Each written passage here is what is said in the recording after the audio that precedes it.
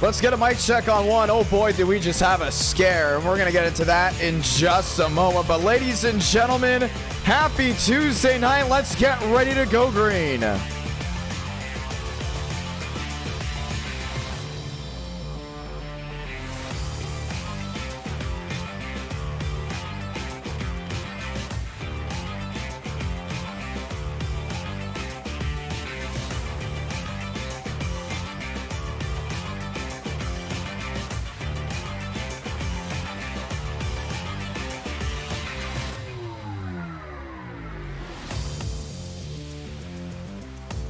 And our night in America, so glad to have you all with us on this Tuesday night. Give us just a moment getting things prepared before we drop the hammer just one more time. Let's go Roval Racing in just 4 minutes.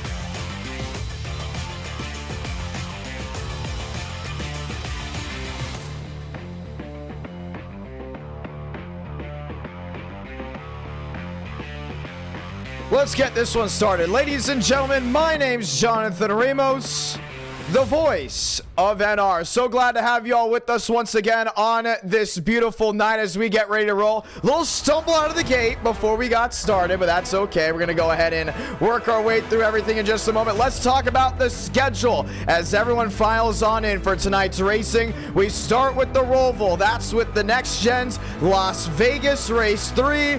Phoenix Race 4, Legacy Phoenix, the first time we're going to go there. That very much is a new car track combo and a new car, or should we say a new track for us. Legacy Phoenix obviously being the start-finish line on the straightaway instead of the dog leg. Well, and race number 2 is race 3 of the Super Speedway Shootout. It's going to be a lot of fun to see how that all goes down. Super Speedway Shootout, this is the 3rd race of the tournament, the semi-final race. It's going to be exciting. We are so excited to have you all with us. So, as you can see, I'm catching my breath, so something must be up. The overlays had a problem again, but luckily tonight we had the backup in play, that being the older overlays which are online and ready to go tonight. I don't know what's been happening with ATVO, but SDK will be back for the Roval, so you'll be able to see where the top 20 is at all times throughout the night. It's going to be a lot of fun. In 2 minutes time, we're going to go trackside, and it looks like we will very much have bump day, looking at over 50 drivers trying to compete for just 40 spots. Are the first 10 that bumped out go to Daytona and get ready? Most likely, because we go from road course to Super Speedway, and then we go to Las Vegas with the Gen 6, Phoenix with the Gen 4, the ARCA Gen 4 with the aero package is a little bit better at that old car track combo. Gonna be a blast, gonna be exciting. Ladies and gentlemen, let's head trackside before we see the green flag. Can't wait to go ahead and see this one get started at our night in America. Feeling victories all year long. Once again, back with the old overlays just for this stream. Mainly because of the changes that are going to be taking place here tonight. Super excited to see how this all rolls on out at our night in America. Feeling victories all year long. Chad Thurquist sitting 5th quickest on the track now, heading to turn 1. And just 40 seconds left before we go ahead and take this green flag. Once again, so glad to have everyone with us. 100 already in. Drivers, viewers all filing in. If you're wondering why did we not stream this Friday, well, I was at the Salem Speedway for none other than the great racing of the ARCA Menard Series. Called that race for the PA. So many of you that were there said hello.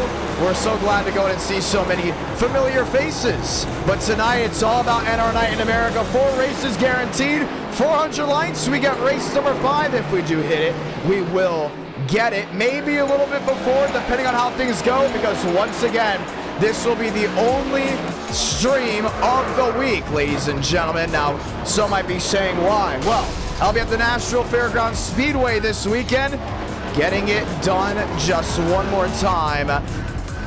That will be for family night. And then we have the final weekend for the fairgrounds. That is All-American Weekend. Still to be determined what races I'll be qualifying for. or calling for that matter. Ladies and gentlemen, trackside, let's see where everyone qualifies. Joseph Armstrong, one of the best drivers to go ahead and try to get it done. He works his way into the inner loop. Aiden Walker, a brand new scheme for him. Max Swearinger, we talked about his Blues machine before on the racing surface. Now heading back to 3 and 4, this time by Pravi Richard, Kyle Turzak. Turzak, we talked about him, might lock up this short track shootout next week. No short track shootout finale this week at Five Flags. That is going to be a next Friday night deal. Devins Baker on the racing surface. Daniel Mosteller on the racing surface. New livery there for Demos. We're used to seeing his iconic red machine. He's got the M&M's Toyota wound up back to the high banks of NASCAR 1 and 2.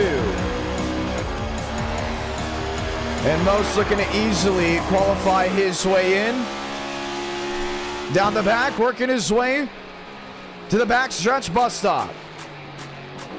The Charlotte Roval. Rumor is this could be the final Charlotte Roval race, road course race, if you could say, for a very long time, because the Oval might be returning next year.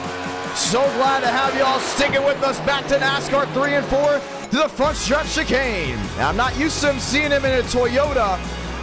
Gonna be interesting to see how that all goes down. Sean Pena on the racing surface, in, out, pretty smooth. River Page back from the suspension. For the ones that don't know, a full month off of NR Night in America for a bad run-in there at Charlotte. Decides to go back to the road course to make something work. Chad Thornquist, top side, now inside, working his way through NASCAR 1 and 2.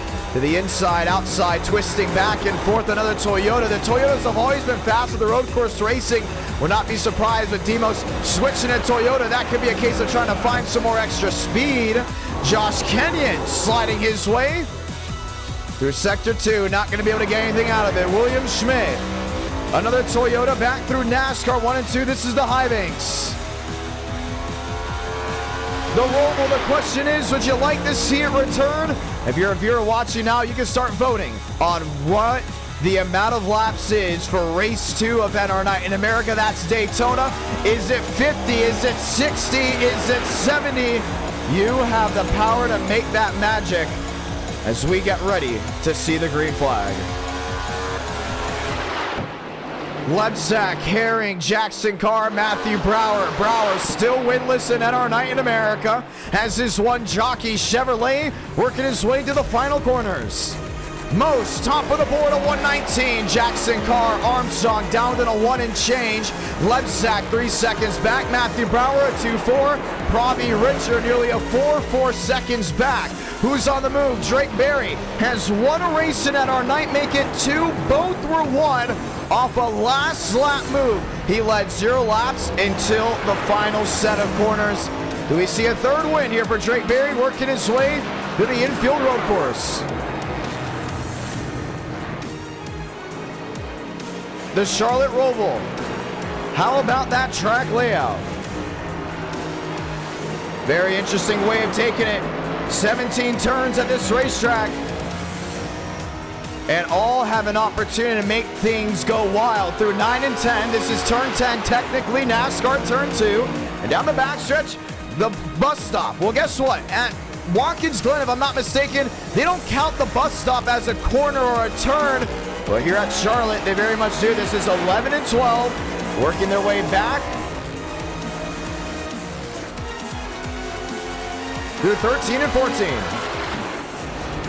Then you get down to 15, 16, and 17. These are 3 turns right here. We've seen these be critical corners in the past. Most gets a faster time. Rodriguez second. Michael Mitchum up to third. Drake Berry now finds his way in that third spot. And things are changing as they will take the front stretch chicane for the green flag. Expect them to be spread out heading down into turn 1. So 30 laps of action as we get ready to navigate the twists and turns back to the old style overlays just for this stream alone because of the technical difficulties with ATVO. The new overlays are projected to come in within the next 2 weeks. River Page back for the suspension goes 12th. Marty Shamela 16th. James Bomar, Max Steinmeier, Murphy, Lebsack, and so many more round out that top 20. Top of your screen in just a moment, you'll be able to read off every single driver lined in, nose to tail to take the green flag. Who got bumped? Top 40 make the show. Kyle Turzak out. Farrell out. Mullins, Gentry, Matheson, Connor. I believe that's Christopher Hooper. It very much is. Vadden, Allman, and Joey Beck will not take the green flag. 51 drivers going for just 40 spots. And Kyle Turzak, the short track specialist, will not see the green flag. Time to go trackside as we get ready to go green flag racing from the Charlotte Road Course. Perfect time to talk about drivers. How about Max Steinmeier? Always a lot of fun to see his Jumpman machine. Iconic paint scheme in NR Night. When you see the Jordan brand, you see the 23, you know it's him. A big PBR driver starting just inside that top 20. Let's look around. Lane Sanders had a little scuffle last stream, that being with Frank DeAngelis. Well, from the twists and turns and the overheating issues in the Discord and on Sim, Sanders took a 5-day hiatus, came back, and ready to rock and roll. He starts 24th. What about William Schmidt? Known for winning on intermediates, closing it out. Well, guess what? He's lined in all the way back in the 28th position. The Charlotte Road Course, not known for having a lot of cautions, but known for if things get wild, you could shuffle the deck up a ton. How about Joel Rodriguez? He's never raced a race in NR Night in America. He starts P3, and he looks to go ahead and get this one done. Gonna be a lot of fun to see what he can battle up against. Drake Berry in that 5th position. Aiden Walker, Michael Mitchum, Chad Thurnquist. Thurnquist knows how to get it done on the road course. Is a big advocate to continue the road racing hype. He starts in that 7th position. And Matthew Brower still searching for that elusive first win. He rides now single file on the inside lane of row number 4. Ladies and gentlemen, we think this time by we'll see the one to go. Lined up 2 by 2. Let's get ready to go green.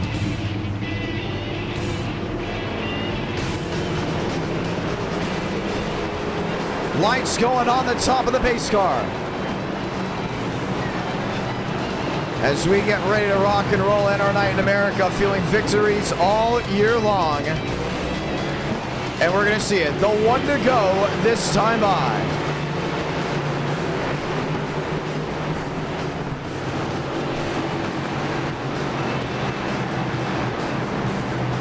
And we're just making sure things do work out. We are official, ladies and gentlemen. One to go. Let's say those magical words. God, speed, drivers. You are go for throttle up. Let's ride just one more time.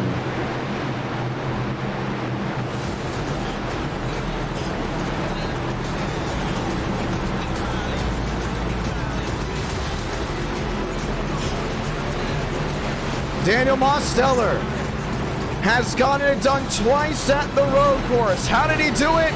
The leader hit the wall, exiting the inner road course onto the main oval right there on that outside concrete wall before getting up the speed to turn 8, 9, and 10. Keep an eye on it. It's going to be a lot of fun to see how they all work their way back through.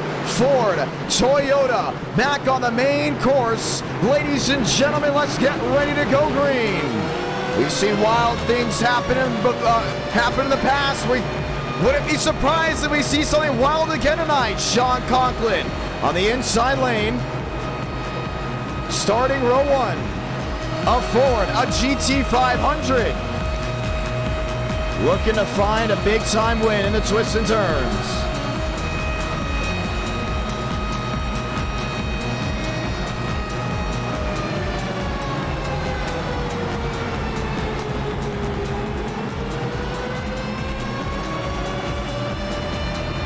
Two by two to take the green flag. It's going to be a lot of fun to see how they all roll through. Drake Berry, Max Swearengin. How aggressive do you get? It's a 30-lap race, and it's going to get loud. It's going to get proud right off the jump. Now to the high banks of NASCAR 3 and 4. Ladies and gentlemen, let's get ready to go green. To all who come to this place, we say welcome. Sit back, relax, because we're turning left, right, up and down, and they may get a little sideways on this beautiful Tuesday night edition of NR Night in America. So without further ado, just one more time, let's grab a gear and light the fuse as we're green for the road course at the Charlotte Motor Speedway. The brace into turn one. Armstrong sideways, right in the middle of the field. Got way too on heavy into that corner. Most on the brakes, waiting for it to clear. This is the battle for the lead. See Rodriguez trying to get back on that horse. To close into Mosteller, Demos pulls on away. Aiden Walker right to the rear end of the Toyota. Twists and turns, can't find a way through. Michael Mitchell, Max Swearigan. Did the rest of the field get through? They finally did. Joseph Armstrong back in the 15th spot. And this shuffled the deck out big time. Just because he got sideways doesn't mean you're going to see a caution. Who has what for Demos once again down the back stretch for the first time?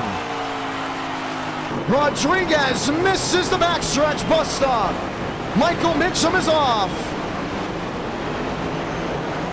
Thornquist gets through up the fifth. Kevin Champagne up the fourth. A lot of damage on the nose of that Ford. And Aiden Walker finds his way into second. His iconic line came here. Champagne, you are horrible. He screamed it after Justin took him out in the final two corners on the final lap back in 2021. Now he rides in second, but no surprise here, the fan favorite out front.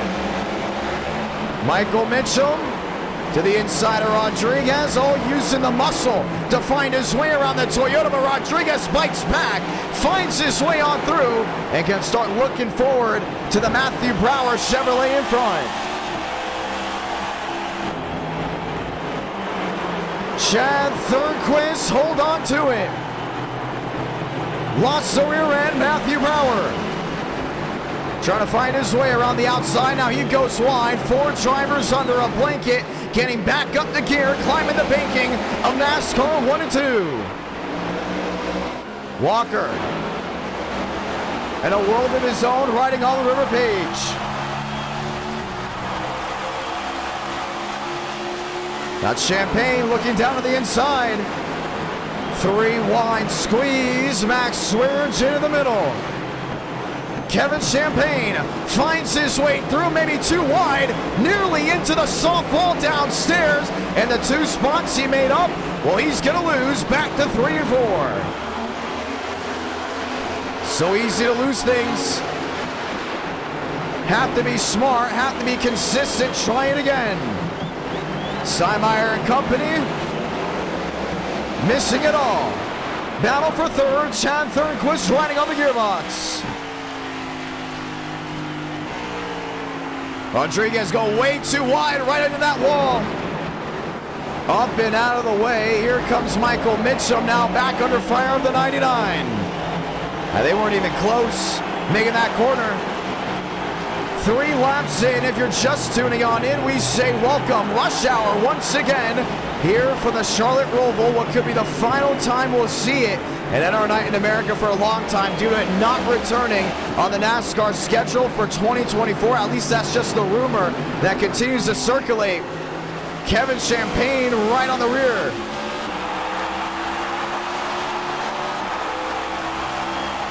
Champagne, a popular driver in NR Night in America.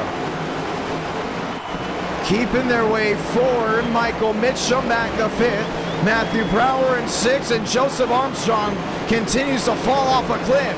A horrible start, went from 15th, maybe up to 6th, and in 7th, cannot make up speed back to the main leaders, but the 3 drivers in front continue to duel. Lap 4 out of 30. 3.9 the difference, Aiden Walker. Made up time in turn 1. Losing it all back.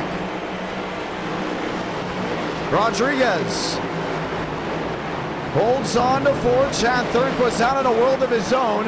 And you look back, where do you see drivers? William Schmidt started 28th, now in the 11th position. Jackson Carr, Marty Shamela, one sideways to the inside. That may have been the Jackson Carr machine. And too many incidents, bringing the caution out for the first time. He hit the inside wall. You saw how many guys were making mistakes. And at least early on, changed things up in a hurry.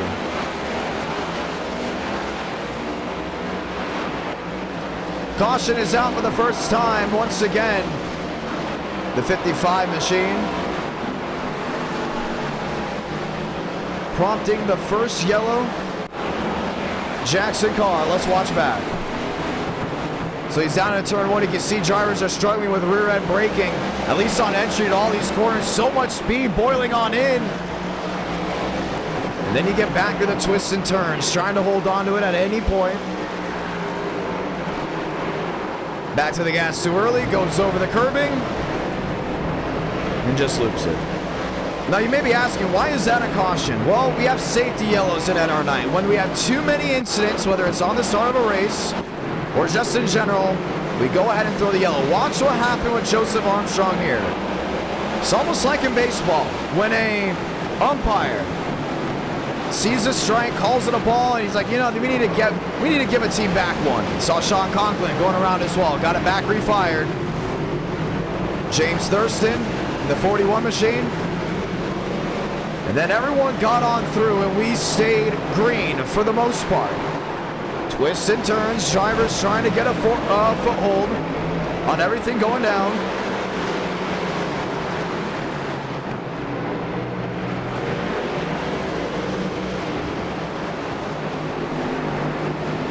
And there's Demos, way out in front. No pressure whatsoever.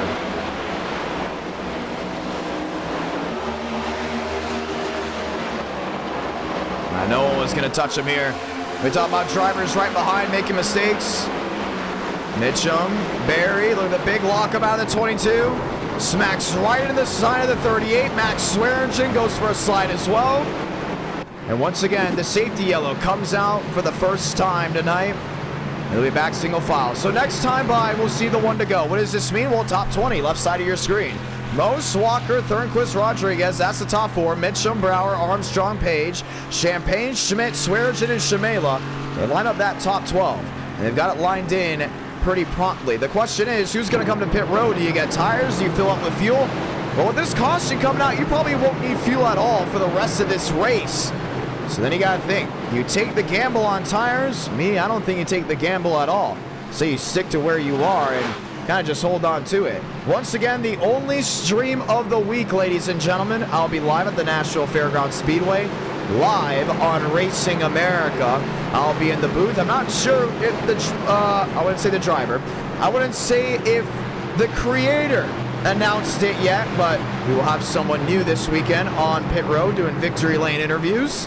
Going to be a lot of fun to see as Max Swearingen brings on a pit road, and so do others as we get ready to see the one to go. It'll be 25 laps to go from this moment on as we get ready to go green. But it's going to be interesting. It's going to be a fun week on Racing America. And for the ones that came out to the Salem Speedway to go ahead and hear me broadcast and watch the ARC race, so glad to have you all do it as well. Let's ride one more time.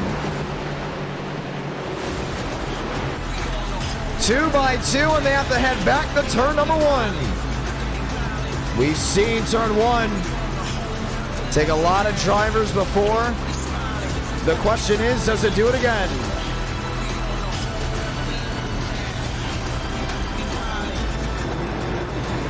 Michael Mitchum in the 5th place position. William Schmidt. What a comeback from 28th to 9th. Lined up 2 by 2 and ready to try it all again. Lined up, ready to go green just one more time. Kevin Champagne in that 10th position. Will we be popping the bottles tonight here? Or will we be doing it at Daytona? Ladies and gentlemen, let's go green one more time. Only have 25 laps left to go. The Charlotte Roval Race 1 Legacy Daytona, race number 2. I think Demos has to worry right here. Heading down to turn number 1. He got through without a problem before. Really allowed him to get away. I don't like the idea of these guys being right on you for another restart. Chad Thurnquist and so many other drivers that know how to win on the road courses lined in. 2 Toyotas downstairs, a Chevy and a Toyota on the outside. Rodriguez has been a driver that's hit a lot of walls so far just within the first 5 laps. Damage on all ends of his machine as we get ready to go green just one more time. I also want to make an announcement. I'll have a new headset this weekend at the fairgrounds. Might be using that sports broadcasting headset for NR night. It's the one that apparently NASCAR and Fox uses for their broadcasts. I'm really curious to see how it sounds, and I think it's going to be a lot of fun. Chevy, Toyota, Toyota lockout row 2. Chevrolet back to row number 3, and Toyota Ford lining out row 4. And the Elite 8. The Porsche pace car will make the hard lap back onto pit road. Brace again for turn number 1. Mose 87, Walker 93, back underway.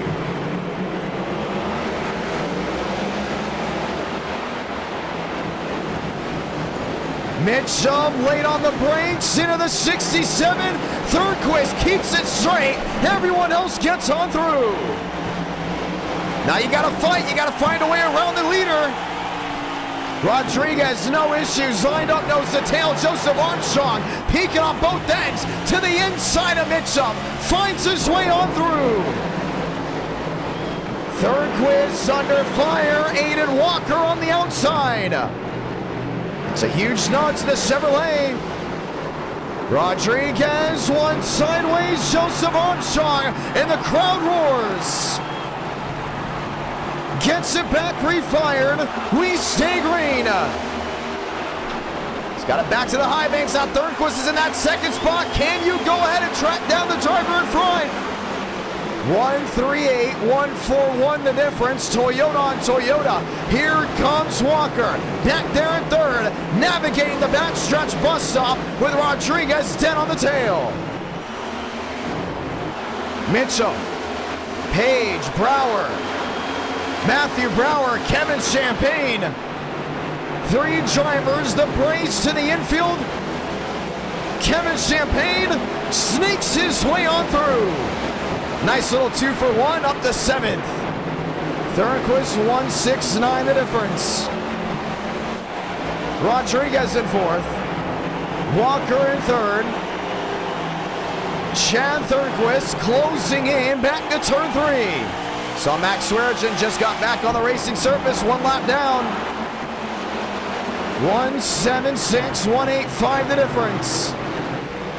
And clearly Demos is so much better on the infield portion than that 67. I mean, there's no doubt about it. The real question comes down to what are they able to do when they get to the high banks? Can Thurnquist make up time? And he has the capability. I'm saying a draft does mean something, and clearly when you're flat out on each end of the high banks. So keep that in mind. If you get Walker closer, things could change. Mose over the curbing once, twice, sneaks on through. Thurnquist just dive bombed his way on through. And I don't think it's going to work out too hot, at least when it comes down to the forward momentum. 1-9 the difference, continues to drop. Walker, Rodriguez, Michael Mitchum, there he is now in that 5th position. Brower lined up with Kevin Champagne through NASCAR 3 and 4. Oh, a push to the back end of the 1. 22 laps to go. Kevin Champagne, a late break to turn 1. Gets it to stick, and he's a driver that knows if he gets one more caution, he'll have a shot with defending and fighting with the 87 that is currently the race leader. So many moments and great moments have happened at this racetrack, but for Chad Thurnquist, he needs something to bite. It's not going to work. Goes wide on the flat to the outside. Here comes Walker. Walker tries a cross. Toyota Chevy, no one competing with the 87 tonight, at least early on. 22 laps to go.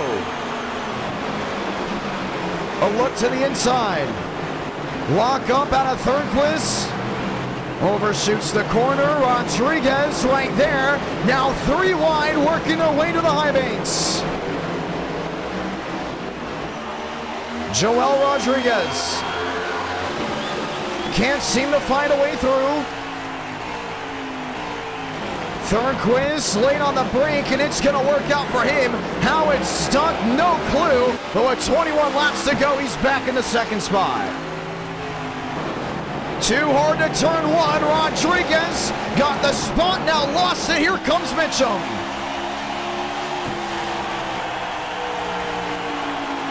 Trying to fight. Mitchum P5. Kevin Champagne P6. Schmitty into 7th. And now it's 6 seconds the advantage for Demos. Early on, this race is all his. The question is who can shuffle and make the least amount of mistakes. Chad Thornquist is fast, but it's almost every lap he's fallen into something. Michael Mitchum into the outside wall. Looking, peeking, still no change. Matthew Brower, Max Steinmeier, Roe Luckenbill. How about him up to 9th? Luckenbill, someone you want to watch out for when we go super speedway racing for race number 2. Chad Thornquist, 7 seconds the advantage. Kevin Champagne, damage to the nose, but still in that 6th position. And someone's got to buy a little bit later on. Aiden Walker in 3rd. Thornquist still in 2nd. 7 seconds back. What's going on towards the back end of this field? Vega up to 18th. Max Steinmeier up to 10th. Getting something rolling. He looked back towards the rear of this field. Not a lot of takers and doers, should we say. Drake Berry not having a good start so far. Back to 14. James Bomar way on back. Jackson Carr, this is a battle for 20th and maybe even earlier. No give and take from those machines have resulted in mistakes after mistakes, and Justin Champagne has worked his way up to that 12th position. Max Steinmeier up to 10th, looking to find his way around Luckenbill. Uphill, downhill, Steinmeier in charge. Armstrong watching on. Lined up, single file. Curious to see what Walker can do now. I mean, him and Thornquist have been fighting each other left and right. That's allowed most to get away by a huge portion. 8 seconds the difference. Joel Rodriguez, there he is. Michael Mitchum, Kevin Champagne, William Schmidt, Matthew Brower. Schmitty. Already, should we say, a win on this race for making up as many spots as he has. We're going for a win. He may need a caution to go ahead and make that work out. One spinning way in the back. For the 32nd spot, way out of the way, might have been Tanner Sims. We stay green. They take a big mind into that one, not exactly sure. Let's talk strategy. So if this race goes green all the way through, Mosteller projected a win. Yes, Thornquist needs to make sure he has some type of speed if you get a caution. The Roval, known for getting at least 2 cautions in one race. With that being said, let's take a look at it. Well, Thornquist's not making up time, actually. He was an 8-6 back, now it's 8 back. 2 cautions. That last caution usually is the brace for turn 1 and 2. If you're Chad Thornquist right now, you're in position, you're making up time. Do you want a caution? I would say you would love to have a caution. But don't look away, because you could have what it takes to go up there and fight for a win. One stop, the 26 machine, all the way down the inside. Looks to be boot, scoot, and see ya for him as we continue racing on. That looks to be Jaden Henry. Once again, ladies and gentlemen, full Archer lights on tonight's stream. We'll see race number 5. You, the viewers, get to vote on it. With 18 laps to go, we continue green. Race 104 guaranteed tonight for NR Night in America. Walker in third, lined in. Kevin Champagne, William Schmidt. Schmitty losing that rear end. Matthew Brower, Joseph Armstrong. Luckenbill, Steinmeier, River Page, Justin Champagne. And you got Dre Perry, you got James Bomar. All lined in a new car track combo. We will see it tonight. That will be Legacy Phoenix, the old Phoenix with a Gen 4 stock car. Let the nostalgia ring. Chad Thornquist at one point on the up and up to find his way to close into that 87. Now continues that downward spiral. 9:15 the difference to the driver of the 87. Mitchum in fifth. Rodriguez in fourth. To the bus stop. Oh, lap machines right in front of him. The 41 going wide. James Thurston. Not a great outing for him. The battle for second, Aiden Walker.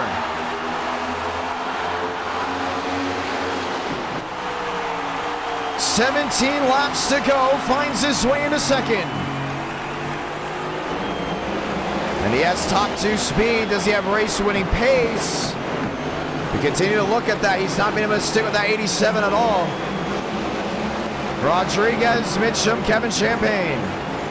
There's the one, Matthew Brower. Of the last 3 Charlotte Roval races, the drivers that finished first were second on the last lap. Not looking to change. The last time we've had a blowout win, gotta look all the way back to 2021, if even that. Where the highest margin was by 3 seconds. Mitchell looking to the inside of the 99. Trying it again, back to the baking of 1 and 2. Kevin Champagne in 6th. William Schmidt in 7th. Matthew Brower. Joseph Armstrong. Luckenbill back there with Max Steinmeier in a world of their own. The bus stop again. Mitchum just can't find a way through it. Kevin Champagne's now scooted on in. Up to the 6th spot. 16 laps to go for Daniel Mosteller. Everyone else, well, they're going for spots right up behind them. Champagne 6th, an opportunity to go 5th, 4th, and maybe even 3rd. Thornquist, 11 seconds from your race leader. 1 second a second.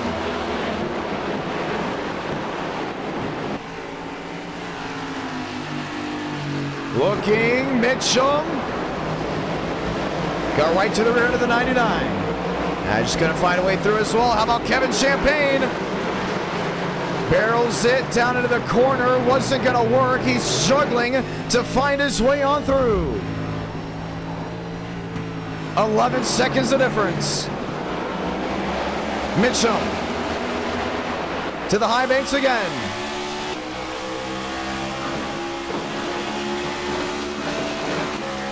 One caution in this race, 30 laps. Joseph Armstrong.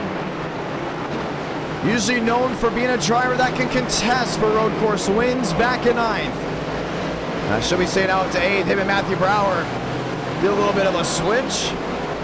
And Joe finds his way 1 spot quicker. David Bell, thank you so much for the $1 super chat.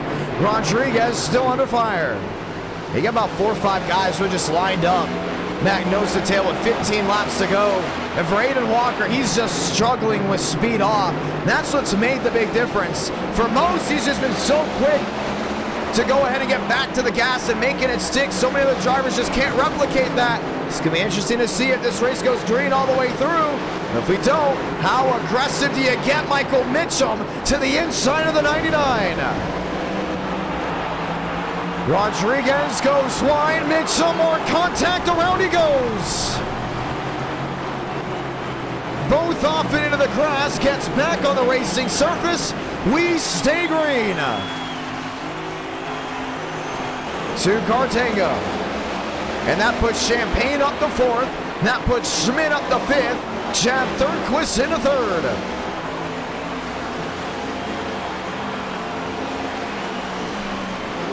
David Bell gifting 1 member AC Thornquist has no type of approach heading into the bus stop. That's where he's losing most of the time. He barrels it in, and it's almost like there's no plan on how to get speed off. It continues to affect his runs. And we know Chad Thornquist not known for being the best driver at the Roval. But at Watkins Glen, he's shown speed before. I'm surprised he's this far off. Kevin Champagne, a slide, saves it. Mitchell on the outside, wheel to wheel. I swear it's already 2 laps down. Mitchum going wide. Champagne, a bumper to the back end of the Chevrolet.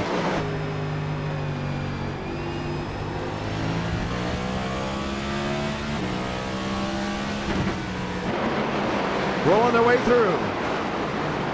Michael Mitchum rolling uphill.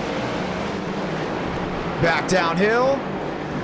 No change for him. 14 laps to go in this race, and William Schmidt has snuck in to the Fast Four. Bell gifting of their membership, single file back through 1 and 2.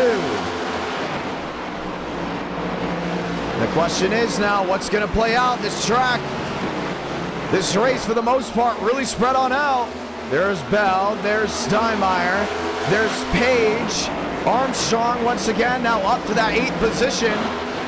He's made up a lot of time in races in the past. Not seeing how it could work out here without a caution coming out. But with 13 laps to go, you can just see how much rear end brake Chad Thornquist is using, just glowing up that left end. Champagne up to 6. Rodriguez on the 7th. Joseph Armstrong into that 8th position. Schmitty, Mitchum, Kevin Champagne, all lined in, approaching 12 to go this time by. Daniel Mosteller on a tear. Lapping machines left and right already up inside the top 20. That's a lot to say. Once again, we talked about it before. Most. First, we start with 51 drivers. 40 took the green flag, and he already lapped all the way up to 17th. We're getting close to 17th, should we say?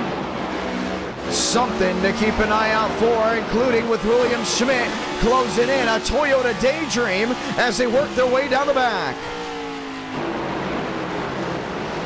Thornquist.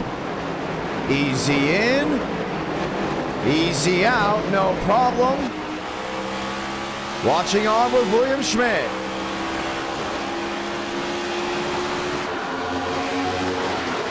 Schmitty lined up in 4th. Rodriguez, Page, outside wall, slams it hard, caution's gonna wave. And so did the 78. Rockenbill into the wall.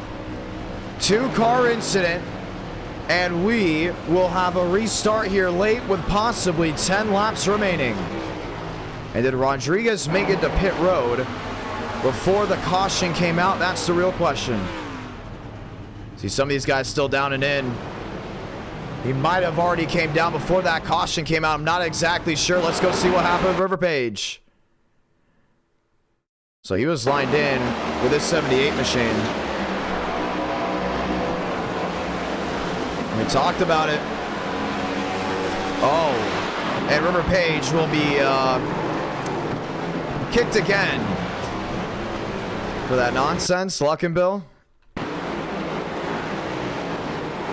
Oh, he just completely went ahead and drove it in. The way it looked like he got dumped. And then things just went south.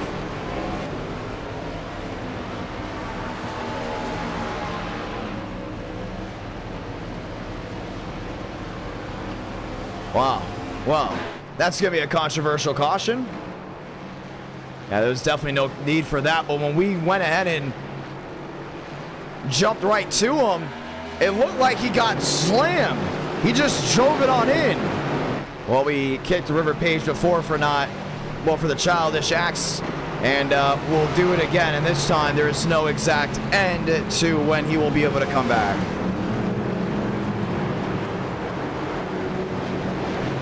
So the caution will wave for the second time.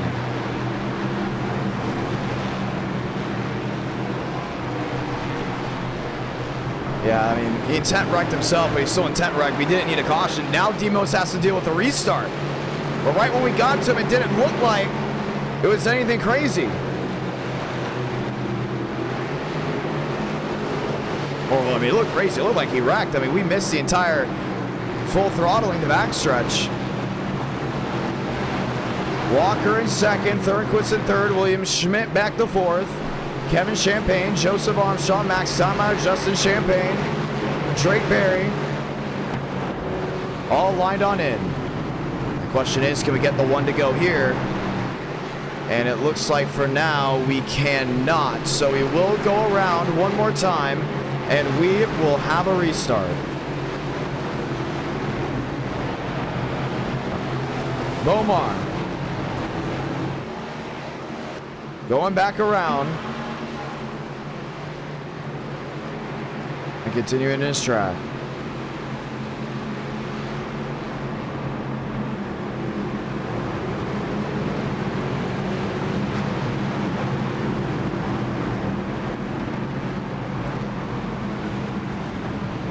Schmidt in fifth, Champagne in sixth. So with 11 laps to go, we will try this again. What's going on with pit road? A lot of drivers back to the rear. Logan Wilson, Connor Murphy, Jackson Carr, Marty Shamela, Drake Berry, Justin Champagne. There's Max Steinmeier. And then these drivers can either get A out of the race or we still don't have timing and scoring on them. That's what we're looking for, looking to see as we get ready to take the green flag again. Pit road, it's wide open. Yeah, there's no need for Mitchum to be out of this race. So I think this might come down to time and score. Matter of fact, he was on the track. So Mitchum is still in the race. So we wait for scoring to go on through. We will have a 9-lap restart. Toyota, Chevy. Toyota lined in again, ladies and gentlemen. We'll get lights off here, and it will be a 9-lap restart. Let's go green one more time. Barry, Armstrong, Schmitty, Thornquist, Kevin Champagne, Justin Champagne. Lined on up, Marty Shamela. Max Swearigan back on the racing surface as we get ready to go green.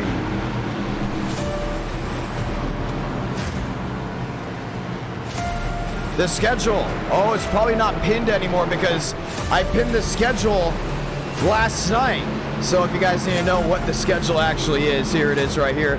It will be the Roval Next Gen, Legacy Daytona Gen 4, Vegas Gen 6. And we will continue on. So far, you guys are voting 70 laps for race number 2.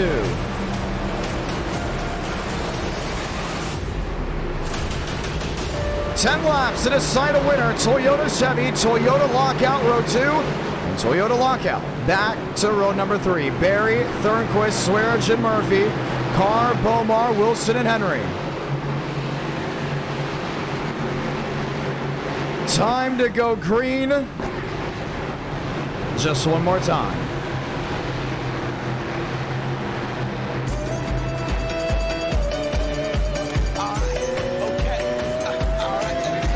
Not a lot of cars left.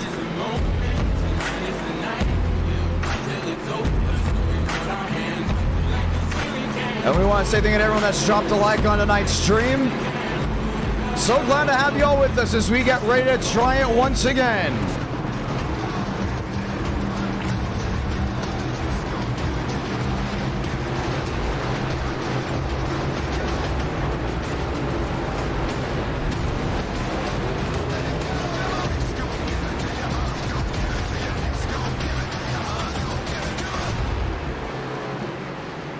Trying this one more time. They have to go back through 1 and 2. Walker and Mose. Schmitty and Joe.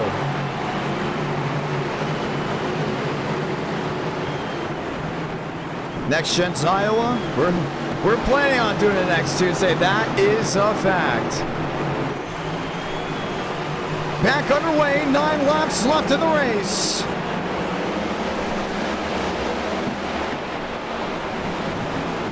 Walker, Armstrong, a huge dive into turn 1.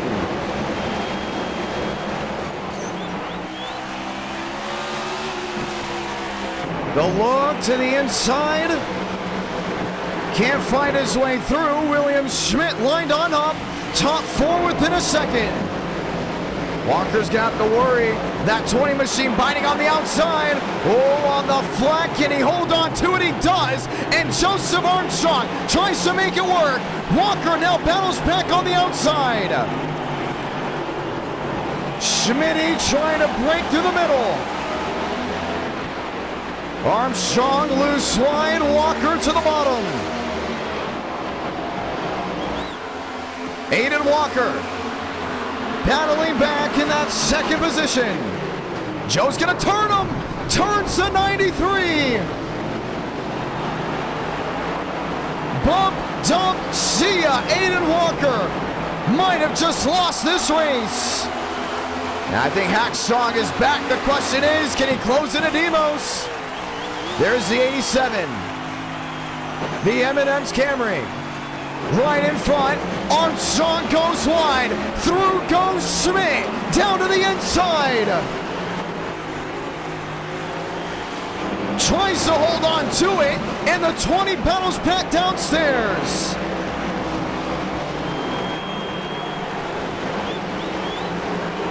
Schmidt back to second. Joe back to the gas. And all this fighting has allowed the 87 to get away. Schmidt trying to squeeze again. What a comeback from 28th, now to second. Armstrong back to the inside. Just won't get away without a fight. It took some time for these boys to wake up. Now they have.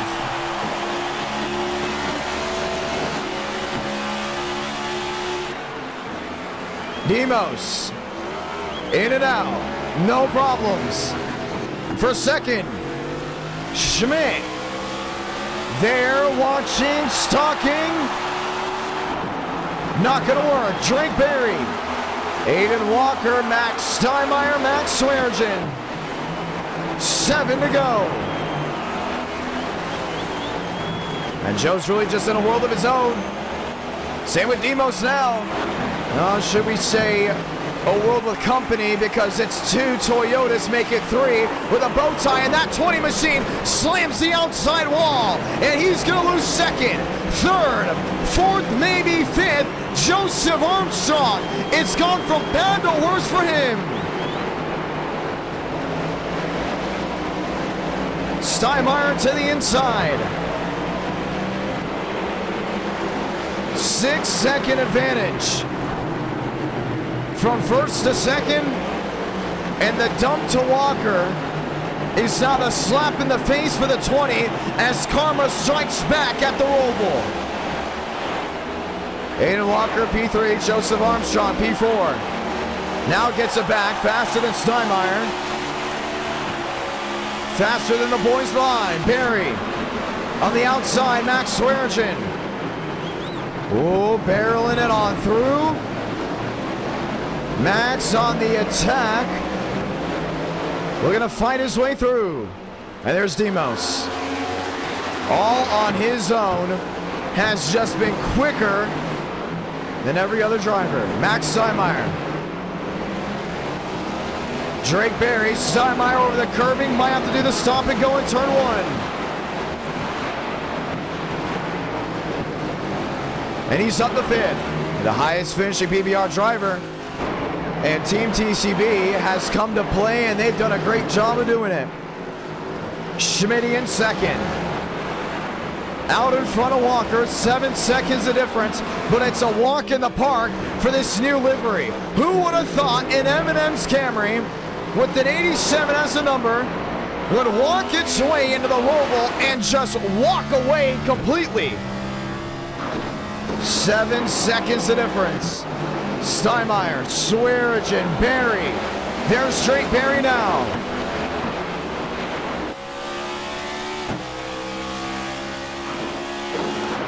Walking to the inside. 7.5 seconds. William Schmidt, and the big breakaway here. Let's look at the trends. Infield part, most is faster, but he makes up so much time on that backstretch bus stop. No one has been able to figure out but him how to get the drive off. That's been the big takeaway. And for William Schmidt, it may not be a win, but it is a heck of a comeback from such a poor start. 5 laps to go. Toyota Chevy running second and third.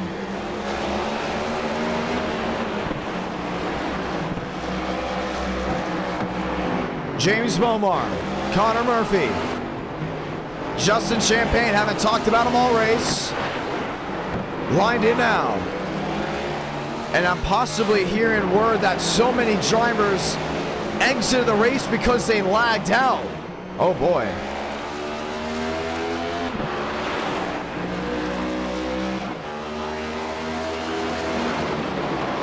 Interesting way to make things interesting. That's something for sure.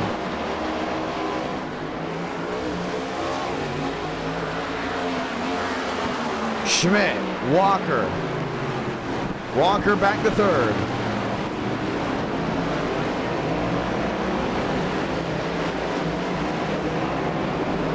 Steinmeier in 6. Sweargen down that 6th position. Steinmeier in 5th. And we get ready to go Daytona Racing for what it looks like 70 laps right after this. And it'll be race 3 of the Super Speedway Tournament. There's William Schmidt, 8-4 back. Way out of the way. Nowhere. Here closing on most. It may be the largest margin of victory at the Charlotte Roval ever. 4 to go, coming to 3. It will be his 3rd win, if I'm not mistaken, at this racetrack. And it may be a long time before we ever see another Charlotte Roval race in NR. But glad for all the great moments it has given us. Let's walk through it. Dylan Basin versus Daniel Mosteller, 2022 October. Another one, the Charlotte Roval night race, where there's that huge wreck down into turn number 1. Even more races to go ahead and talk about. Most final lap, the previous Charlotte Roval race. Caden Rush. Sorry, that was a year ago. Caden Rush versus Demos. It was Basin versus Demos. Just the last one over. And made things exciting. 3 to go. And it will be a 70-lap race from what it's trending. I don't think that's bad at all. It's going to be a lot of fun. Aiden Walker rolling his way through there in 3rd. Daniel Mosteller way out in front. A fan favorite, winning by a large margin. That's great. But you know what Demos is not done yet? Won a race in the Super Speedway Tournament. Can do that here in a moment. Would not be surprised if him or James Thurston can go ahead and rally to get it done. 3 coming to 2 laps to go. Schmidt in 2nd, up near the softball. Joseph Armstrong battling back. Remember what happened between him and Walker.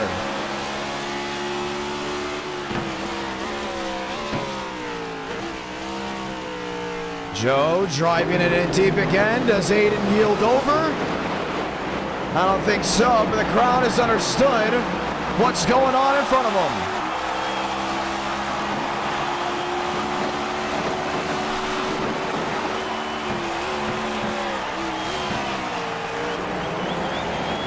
Walker, B3, Joseph Armstrong, walking around a 10-second gap from 1st and 2nd.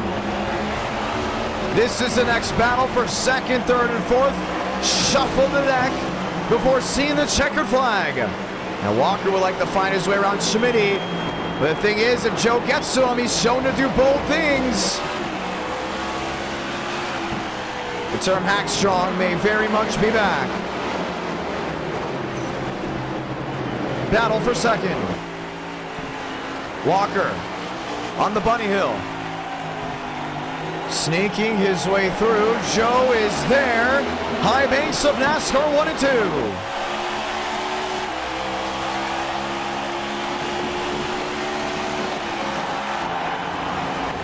Schmitty.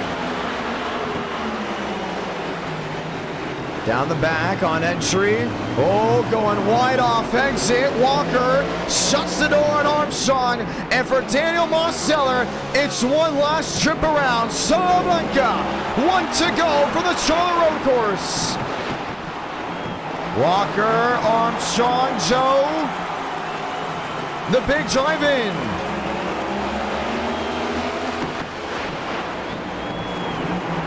The lunge to turn 1. Couldn't touch him.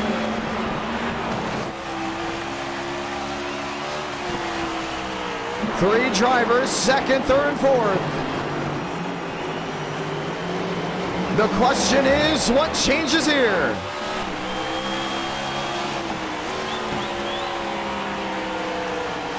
The look to the inside, turn 6 and 7. Can't find a way through.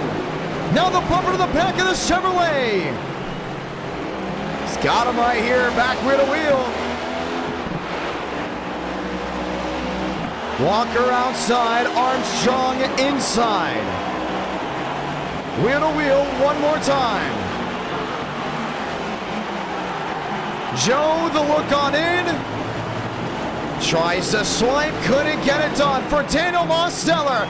A 10-second plus win, victorious for the Charlotte Roval in 2023 once again.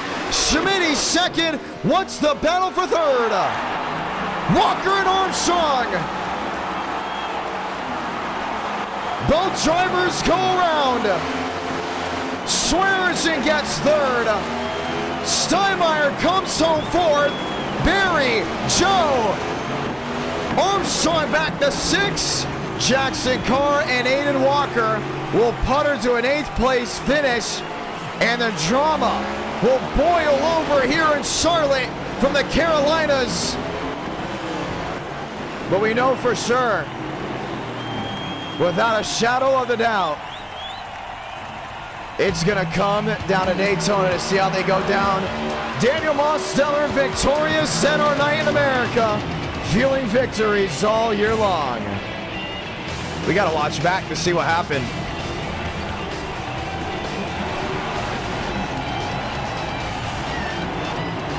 This is Joe.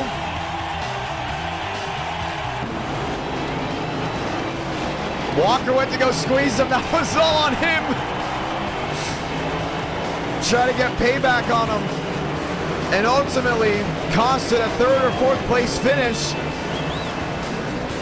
Joe gets it refired. He thought about hitting him. And that was all she wrote. Ladies and gentlemen, let's go talk to your race winner.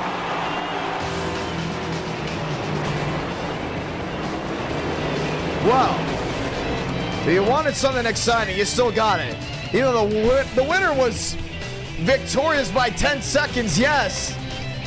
But Armstrong versus Walker heading into Daytona might be something you have to watch out for as we get ready to grab a gear just one more time. Let's go talk to your race winner.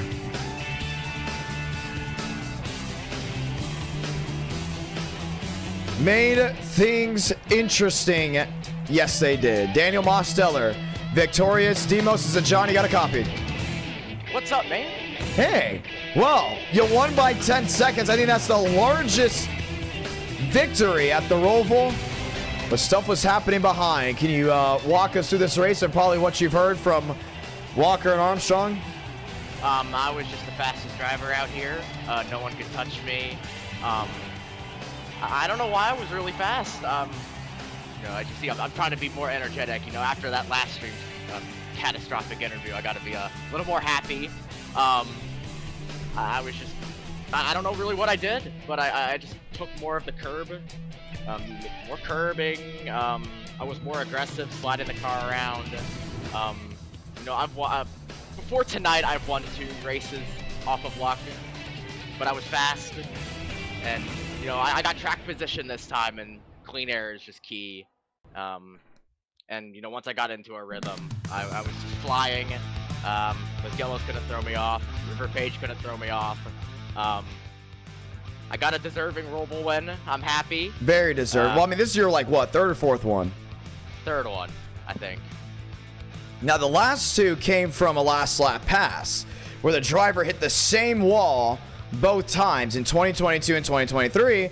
Tonight, 10 seconds. Got a lot of things riding into race number 2. Do you think you can win a race in the Super Speedway Shootout?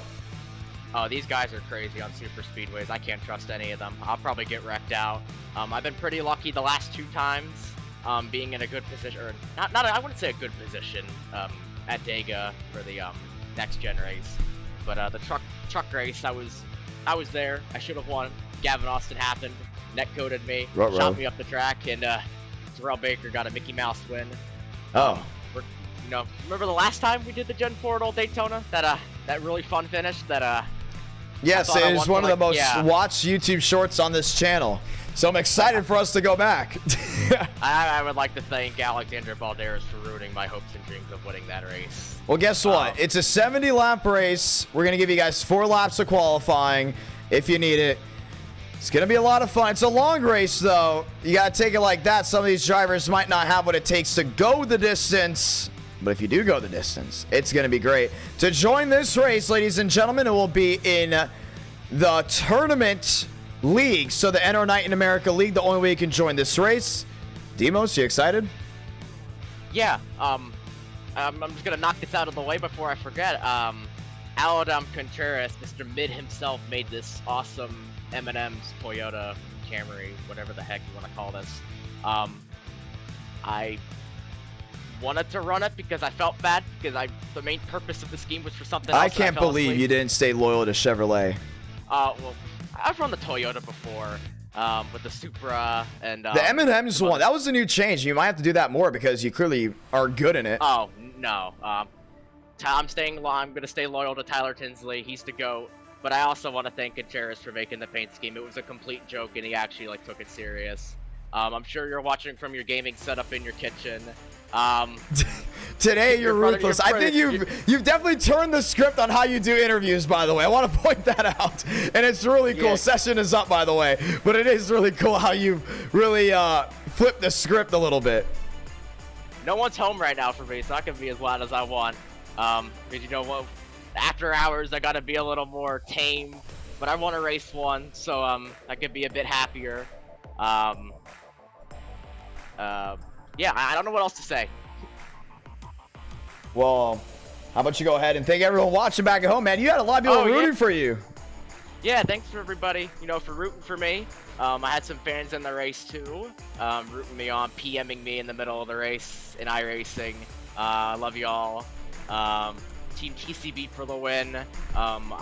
Terrell Baker, he's not the C-Fix Dega King. I will forever take his crown of best Dega racer. I proved it in NR Night, and I proved it.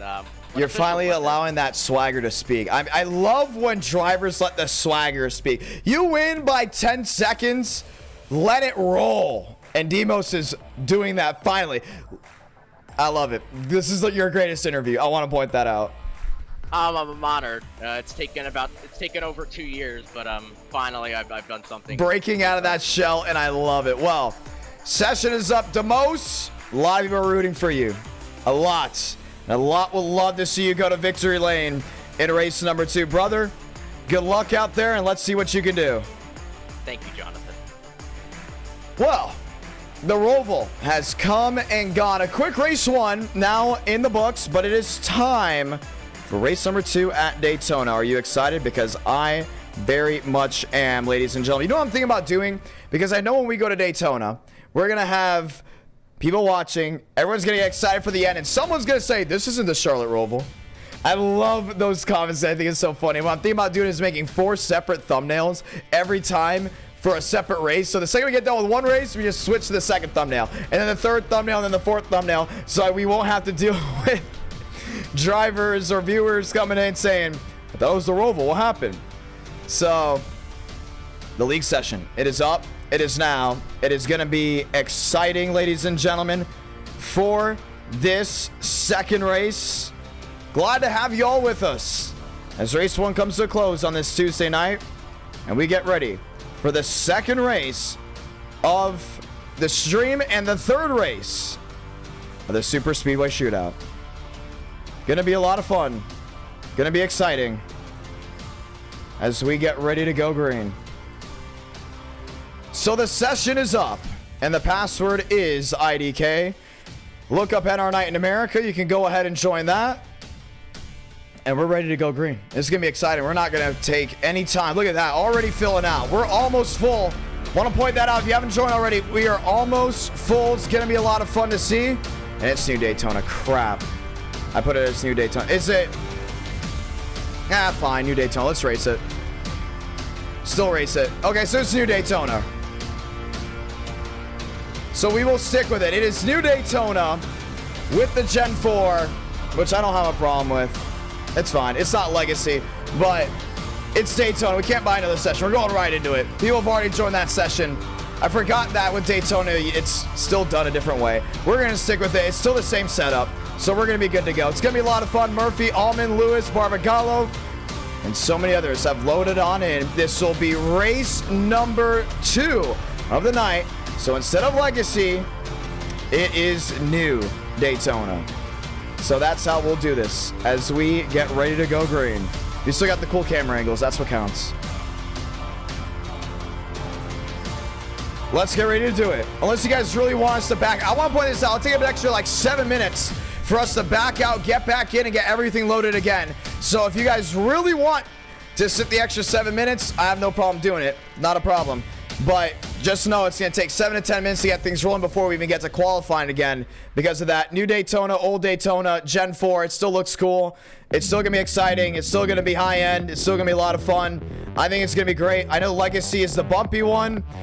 The new one is the mostly smooth version now because New Daytona is not smooth anymore. It's very much on the bumpier side. Or should we say the worn out side. So keep that in mind. If you guys really want to take an extra 7 minutes, we try to roll through it quickly. But it looks like you all have come on in. 40 plus drivers going for 43 spots. You hear it now, they're trackside. I know some of you guys, some of them have to get to bed and they race 2 on a super speedway. We know it's the most popular form of racing in NR Night in America. That's why we do it so much. So it's like, you know what? Let's just do it. It's going to be a lot of fun. I think it's going to be great. The Super Speedway package, always fantastic. No fast repairs, which is going to be a blast as we get ready to go green. Just one more time. Eric W. for Legacy Daytona. Thank you so much for that $5 super chat. It's mainly off of what the viewers want. I have no problem sticking with it. I love this version. Wait, hold on. Let's make sure there's, okay, no fast repairs and green white checkers. That's what mattered. I'd make sure that we did have the GWCs on. Could not go in and change that up. But it's going to be a blast. Lots of machines lined in. And here's the best part. It's the better graphics of Daytona. So we still get the good Daytona, in my opinion. Higher graphics. It's going to look great. I'm going to love it. You guys are going to love it. Don't you worry, ladies and gentlemen. How many drivers have joined the session? We're going to find out just in a moment. If I'm not mistaken, we should have enough for Bump Day. 4 minutes left. Already. Waiting for the final drivers to go and put their times in so we can count. So we know we can start the Bump Day activities. And we'll be ready. Let's do it. Let's go trackside. We have more than enough for a 43 car field. Ladies and gentlemen, who's ready for it? Let's get ready to go green flag racing. And since this is SDK, we're going to sit right here. We're going to wait. And then once we file on through, then I'm going to flip the script and have you guys go trackside. And that's right when a driver takes the racing surface. That is what we are waiting for, to see who will be the first one to bite onto the racetrack. Waiting for Mitchell Armstrong. Maybe Ryan Connell will be the first one. There you go, ladies and gentlemen. Let's go trackside. Ray on the bump. Abraham Vila in the 14. Welcome back. I love when we see the original NR Night in America crew racing around. Always a lot of fun. Mason Ramirez. Xander McKinney. Alexander Balderas wants to win this tournament so badly. He can do it. I'm telling you right now, he has what it takes to get it done. Ladies and gentlemen, if you love what you're seeing, feel free to drop a like on the stream as we get ready to go green. Qualifying underway from Daytona.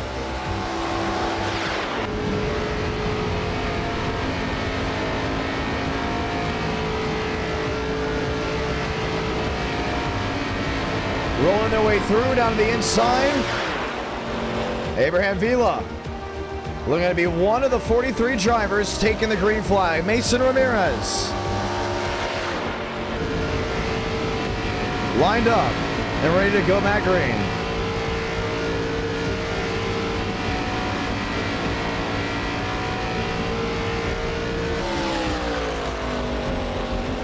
High banks of 1 and 2.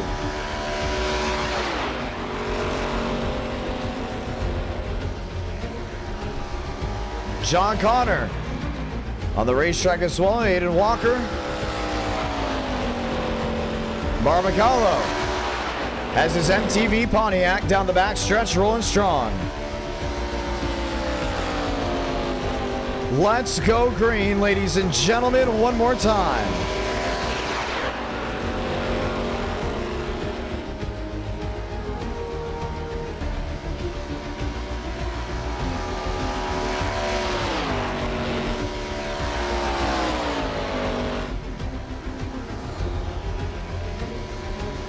Schmitty lined on in. Josh Kenyon top of the board. McConaughey and company. Lane Sanders back for more. Is it finally a first win for the driver of the 86?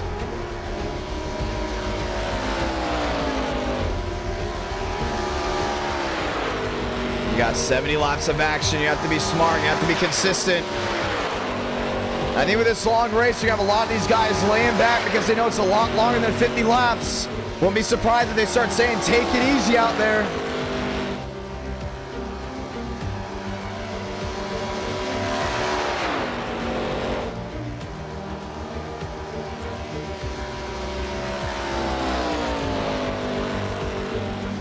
Now, they do not have a smaller fuel cell for this race, but we are expected to still see green flag pit stops around lap 35 to lap 40. So keep that in mind with how small the fuel cell still is on this Gen 4 stock car and how much fuel is guzzled through. You can see drivers pitting pretty quickly. 35 drivers have set down a time thus far, 36 now. And it should be a fun drive through. Armstrong, Pravi Richard.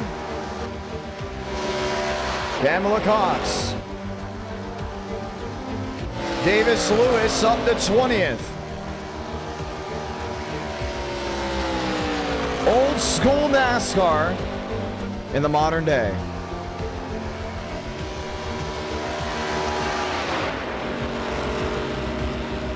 Lined up, ready for action. Vila, top of the board, now sits on pit road. Aiden Walker hanging out with the fans. Jordan Herring. Mitchell Armstrong, John Connor, Davis Lewis.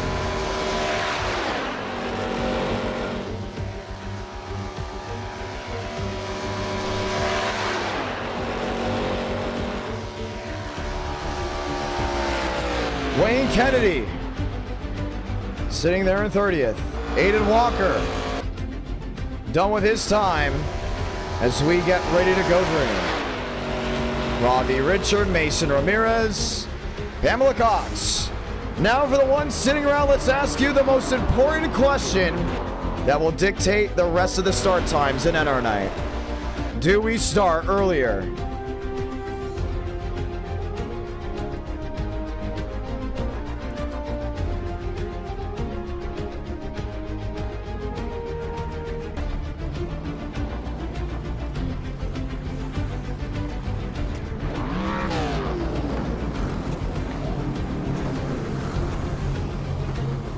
Let's get ready to go green. Vila lined in on pit road. Chad Thornquist lined in as well. Or getting ready to, should we say. As we'll have 70 laps, this will be the one to go. We are going right away.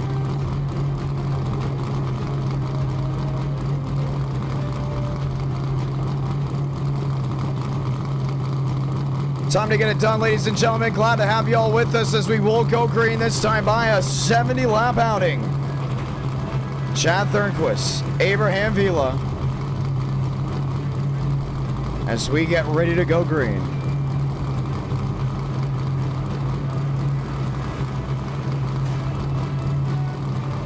And it looks like most of you would love to see the new start time. Time to rock and roll.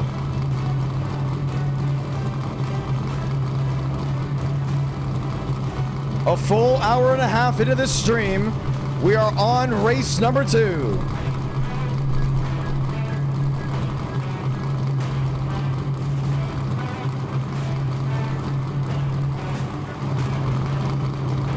Vila lined in, Chad Thornquist, no extra pace lap. It's the one to go. Let's say those magical words. God, speed, drivers. You are go for throttle up, and yes, the Gen 4 stock car has raced in this version of Daytona in the ARCA Menard Series. Time to go green.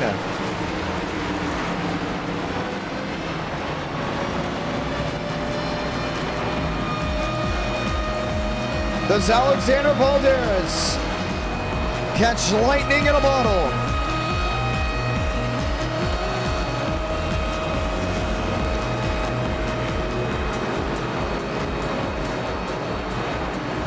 And finally get that elusive win? Does he win the tournament? Long laps to go. 70 to be exact. Let's get ready to go green.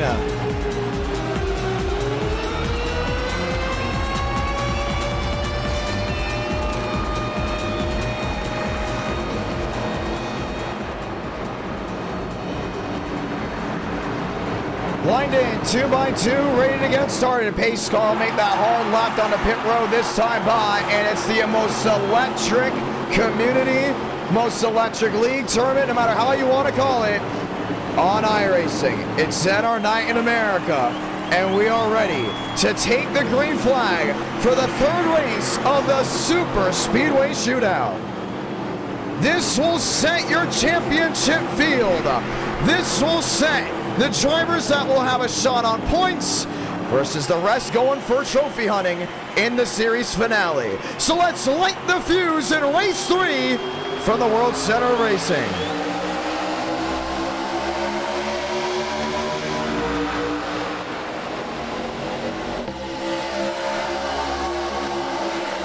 Gathering it up down to turn number 1.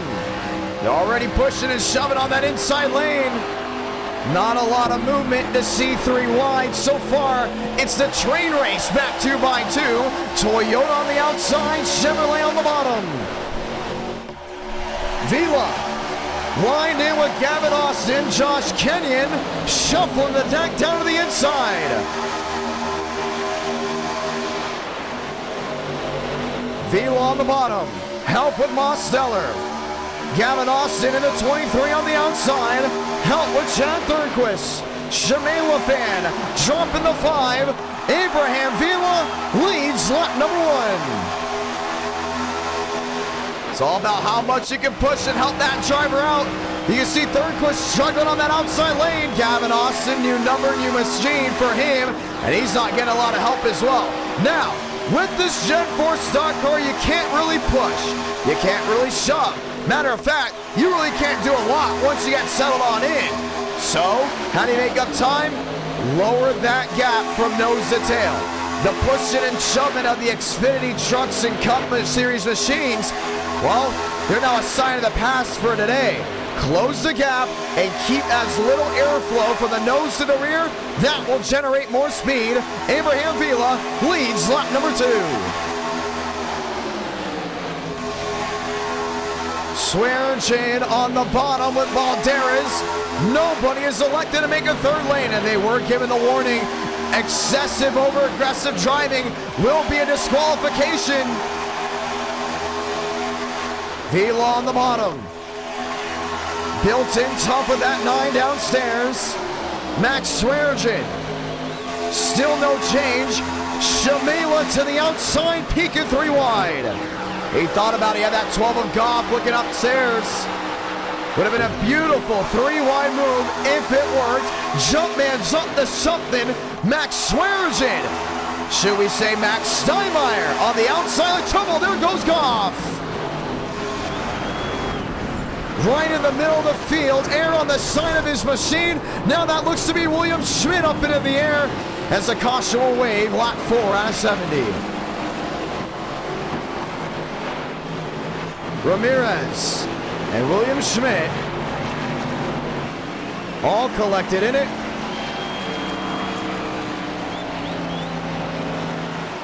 And your championship leader may not have a shot at scoring points in this race. Now Schmidt came in with about a 5-point gap, so I believe Demos and a couple other drivers, all he needed was to score some points to get ready for that series finale. And now you may have a new championship leader, as William Schmidt might be out of this race. Happened so quickly. 65 laps to go, and the nose of the 79 is all torn up. Now, if he can continue racing, he will. He knows how much points are. Well, let's go ahead and take a look at what happened. Right in the middle of this field, Barbagallo just junks him back on the rear. Pravi Richard not on the brakes, and it was just the Great Wall of Daytona heading back to turn number 1, and you just see there was really nowhere to run. James Bomar coming right for the camera. That's a 13. Ramirez goes up and over. William Schmidt gets some air under his machine as well. With really nowhere to run.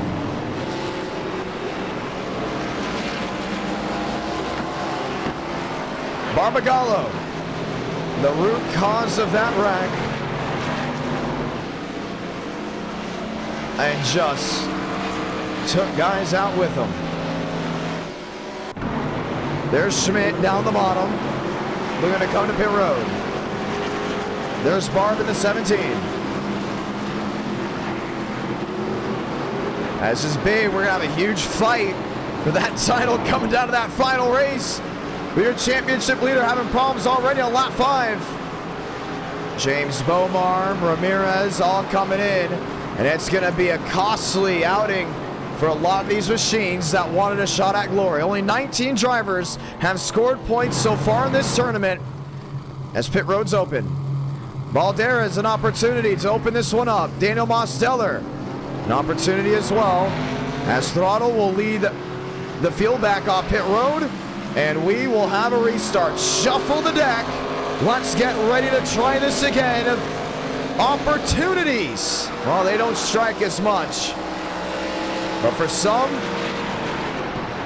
glory in hand. For others, well, they're going to have to wait. Max Swearingen, race leader. Shamela now in second. Some of these drivers that are 1 lap down will go back around. There's Murphy.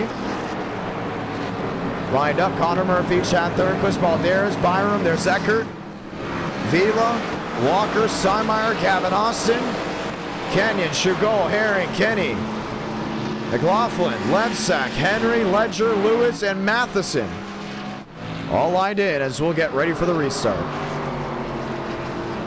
NR Night in America, feeling victories all year long. Just joining in, we say welcome. Caution and a huge wreck early on, taking out your championship leader. Where is William Schmidt? And the question is, can he get it refired? He'll be on pit road for quite a while. Getting ready to get that car nursed back up. Well, for the ones involved in the wreck and only wanted a 50-lap race, better be happy that you have a 70-lap race, because that will be an opportunity to get your laps back and possibly score points at the end of this race. So Chad Thornquist did come in. We were not paying attention to him. He did go in and take fuel only, so he wins the race off pit road. The top 3 didn't pit at all. And we will get lights off this time by. There's the Joseph Armstrong machine, that beautiful Tide ride. First thing I see when I see this car is what happened at Darlington in 2022. William Schmidt heading back out. Ladies and gentlemen, let's get the call. It's the one to go from Daytona. Max Swearengin with an opportunity to win. Shamela second, Murphy third, Thornquist in fourth.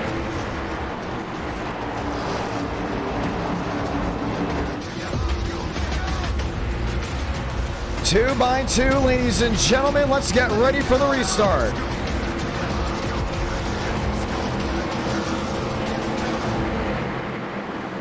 Shamela lined up on that outside lane, 2 by 2, as we get ready for the restart. So glad to have y'all with us, ladies and gentlemen. Caution out early as we get ready to ride.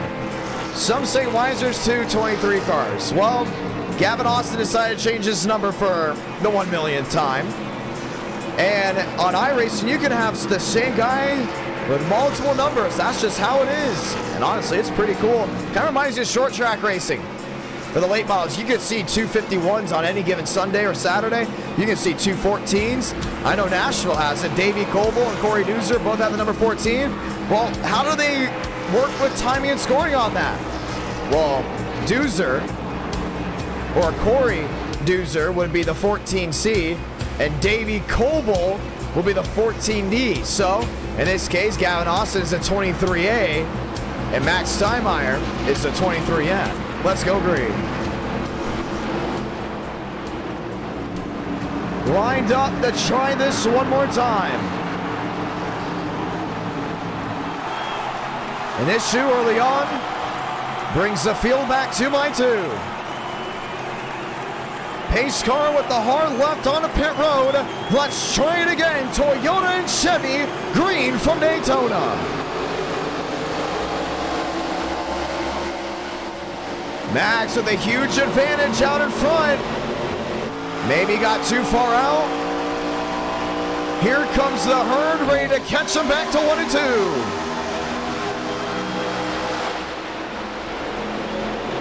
They're going 4 wide back there. Looking 3. Trying to find his way around Eckert. That was Walker down the bottom. Now Vila wants to find a way to sneak through the 24. Max Swearengin in the race here on the bottom. Gavin Austin in the grass. What a save for him. 3 wide. Vila on that outside. Trying to get something to work. Doesn't have any help from the rear. Now gets it. Aiden Walker up to help 3 wide. Shamela leads this lap. Lap 9 out of 70.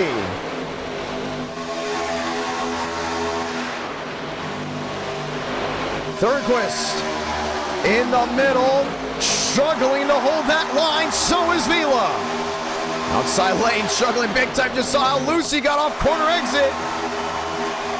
Armstrong in 7th, stuck in the mosh pit. Trying to look for a way to the outside. Murphy struggling to hold on to the car. Thornquist getting out of dodge. He doesn't like what he sees at all. He's going to slam on that brake and run to the inside. Joseph Armstrong fighting his way down low. Next time by, 60 to go. Vila top side, 3 wide. Joe in the middle. Max leading down that bottom. Trying to get it to work. No one's able to stay comfortable. Armstrong a peak. Shamela to the lead. Just got to get that outside lane rolling well. Not a lot of numbers on that outside lane, mostly down the bottom. Yeah, they're racing like it's the old school way. 3 wide was trying it, but most of these guys have a lot more centering on that inside. Marty Shamela, top of the board, brings it back 2 by 2. Joe, 3 wide, Vila trying to squeeze on the outside of Eckert. Toyota, Chevy in a Ford, 3 wide, that's the battle for second. What do you do if you're Swearengin? Tucked in the bottom. Valderas in tow, really nowhere, should we say nowhere to run. And most of this field is now single filed out to the rear end, worried about what's going on up front. Up front, it's still 3 wide. Shamela leads this one, less than 60 to go. Swearengin a nod to the 39. Armstrong to the lead on the outside lane.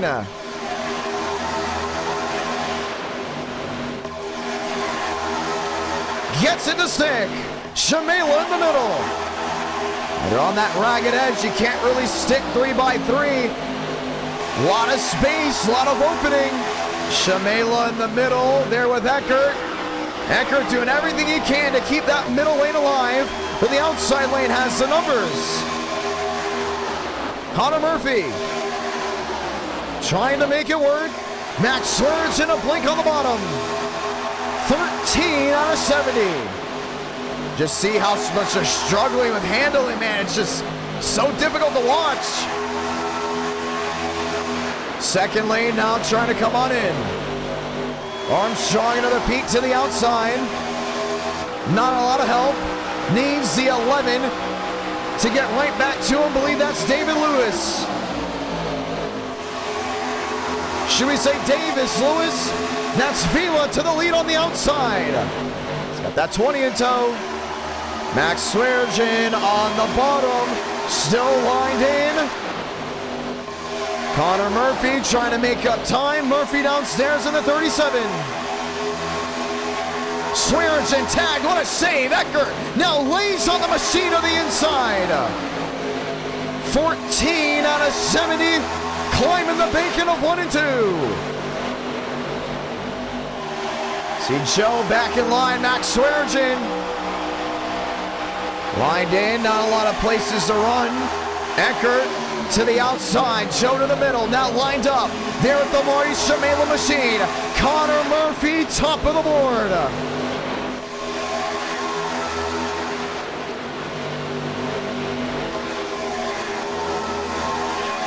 Murphy trying to block. Oh, he gets tagged. Murphy into the inside wall, and the caution will wait for the second time. That was off the nose of Valderas. What a lick. Man, and that's just one of those classic wrecks you've seen at Daytona in the past. And this will be an end to his race. Wow. And he for sure can put that one behind the wall.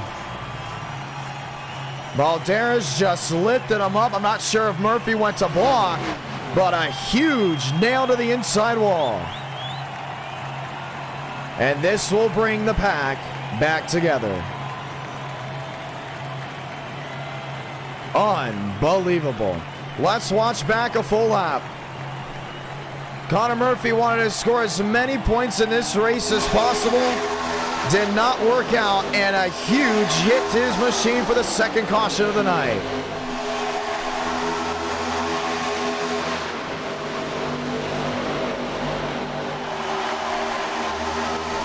Amazing racing. So now let's question ourselves. This is the Legacy Daytona Aero package and setup. Are they racing like it's Legacy Daytona on the newer surface? Because it very much looks like it. If this was the modern day one, they'll be stuck 3 by 3. Really nowhere to run. But handling has become such an issue now. Just easily see it. That's all in the 37. There's nowhere for Valderas to go. Murphy comes up. Locks it down. He should have been locking it down the second he got tagged right here. The second you're dead sideways, you're not saving this car. Hold that brake. The wheel's still turning, and then finally he did. That's where you see the huge crunch to the nose, and it brings out the second caution of this race. Wow. Let's go ahead and right on board. see what he saw. Now, he doesn't probably even realize he went up. You just hear him. He was still very much in that throttle. Takes a quick peek at the crowd as the caution once again will wave at the World Center of Racing. It's official. Connor Murphy out of this race, will not be able to continue. And what does this spell for the rest of the field as we get ready to go back green? Well, Tobias Matheson, now your race leader. Swearengin, Balderas, Shugol, Gavin Austin, Marty Chimela, Abraham Vila, Max Steinmeier are all lined back in, and we will get ready to try this all again. Second caution out from the World Center of Racing. This is race 2 of the night, race 3 of the Super Speedway Shootout, as we get ready to try it all again.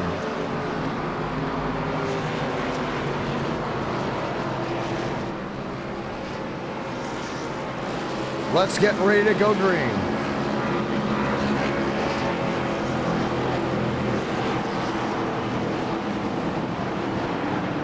Wow.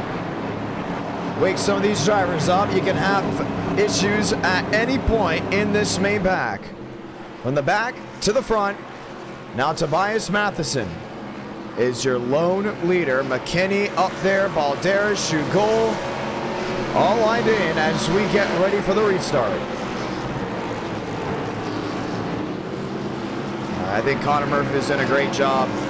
Definitely thought he had more room, and it's just one of those classic Daytona wrecks. You see it consistently in the Cup Series, Xfinity, and Truck. One driver thinks he's clear, the nose is already there. Next thing you know, you go right around, and there was really nothing you could have done from the get-go the second you get lifted up like that. I thought for a moment he was going to be able to save it, and if he did save it, we were probably going to get a caution, but with that hit, definitely a yellow must fly. Let's ride one more time. Lights off, 1 to go. Race 2 of the night.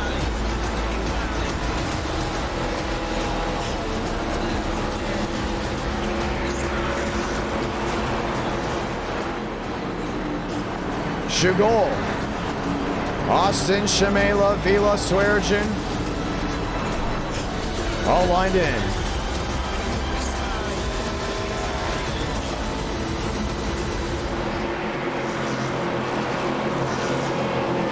Lock and load one more time, ladies and gentlemen. So glad to have you all with us as we get ready to try this all again. A Ford on the inside, a Dodge on the outside.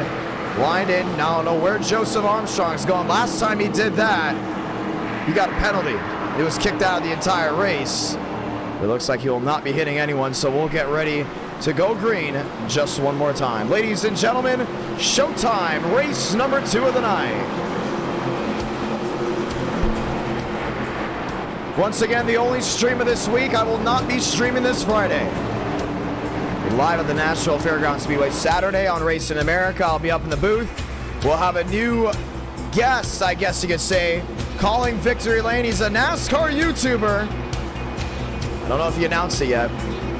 There's your hit.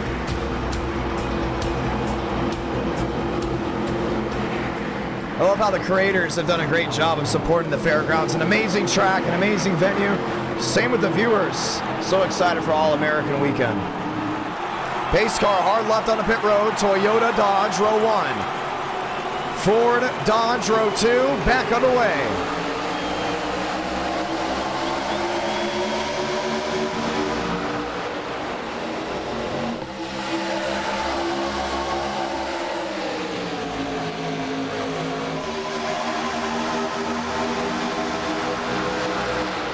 Swearengin squeezing.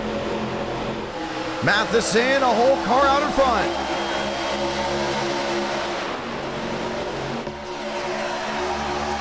Vila paint down below the yellow line. Just wanted to see what's going on up front. A lot shuffling back to the rear. A lot of drivers looking and peeking 2 by 2. Matheson, still your leader on the bottom. Balderas might give him a shot in the back. Swearengin to the lead. Joseph Armstrong sideways in the rear.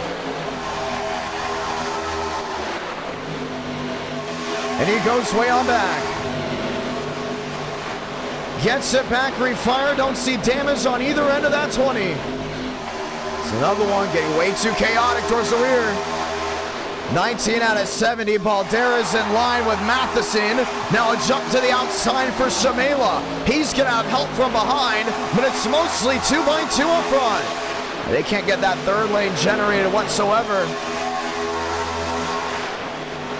Now how do you block if you're the 34? Top, bottom, or middle. Swearinger in lane 2. Help from Shugol. Max Swearinger steals this lap. Next time by, 50 to go. Gotta get something here. Steinmeier in 7th. Austin in 6th. Shugol, Balderas trying to find a way through. And Max loves what he sees on that outside lane. Lined in 2x2, Gavin Austin. In that 5th position, has Velo right behind. Up in front, nothing but the 95. Max on the attack to the outside lane. Steals another. 50 to go from Daytona. 3 wide, looking on the outside, might be Byram.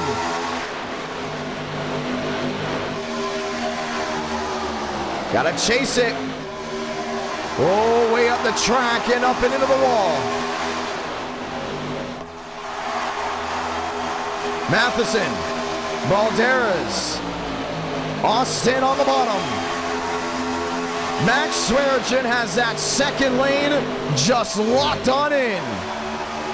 It's all about what you can work with. You see Throttle look in the middle. Gets squeezed down by the 15. Nowhere to run. Swearinger leads this one, lap 22 of 70. And now that's something you got to look at, those last 3 laps. If you're the driver on the outside lane, side by side, you're going to beat the driver on the bottom of the line, one in the outside wall. That's the 28. The 29 in the wall as well, Mitchell Armstrong. Nobody fully goes around. Even Mason saves it on the bottom. That's a lot of damage, but no caution. They stay green up front. Shugol on the bottom. Steinmeier up on that outside lane. Now he's stuck behind that 97, nowhere to run. And Jumpman will say goodbye as he'll be jumping outside that top 10. Shamela, Swearinger, little wheel back to 1 and 2. Bobby Richard, Vila and Byram. Toyota versus Chevy. Now they've all spread on out. Green flag runs. That's what this is about here. Look all the way back. Even Chad Thornquist way off the pace. The lap machine made everything very difficult. And these are drivers that are either A, involved in the incident, or B, just struggling to hold on. William Schmidt, they got a new clip on that nose. He's the other one just trying to putter around to see if he can score some points. 24 out of 70.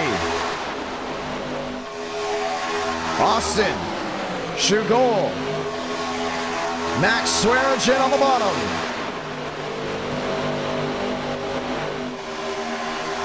Josh Kenyon lined up 2x2, Bobby Richard. Another peek to the outside lane. And Bobby has not won an NR night in America. Would be one of the few Canadians to get it done. The driver from the north running up inside the Elite 8. New leader possibly on the outside lane. It's a Toyota, and it's going to go the way of Gavin Austin. Toyota Chevy back to line, and the 23 goes back top of the board. Lap machine really changed everything up. Spread these guys out, but that means you're going to get these long green flag runs. How do you attack it if you're a driver up in this main group? Demos in 14th on the bottom. Lines in with McConaughey. 3 wide. Chad Thornquist links back together. There's Steinmeier. There's Walker. 17th and 18th. Everyone else kind of just out there. Now they've all lost that main pack with that sideways move. Way to the rear, but to keep this race going green, you keep it on. Still more than 30 drivers racing, but only 18 in the main pack. Talk about old school. 26 out of 70. Gavin Austin downstairs. Josh Kenyon on the outside. Pravi. He's looking for a way around. Bottom, top, middle. Lined in, back 2x2. Ethan Eckert in that mix as well. Not a lot of shuffling from him. Josh Kenyon shuts the door on the bottom. New race leader, the Kodak Chevrolet. What a race we've had here. Very little three-wide action, but handling has become an issue. Pravi on the outside wants it. Can't get it done. Lap 27 out of 70. He's still got a long way to go. That's something you got to keep an eye out for. How this race could end when we go ahead and see the checkered flag. Lane Sanders in 8th. Looking for his first win. Still has not been able to capture it. Max Swearigan. Jumping to the outside. Lining with the 95. Thornquist now to the middle. A hip check to the 87. Make it the 86. Maybe a tap to the 95. Trying to squeeze to the outside. Hey, he's got to watch out, man. He's making moves that would have worked a year ago. But in this day and age of NR Night, you could have a first-class trip to the infield care center if you don't keep yourself level-headed. And boy, did it work here. Richard to the lead. Richard to the outside, 3 wide.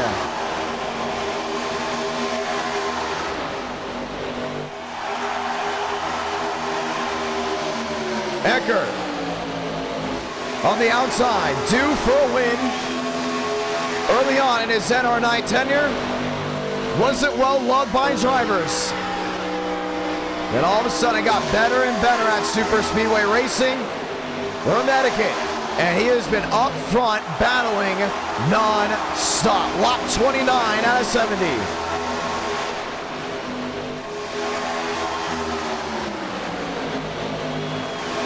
Two by two. Schmitty on the bottom, all lined in. So got Eckert in tow, got a lot of these guys trying to make up time. Some lap machines now catching this main herd. Aaron Schugel on the bottom, Lane Sanders in front. Alexander Balderas back in that 6th position. Lined in, oh, there's one on the apron as well. That's the 46. Jumping out of the way, Shamela, does he save it? He does, after getting nailed in the rear by the 86. Wow. And it could have been the bad news for the inside lane, but they keep it straight. Next time by, just 40 to go. That could have been horrible. They keep it lined up. Gavin Austin on the bottom, lined in, no change. Byram, Richard, Mosteller, and Thornquist looking to get something done. Wayne Kennedy has never won a race in NR Night, and America has an opportunity tonight. 40 laps remaining from Daytona. What a race we have here. Kenyon on the bottom, Eckert on the outside. 2 by 2, Balderas a shot to the back end, and there's Lane Sanders smoking the left side downstairs. Thought for a moment it looked like his engine expired. Not the case, got loose into turn 1 and gets the first boat out of paradise up front, back to the rear. Here's the move for the lead. Eckert off the nose of Balderas, around they go. The big one to the high banks of 3 and 4. Ethan Eckert on his lane. The caution will wave, working lap 31. Balderas. Byram. And talk about not being clear at all.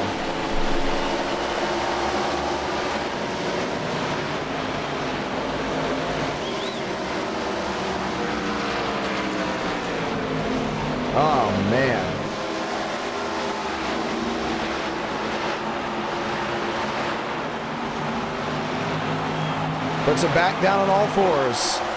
And for Alexander Balderas, a wreck he did not need to be a part of.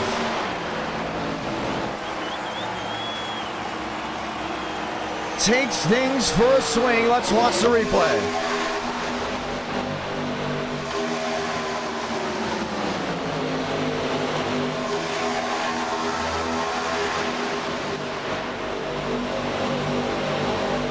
This is Demos. Way back in the rear, it starts with Josh Kennan on the bottom. Trying to get up out of the way. And there's the move. Unbelievable. You see that first look to the bottom. So Throttle was in line with this 24, jumps to the bottom. And you see Eckert wants to block this. But once again, we got 40 laps to go. If someone leaves you out of line, you're still battling for the lead. That's the big takeaway here. He goes down, the driver, the number 24, to try to defend himself, but it wasn't even close. You can see that nose was very much on that quarter panel. Throttle lifts him up, can't get him off the nose, and around he goes. Now let's get the scorecards out. Who's involved? Gavin Austin in the 23 downstairs. Eckert gets some air. Josh Kenyon, nowhere to go. Thrown into the outside wall, forces Max Swearigan up into the air. The 24 gets there underneath him. Matheson, Shamela, and so many others with just nowhere to go, and it all sparked up front after a late block. Wow. Demos somehow, someway finds his way through. Let's right on board with a full lap. And so you see Throttle right there. It's from the corner view. Now we're going to get back to the gyro cam once he gets up in the air. Watching, waiting. There's Throttle with the move. Eckert goes low.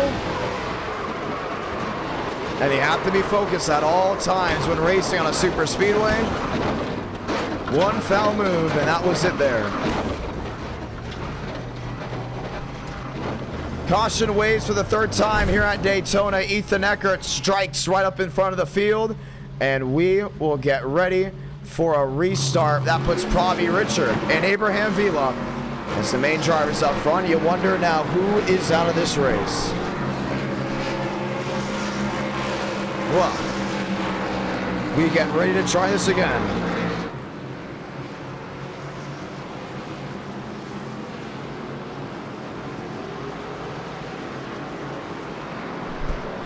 Lined up, ready for that 2x2. We're looking to see who is in and out. Couple drivers still on pit road. Joseph Armstrong, Ramirez, there he is on track. Couple of these guys still rolling around, trying to get back together.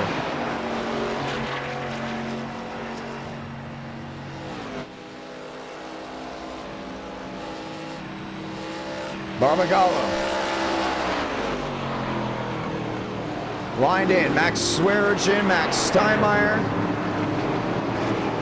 Aaron Chugol, Abraham Vila. Lined in, this time by, we see the one to go. Vila's down that apron.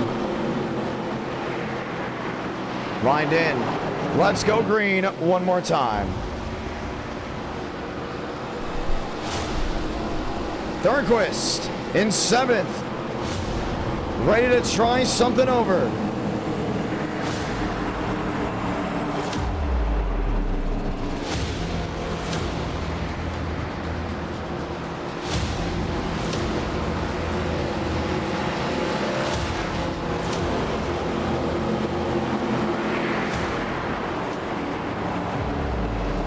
Time to go back green.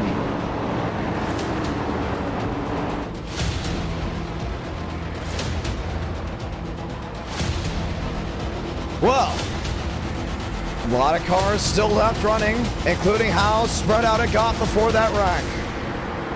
Let's get ready to go green once more. Shugol and Vila, Sanders, Mosteller. Ladies and gentlemen, get ready to welcome you to halfway just one more time. Dodge, Chevrolet, lap 35 out of 70.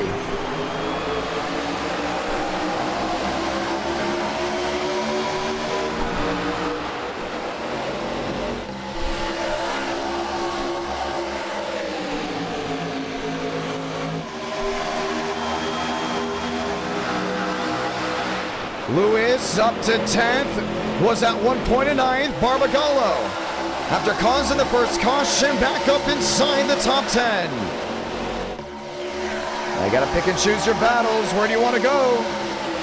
Wayne Kennedy up to 12th, really just watching all this main pack. Mosteller looking for the lead.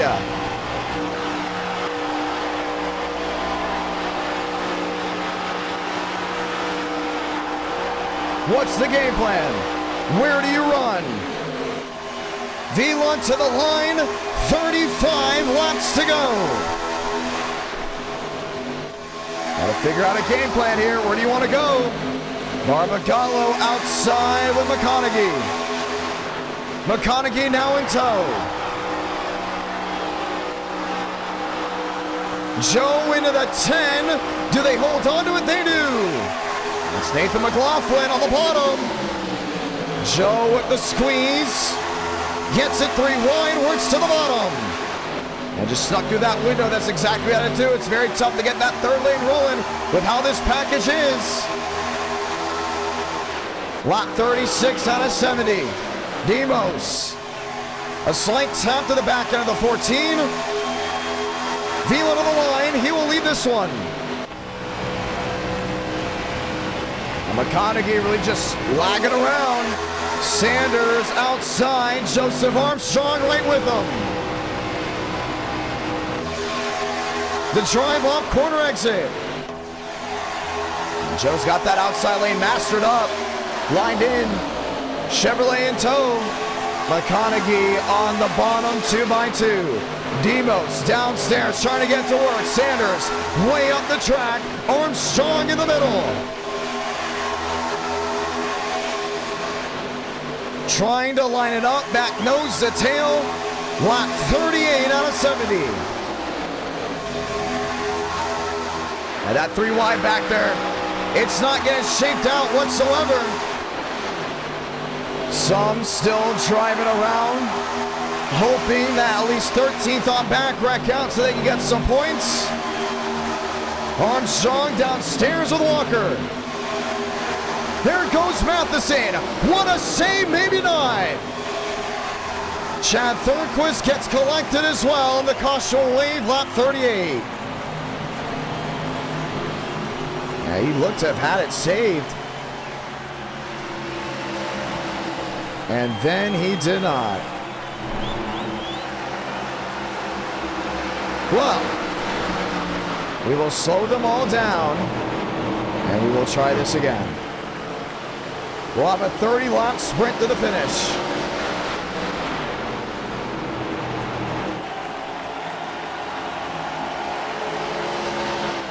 Things are interesting.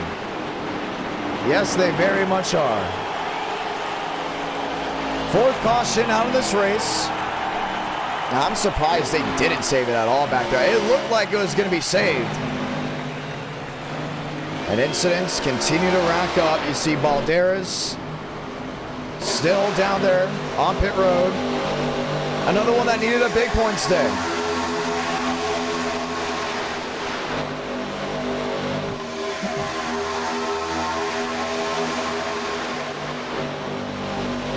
Let's watch it again. As you see the blinking out in front, that's probably Richard, if I'm not mistaken. Lot of blink. No, it wasn't Richard at all. I believe it was James Bomar. Matheson didn't hold his line whatsoever. He had it saved and just threw it back to the outside. And look at the damage on that 26 machine, Wayne Kennedy. All junked up on the left front of his Dr. Pepper Dodge. And just like that, the caution flies again. Pit road, it's wide open.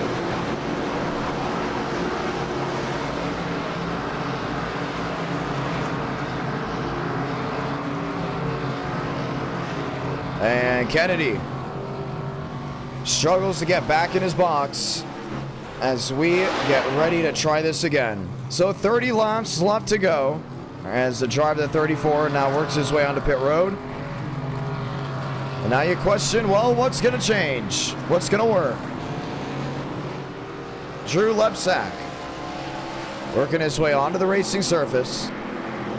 Vila, Bosteller, Shugol, McConaughey, Barbagallo, Max Steinmeier, McLaughlin, Lewis, Walker, and James Bomar line up that top 10.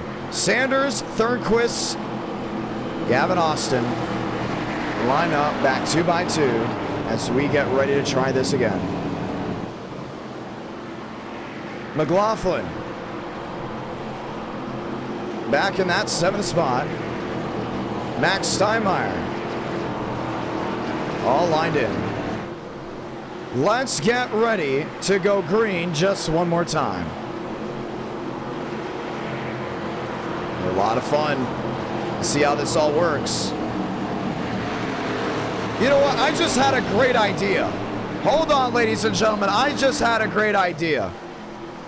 I've had this idea for a while, but I think I just got a better idea.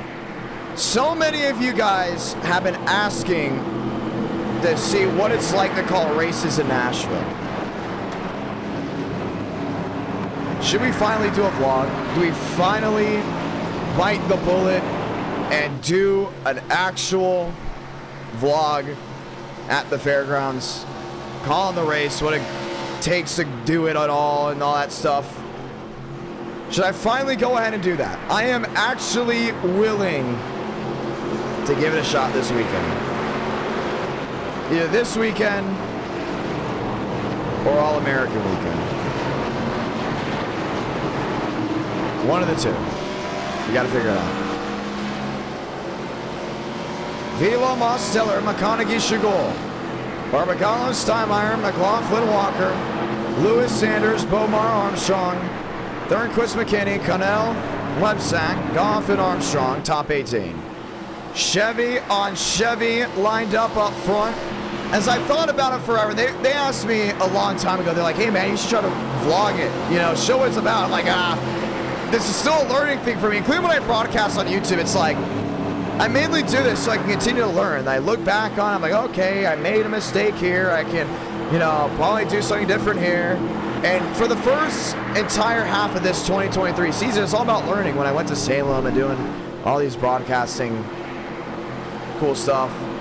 And something's telling me you guys would really like it. So I'm thinking about doing it and then premiering it, which would be pretty sweet. So I don't know, man. How badly do you guys want to see it?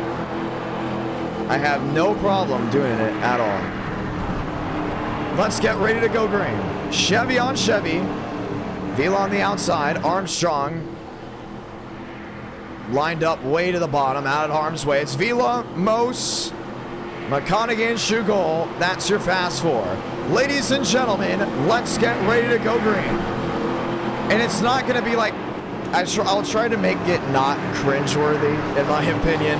I'll make it so straightforward. Like, I want it to have like its own unique style if I ever did it, you know? So I have this nice camera that I use for live stream, so we might as well give it a shot.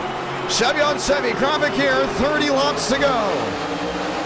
Goff around, way in the back, down to 29 to go. Abraham Vila leads to turn one.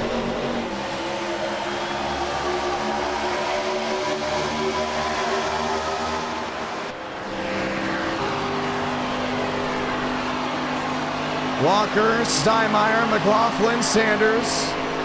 Back with Lewis in 10th.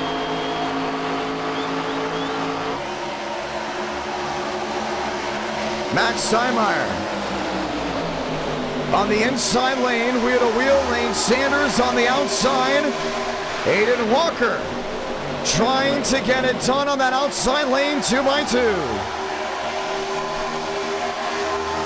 Got Shugol back there in third.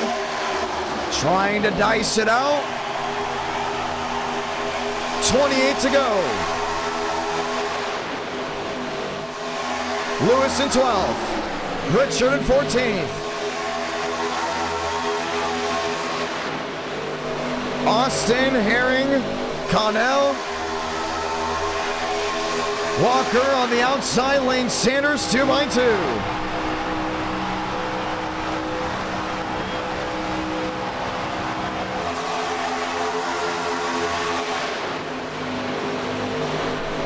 Lined in, trying to get something to work. Aaron Schugel.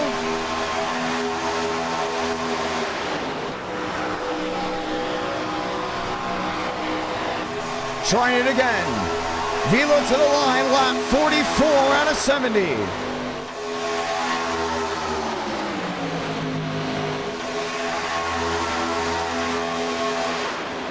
Walker lined in on the outside lane.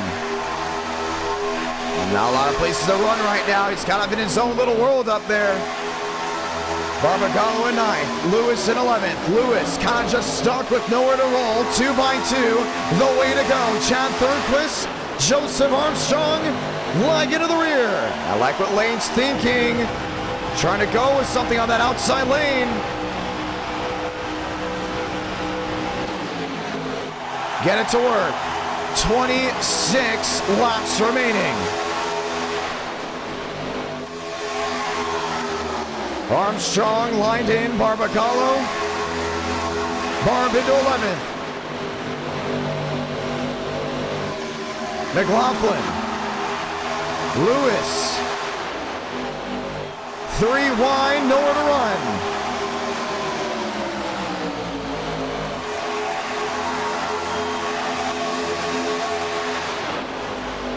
Now Demo's still there in 4th. Down the bottom side, Aaron Schugel. Lined in there in the Dodge. 25 laps to go this time by all Abraham Vila. Back out front, Chevy on Chevy. When are things gonna strike for the good or the not?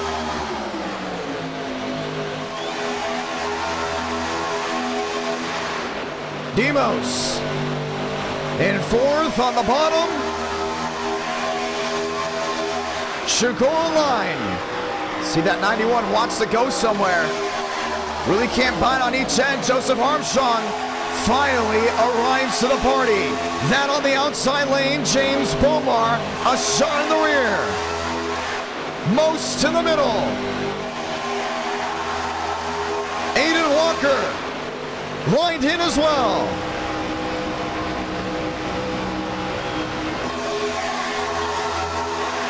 Vila 3rd, Bomar 4th, Sanders, Armstrong, Schugel. That's the top 7. I like Barb there in 11th. Opportunity to get something rolling. Sanders and company alike. Lined in 3 wide. Aiden Walker to the outside lane. Still help from Sanders. 3 wide, there's the contact. Mostella around in the middle of the field. The caution will wave again.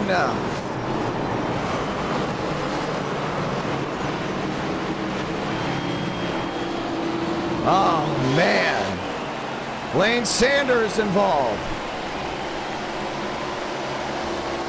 There's the damage on the 14.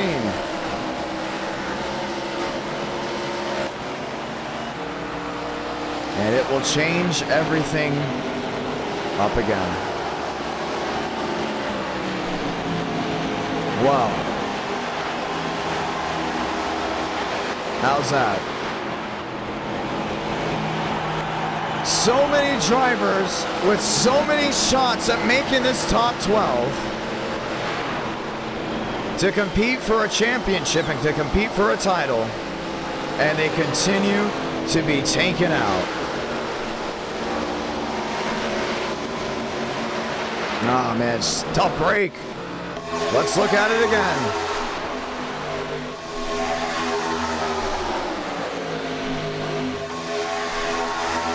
I thought he had it saved for the most part until he didn't.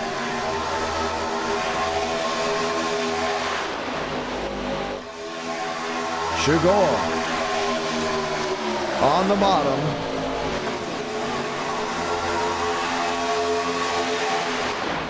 lined up, 3 wide. So let's go ahead and look at it for the first part. Aiden Walker is coming down, and Demos hit that apron and slid back up. That's what made the difference, and most just could not hold on to the car at all. And he went up and into the outside wall.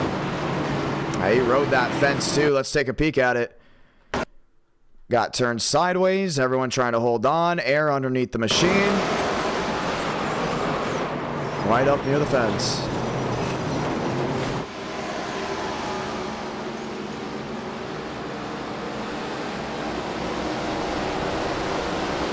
Thornquist and company might have been able to sneak on through.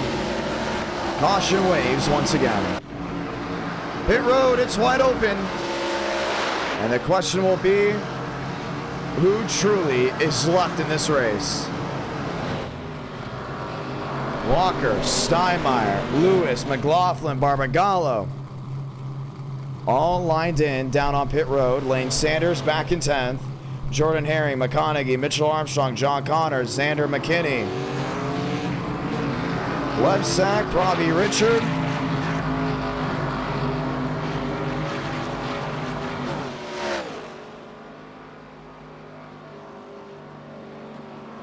And we try this all again.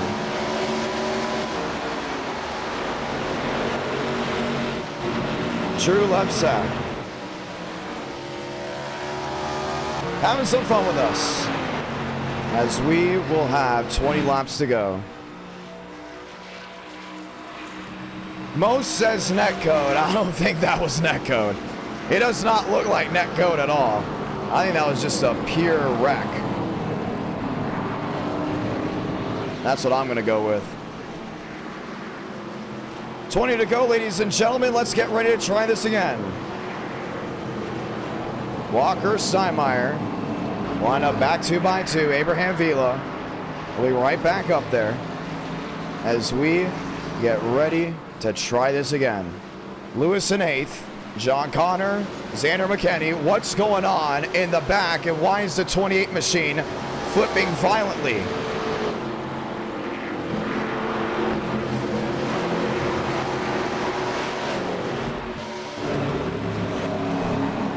Wow, we were not able to get a read on that at all. Pit road still open, 19 to go here.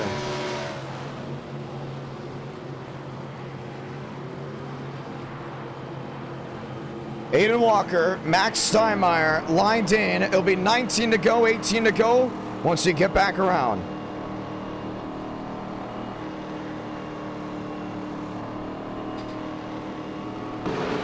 More machines on pit road finding their way through.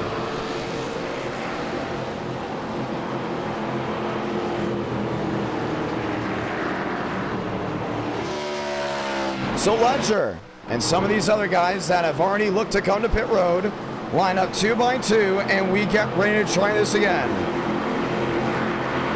I have no idea. We weren't even able to catch it.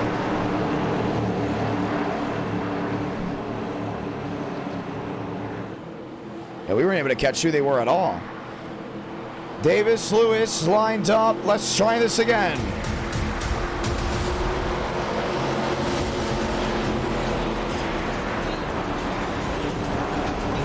Steinmeier in 3rd. By technicality, 2nd, Josh Kenyon, who's already gotten his lap back. Going back around.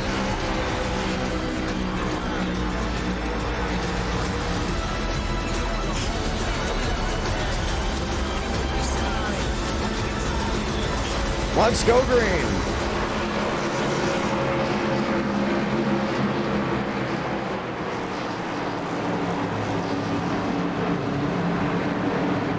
Josh Kenyon will be given a stop penalty. For whatever reason, he thought he wasn't on the lead lap. Clearly he was, so he's got to go down pit road and sit there until the field comes back around. Max Steinmeier, Davis Lewis, Bobby Richard, and Drew Lebsack lined up 2x2.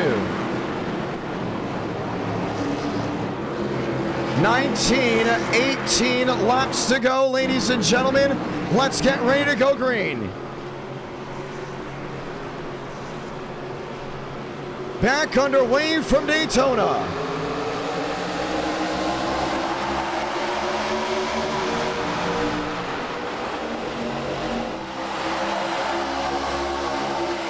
Steinmeier in fourth on the outside lane.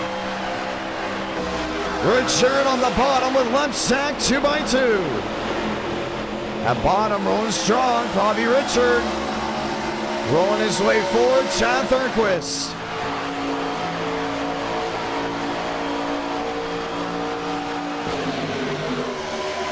Lined in again. Walker, Lewis, Richard in third. Where do you go if you're the 35?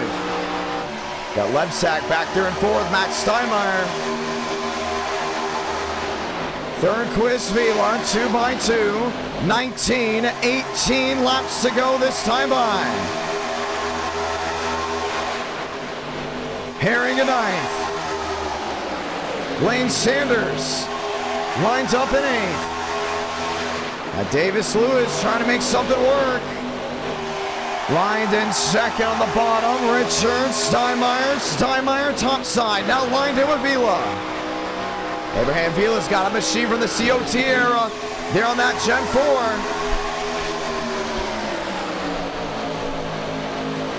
Vila in fifth. Lined in. Lot of separation from this main pack to the drivers riding around on the bottom. Now these guys have damage. They're down on RPMs.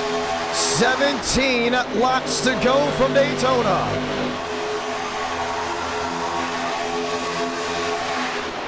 Sanders in eighth. Lewis in second. Max Steinmeier on the outside lane needs a run down the hill.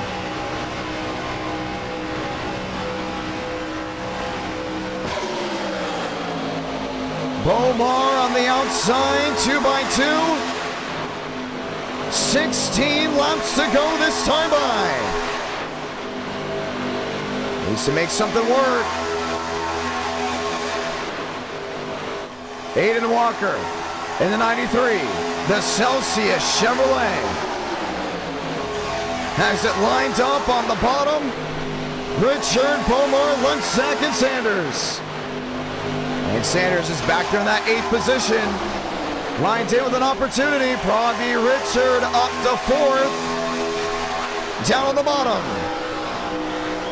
Trying to make something work. Swinging back and forth.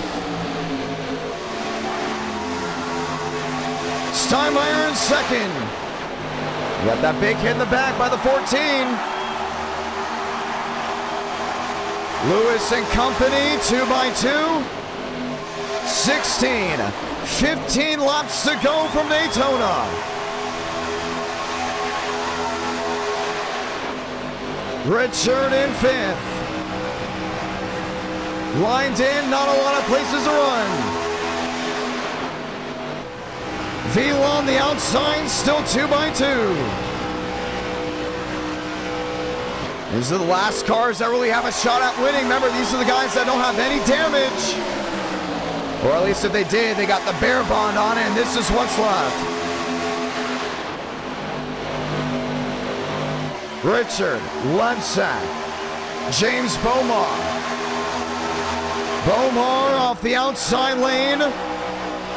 Another drive down off corner exit. 14 laps to go.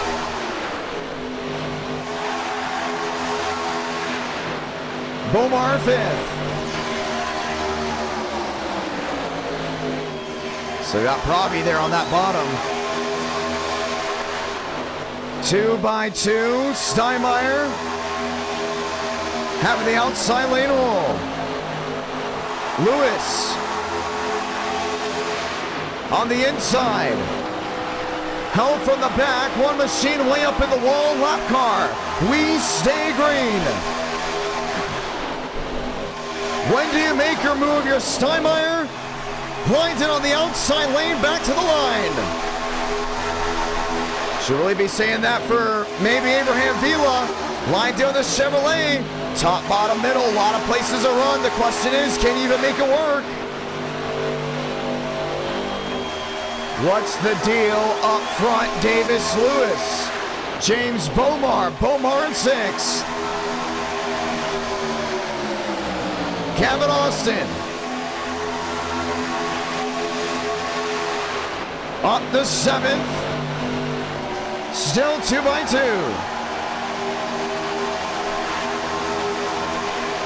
They got Mac on that outside. Vila all over the back end. Chevy on Chevy, 12 to go. Jordan Herring in 10th.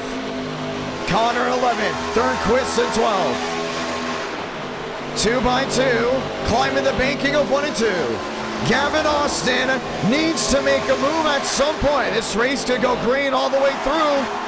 We've had enough yellows where things can work out. Lewis in 3rd. Riding on the rear. Jordan Herring back in 10th. 12. Coming to 11 laps to go this time by. Chevy on Chevy. Bomar sideways right in the middle of the field. Caution will wave again.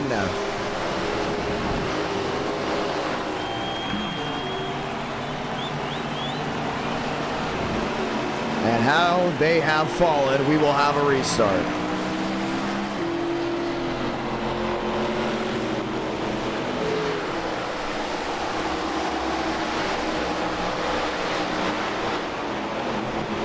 And that's going to change things up.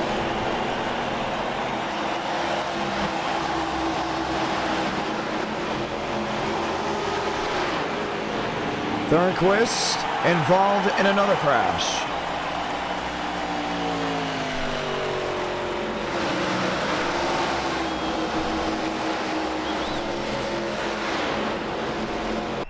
Let's go in and take a look at it. And it came right before it. That outside lane, Gavin Austin into James Bomar. Push came to shove, and that was it.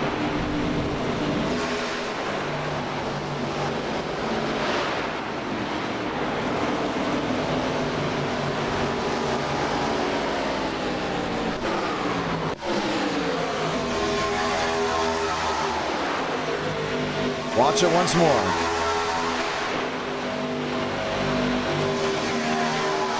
Have that Delta Airlines 737 in the background landing. You see, there really wasn't a lot of places to run. That was like the big problem for a lot of these guys, trying to make up time, trying to make some moves that ultimately did not really go forward. Steinmeier on the outside. 2x2, Gavin Austin. We'll really start with the check up in front of him. Lifts up James Bomar. Who is left in this field? Bomar, Walker. Walker stays out. Some of these other guys elect to do so as well. As we get ready to try it again. We are looking at changing the weekday starting time again. We clearly need to. I fully understand that last week I said I was thinking about it even more than it most likely would have happened. And I was just still so used to this 8-7 thing. We do plan on still getting 4 races in tonight. The next 2 will be sprint races. They won't be long, because I understand that the East Coast viewership has had a log out before the end of the race because of the time of day. So we also know that, and I'm not putting this stream up a full day before again. We are not doing that ever again. I did that as a test, maybe to see if it could work.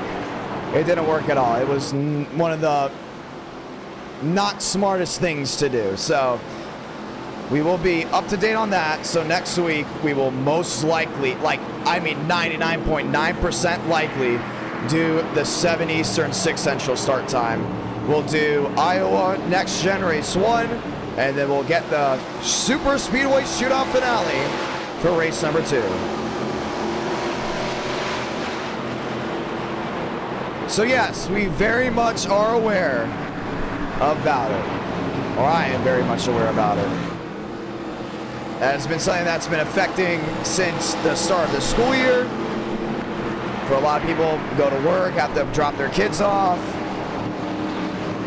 Others having college. So we are looking at weekdays starting at a different time. Ladies and gentlemen, this time by, we will see the 1 to go. So we'll get 8 to go here. We'll restart with 7 to go. And we will try this all again just one more time. 7 laps to decide a winner.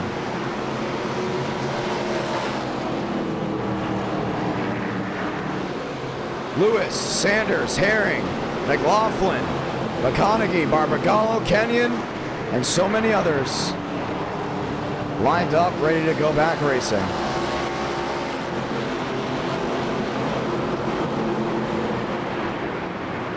Two by two, let's get ready to go green. Can Aiden Walker find victory lane? What can Mosteller do about it? As we get ready for a 7-lap showdown.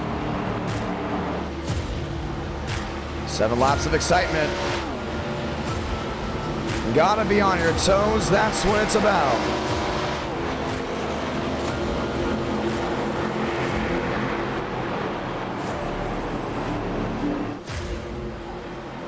Let's get ready to go green.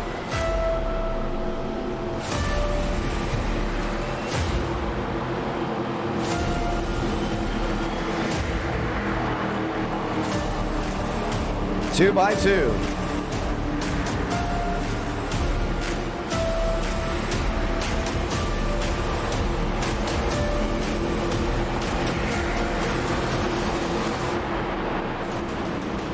Steinmeier, second, top side. Walker, bottom, 2 by 2. Ready to go back racing. Davis Lewis in that 4th position. Should we say that 3rd? He will be in the 3rd position, lined up on the inside. Let's try this just one more time, ladies and gentlemen. Let's get ready to go green from Daytona.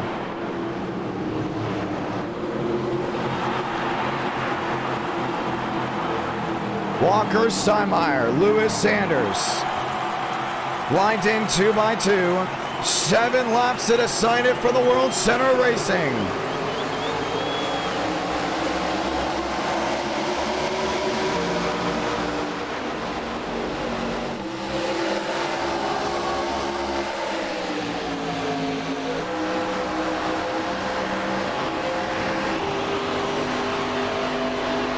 Steinmeier to the inside. A lot of shuffling. Single file to the rear. While those guys are down on RPMs, you got to get in line right away. You don't want to lose the draft whatsoever. Herring up to 5th. McLaughlin up to 6th.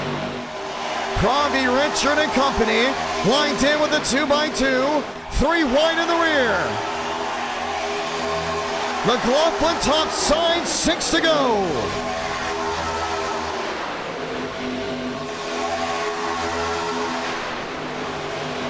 Aiden Walker, Davis Lewis. Lewis on the bottom, Sanders right with him. Max Steinmeier trying to get that 2nd lane energized.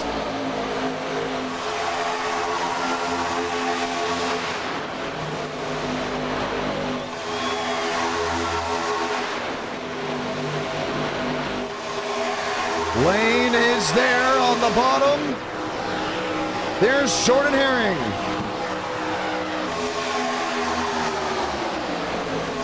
Davis Lewis up the 2nd, 5 to go. That 2nd group is finally closing on in. A win here for Aiden Walker will put him well into the hunt for a championship. Lewis needs something to work. Max Steinmeier on the outside lane. Coming to 4 to go this time by. Armstrong, top side, wanting 3 wide to work. Lines in with Thornquist. Now the drive off turn 4. 4 to go for the World Center of Racing. Sanders in 6, in the hunt for a win. The question is, does it work out? Pravi Richard in 7th. Needs to get that 3rd lane rolling if he wants to go to victory lane. He's thinking about it. It all comes down to this. Max Steinmeier to the lead on the outside lane. Lewis in 4th. There are the 11. What's gonna work? 3 to go from Daytona.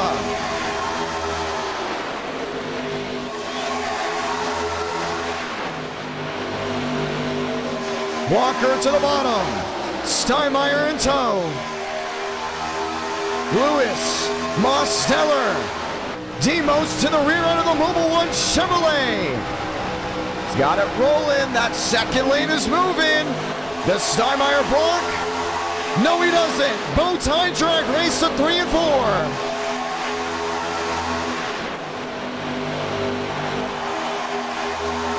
Two to go this time by. Next flag ends this race, that being the white. Should we rephrase it? Once we get the white, next flag ends it. Pravi Richard, 3 wide looking on the outside. Abraham Vila needs a shot in the rear by the 9. Something's got to give. Walker 93 downstairs.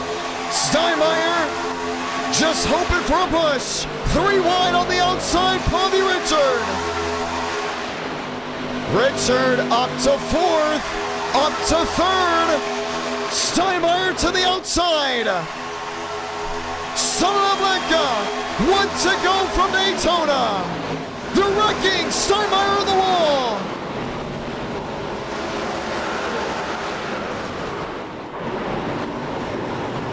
Gavin Austin, Joseph Armstrong. Jordan Herring to 2nd. Lane Sanders, your race leader down the backstretch for the final time. Oh man, he's gonna do it. Through 3 and 4. 100 attempts. Hundreds of more attempts that we've seen from this 89, 86 machine of Lane Sanders. He's gonna get his first win at NR Night in America. Lane Sanders victorious from Daytona. Finally. And I screwed the call up as well. I had no idea what to say. I was in shock. Unbelievable. William Schmidt battles back to 3rd. Josh Kenyon in 4th. Mose in 7th. And it may come down to just 2 machines for a title. But Lane Sanders finally gets his first ever win. And one of the worst calls I've ever had. So sorry about that. But unbelievable way for him to get it done. You know, I said I had a way I was going to call the finish. But for Lane to win it that way, unbelievable.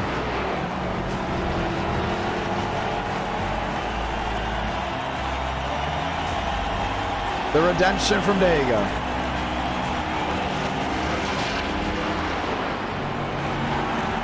Max Steinmeier.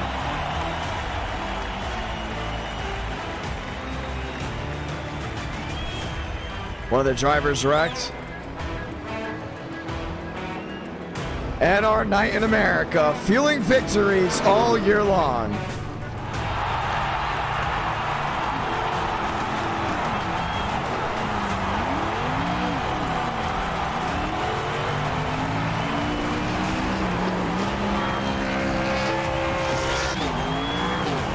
The sole survivor. or the lone survivor.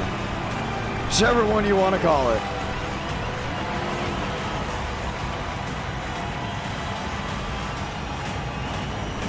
Let's watch back to that crash. Who got turned? And Lane just ducked it to the bottom. Unreal. Looking to see where it started. Max Steinmeier. Walker came up, and that was it.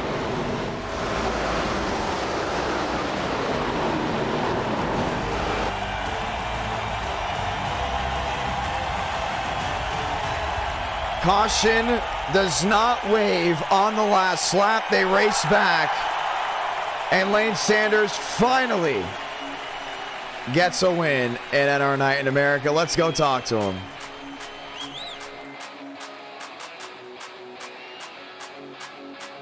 Let's see if we can talk to him. We're going to have to go ahead and find him in a chat. I have no idea where he is. So we'll wait for Lane to join a chat, and we will drag him on in. And that is how it was done. Lane, it's the John you got a copy. Oh my God. Well, I always said you were due to get one. I'm so sorry. I want to point this out. I butchered the call. Like, that was the worst call I've ever had. I was in shock and awe from that wreck. I had it all lined up how the finish was going to be, and having the whole field get destroyed on the start-finish line, you getting through. That was not in the bingo card at all. But you won the race, my man. You, the entire NR community as a whole, and all the fans, shout out everybody who has been supporting me. Shout out everybody who's kept me going. Jordan Herring, I gotta give him a shout out, man. Freaking, we hooked up, we survived all the mayhem, and then, good lord, we were arguing like, Jordan, we gotta go. He's like, no, well, I'm gonna wait till the white. Okay, now we're going. As soon as we went, I looked up and I just saw, like, I thought it was Vila and Demos. I saw him die, and I went low, and then I looked in my mirror and I just didn't see anybody. I'm like, there's no way. There's no way, dude. And then, oh my God, you say you're flabbergasted. I'm shocked. I'm at a loss for words. I'm shocked too. How you won it? Like, I always said this. I knew you were gonna win at some point. I wasn't shocked about that. I was just shocked how that wreck even happened. I mean, the leaders just came together, and that was it. Lane Sanders. You are a championship contender. For the finale, it comes down to Balderas, Frank DeAngelis, you, Demos, and Schmidt to see who's going to get it done. Those five drivers, yes. But you have to win out. You have to win out to get it done. You are officially 15 points back to Schmidt. Schmidt has to score 0 points. You get the win, and you win the tournament. Demos is, well, my voice is gone too at the same time, about 9 points back. And he just needs to outpoint William Schmidt. But out of everyone, it literally comes down to 1, 2, 3, 5 drivers to get it done. And you're one of them. Wow. All I gotta say is, man, I forgot to like the stream. But every one of y'all go like the stream for our good friend Jonathan Ramos. What he does here is cool. He gives y'all a lot of fun racing content. We all have our strives every race, that seems, but we all are a big family here. And yeah, I took a break. I needed a break. I came back, and there's some stuff you can't script. I'm speechless. Yeah, it was amazing. Do you want to say anything to anyone back at home and walk me through it? Like that entire last lap. I mean, the seas, I wouldn't say the seas parted for you, because you obviously could, at least from this angle, from what I'm looking at, you can see Walker go up, and your first instinct was go down. I want to point this out. You're maybe mere inches from Chad Thornquist throwing you into the catch fence. Honestly, I saw the wreck, and my, your racing instinct, when you see a wreck up high, you just go low, and I immediately bailed and went low, and I was like, ooh, and I looked in my mirror, and I'm like, my first, like, the first few seconds after the wreck was like, all right, let's see who all made it through, who I got to race. I'm gonna be a sitting duck, and I look in my mirror, and nobody's there. And like, no, I'm sitting there like, there's no way it's actually gonna happen. And then Jordan, the teammate, the homie. The Discord's losing it right now. Discord's losing it. I got like 8 pings. I don't ever get 8 pings. But man, I gotta thank everybody who has, told me keep on going, and I gotta say it. I told everybody I was gonna quit, like doing it so hard, quit running so hard when I won finally, and like now that it's done. You'll see me around. I'm just not gonna be in every race every night. It's just I needed to get the big statement, that I can. Oh, also shout out Hello Gamer 45, my biggest supporter in the YouTube stream. Love you, man. This has been an interesting tournament. Now you have a shot at winning the tournament. That's the big thing too, because we always said this too. Once you get your first win in NR, it gets easier to get your second and third, and so on and so forth, because it's like you finally broke through the hardest thing to do, get your first win. That being said, I wouldn't be surprised if you start winning more often, because we've seen a lot of these guys that now win consistently. They struggled for a long time, and I mean a long time, just to get their first win. Yeah. Vila got 1 win and didn't win for 8 months straight. Chad Thornquist hasn't won all year. He is struggling to get his first win of the year. So put that into perspective. Racing, in my opinion, is all momentum based. It's very mental as well. In this case, you just got it done. I want to point this out. We're going to have a sprint race for race number 3 at Las Vegas, only 30 laps. But Lane Sanders, congratulations on the win. Thank you. We finally got the Fred Jones mobile The Fred Jones car. What is it? The Daytona International Victory Lane? Is that what it is now? I believe it's Ruoff Mortgage Victory Lane. All right. We got it into that victory lane. We finally did it. I can't believe it. Thank you, John. Thank you for going to victory lane. Ladies and gentlemen, Lane Sanders getting a win. I am speechless. I still am speechless. I know I'm a little tired. Also, I can tell. Some people can tell that I am very much on the tires. I've been up all day doing a bunch of crazy things, making things work. A lot of big things are in the works for me. I want to point that. I know my net. I just smacked my nose. I had to itch it, and it's going to get red, but a lot of big things are in the work for myself, which I'm excited for, and it had me waking up very early today, running around in a bunch of meetings, so I can't announce anything yet, but things are looking really good. Things are looking really, really good. Max Swearage and dropping the $10 super chat. Thank you so much for that. So I will apologize, because I understand that if that was a call for a truck Xfinity Cup race, I'd be getting dragged on Twitter right now. So for me, even though it is a sim race and even though I am tired, it is still not okay for me to give bad calls. I just want to point that out. It is not okay for me to give bad calls, so I'm very apologetic on that. But I will say, we'll continue to go ahead and keep up with the great commentary and racing throughout the night. It has just been one tough day.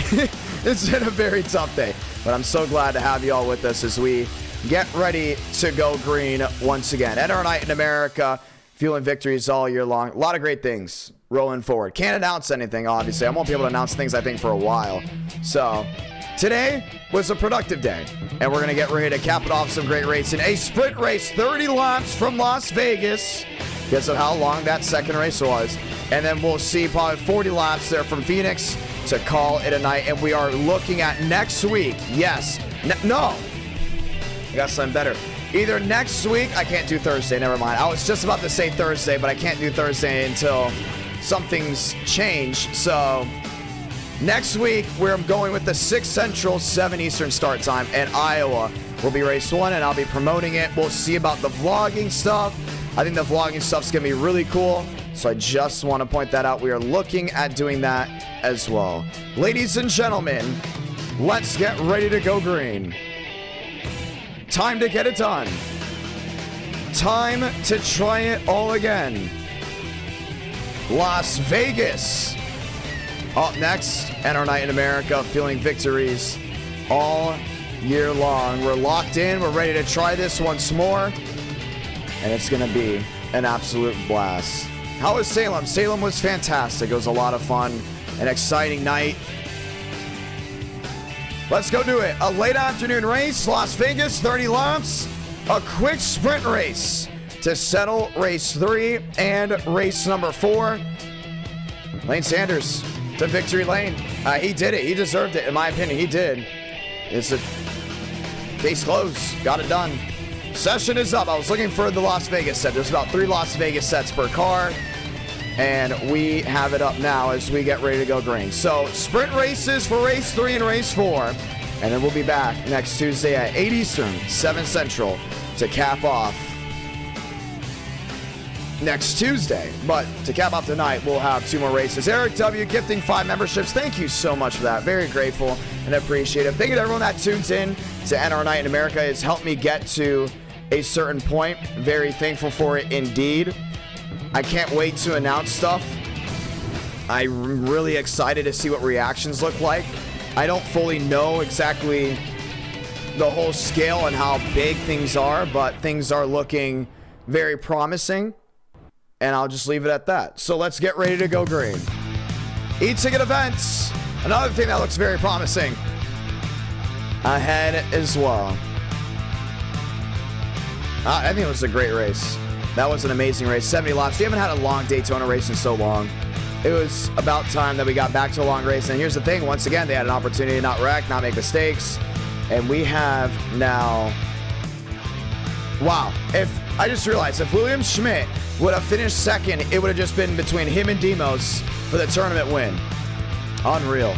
And talking about not giving up. He's the one that wrecked. And I thought he was done for sure. He was not. Battled back. And now we have a true championship fight heading to that final race. Session is up. Password is IDK. We're loaded on in. So glad to have you all with us. A 30-lap sprint race from Las Vegas Motor Speedway. Lane Sanders, big time win for him. So 30 laps here. We'll probably go 30, 35, 40 laps there for Phoenix, depending on how quick this race goes. We'll see how it all goes down. Mark Austin, how's it going? Corey, how's it going? Eric, how's it going? Nashville this weekend. Gonna be a lot of fun.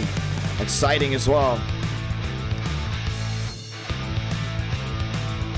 Let's get ready to go green. Did the Marlins win? Is it close? I was not able to watch the game today, honestly. Decided to stream. Had more important things to do. What did they win, though? I gotta go ahead and question. Oh, no, they did not. They're losing to the Phillies. I want to point out, it's never over. Was it down to 1 out? That's not big, too. Postseason baseball started today. And we all know postseason baseball is like the greatest thing ever. Oh, man, it's unbelievable. They made the postseason. That's what I care about. They made the postseason for the 4th time in franchise history. Session is up. Password is IDK. Ladies and gentlemen, let's get ready to go green.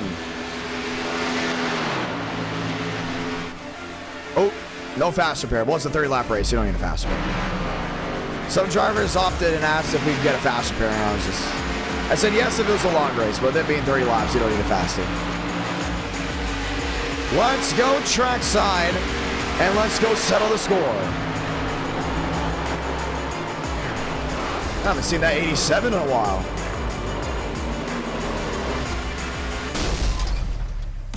"30 laps to go ahead and end this night off right.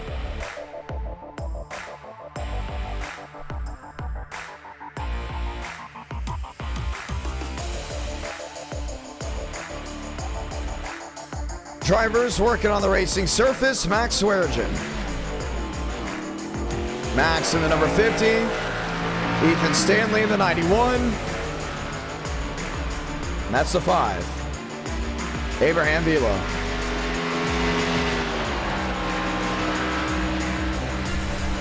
Vila heading back out on the track.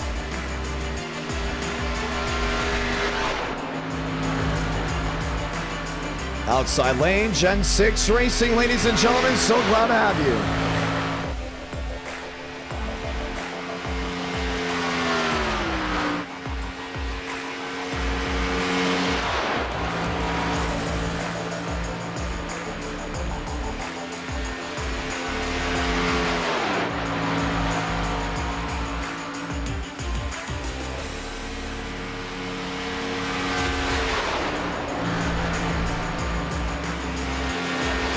More machines out on the track. James Beaumont. Jonathan Ledger. Gavin Austin. The 2 machine to the outside, Nathan Scott. Scotty's got 2 wins at Las Vegas. Will be looking for his 3rd another day race to go ahead and get it done.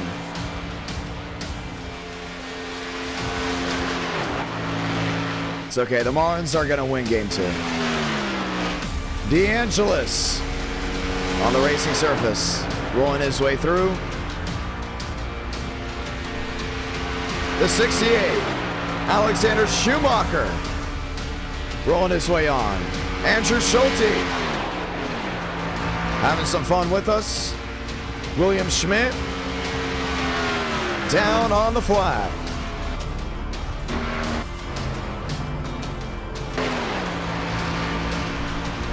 Jason Beckman, how many drivers did we fill in? Oh, it's a pretty stacked field for this late on a Tuesday night.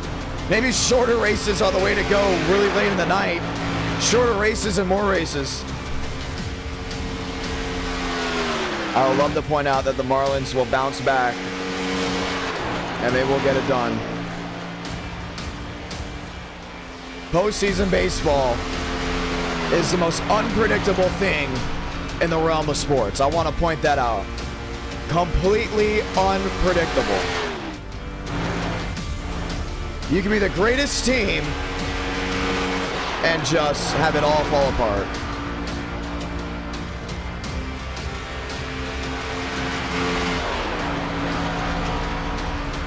Joseph Armstrong to the inside.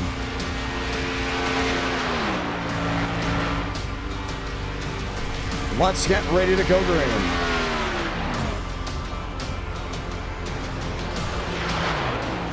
Joe gets to an end. Balderas to 10th. Truther, Vila, Swearingen, DeAngelis. Lined in, ready to get this one started.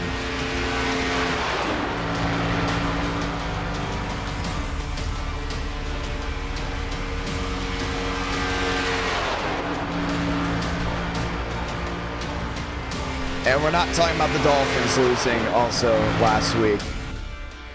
Just want to point that one. It's crazy. They won 70-20 and then lost 48-20. Sports, that's what I love about sports in general. From racing to golf to basketball, baseball, and football. It's just the unpredictability of it. And I'm gonna say a hot take here. Sometimes as NASCAR fans, you see people complain about certain things. And I think about it, and I don't like comparing stick and ball sports to racing. But I'm like, if this scenario happened in baseball or football or whatever, everyone would be loving it, you know? I feel like as NASCAR fans, we've lost the charm of an underdog win. Because Michael McDowell won, and we didn't, like, lose our stuff, you know? Like an underdog run in baseball. It happened with the Marlins in 2003. Michael McDowell doing great things. Like, let's look at the playoffs right now for NASCAR. Who is an underdog that's still around? I would say Bubba Wallace. Very much probably the biggest underdog left. We all know McDowell and Stenhouse already got bumped out. Eric Almirola in 2018. I'm surprised not many people went with it. I'm not saying all NASCAR fans. I'm just saying some. At least from what I see on Twitter. Let me phrase that. What I see on Twitter. Let's see. Who's left in this? Brad Keselowski. Why are we not talking about Brad? Why are we not talking about Brad as an underdog run enough? Like, Twitter should be stormed with it. Like the Cardinals when they went on that huge run. The Cubs. The Cubs were not the greatest team when they won the World Series. And it was talked about weeks and weeks and weeks ahead. Why are we not talking about Brad Keselowski and Chris Buescher week in and week out? I see it from the admin team and some people here and there, but the fact that I'm not seeing it like everywhere and it's not like just dripped all over the place is crazy to me. Chris Buescher and Brad, their team last year was downright horrible. And this year they have just flipped the script. Unreal. And 2311 Racing. 2311 Racing as well. I mean, these two teams have woken up, man. Unbelievable. Like, this was like, it reminds you of when the Dolphins is the Wildcat. And everyone was talking about it weeks up, how they could possibly go on a run. Granted, they got destroyed by the Ravens, but I'm surprised not as many people are talking about how big of a deal it is that Chris Buescher and RFK are just going off, because I think Buescher makes the round of 4. I'm calling it right now. Let's go ahead and say, ladies and gentlemen, Godspeed, drivers. You are go for a throttle up. Race number 3 of the night. So glad to have you all with us as we get ready to go green. Gen 6 racing on a 1.5 miles. 30 lap sprint. How does this roll? Pace car with the hard left on the pit road. Grab a gear just one more time. Back underway as we light the fuse from Las Vegas.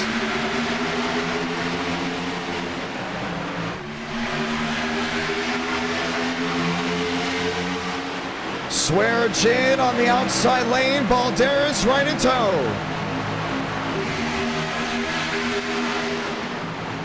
Vila in 6th. Stanley in 9th. 3 wide, make it 4, 5, 6 rows deep. Most to the lead. Now how do you hold on to this without having things go south? Armstrong on the outside. Walker times it back together. Stanley, Kevin Austin in the middle. How about Carlos Truther? He's looking for his first win as well. Stuck in the middle, not a lot of places to run for him.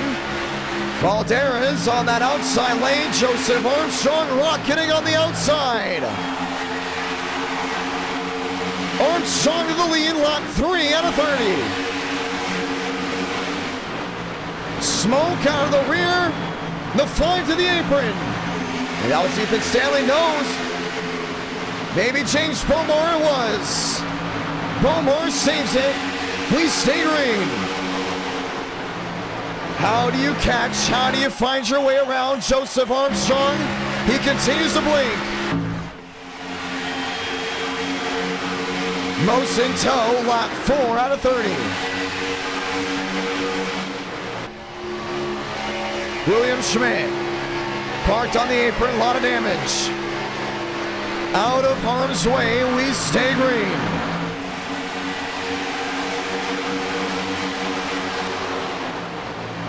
Frank on the outside, 2x2. So if you're wondering why they're so packed together, yes, this is the 550 package, but unlike the 550 package you mainly saw in person, Dirty Air isn't as big of a deal as it is right here. You will see Dirty Air problems, but you will see mostly passing with this car track combo.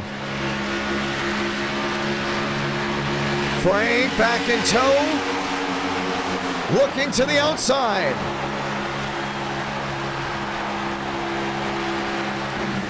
Can't find a way back through. 25 laps to go from Las Vegas. It's a sprint race, so you gotta go all in. Can't really focus on tires. Mose on the apron. That was him, way in the back. Lost the rear end, we stay green. These guys have now really separated out. Frank in tow. He's talked about it. He gets a shorter race, he has a better opportunity at winning. Aiden Walker to the inside, Balderas. They're in 3rd. How about that? Balderas and Lane Sanders both getting their first ever wins in NR Night in America on the same stream, question mark? Possibility, it's there. Max Swearage downstairs. Frank in tow. 23 laps to go. Joe shutting the door. A throttle right there in third. To the outside of DeAngelis. Frank downstairs. And they continue to have blinking issues. Struggling to hold it together. Some drivers out of this main pack worried about something going wrong. 3 wide, Shamela on the outside lane. Walker top side, lined in single file. Woods top, no deuce, back to the inside. Aiden Walker trying to rocket to the lead. Armstrong fighting on the outside.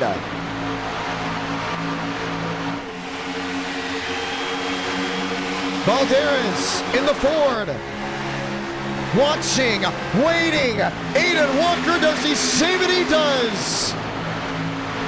Dicey moment, Drake Berry. Berry's never won on an oval. And on that outside lane, wanting something to work. Valderas to the inside. DeAngelis downstairs. Another blink out of the 69. Throttle's got to watch out on that outside. Just 20 to go this time by. Fast-paced race from Las Vegas. Vila. Throttle. Throttle on the outside. Alexander Valderas, oh so badly wanting a win.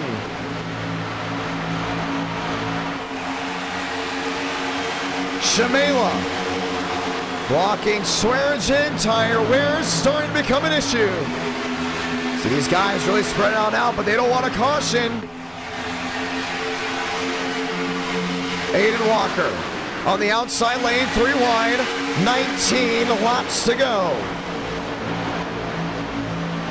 One of the first drivers to really try to rip the wall. We've seen 3 wide already, but can you do it on your own? With the way the race is playing out. Joe to the inside. 19 to go. 18 to go, coming this time by.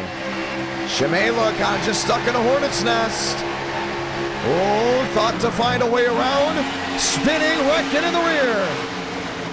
John Connor, Gavin Austin, and many more. Caution's gonna wave.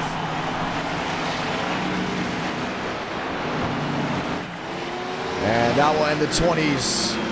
Should we say the 22's run? 68, Alexander Schumacher. All junked up. Who else? That's the 47. I believe that is McConaughey. It is. Aiden McConaughey involved in that wreck, and you see some more parked on the inside. That's the 11, Carlos Truther. Truther involved in a pretty substantial wreck. I believe, honestly, it did happen when the caution came out. Let's go take a peek at it. Well, that's all on Gavin Austin. Went up into McConaughey, down into Truther.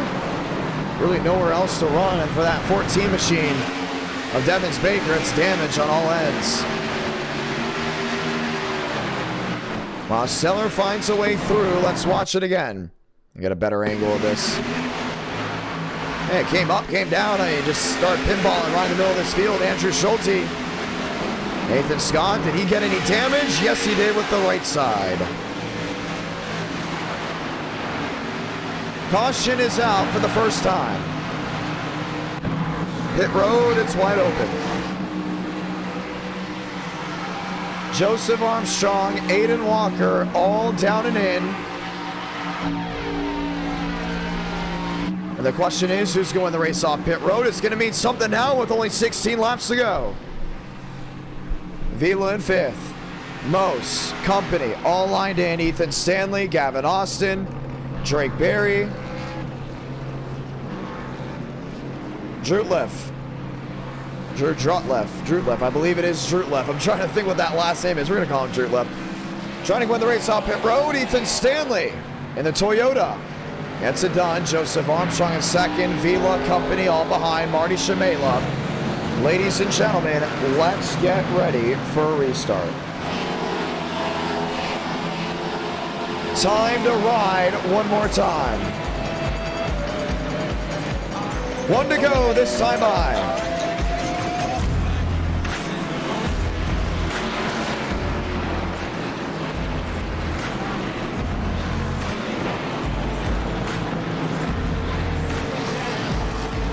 Phoenix will be race number 4.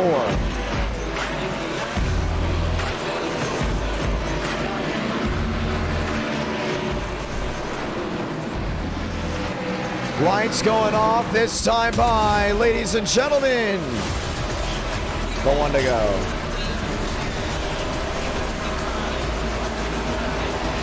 Stan, the man on the inside.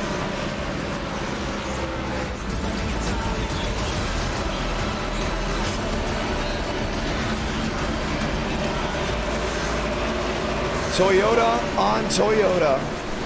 Vila, Walker, Shamela, Drakeberry. Lined up and loaded. 15 laps to go. Once again, glad to have you all with us. So many of you clearly wanted me to go ahead and vlog one of these races. We might as well make it this one. We might as well make it this week. I think it'll be a lot of fun.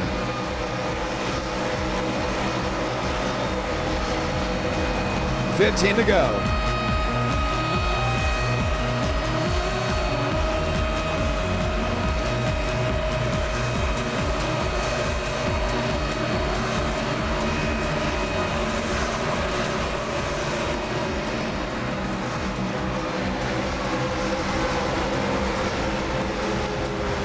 Stand on the bottom.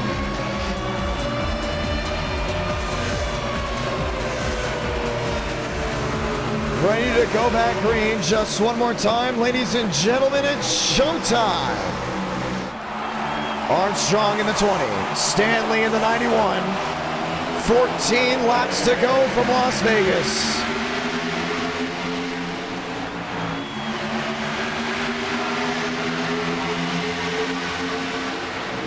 Frank downstairs, Balderas in tow. Aiden Walker off the outside lane, 2x2. Big shot going right to the back end of Joe. Armstrong looking for the run off the outside lane. Spin way in the back, James Bomar. One machine in full. One siding way in the back, we stay green. Sands got the run on the bottom. Armstrong in the middle. Here's Aiden Walker. Walker to the bottom. Walker to the lead. But for how long, now is the real question. Joe's still hanging with them. 12 laps remaining.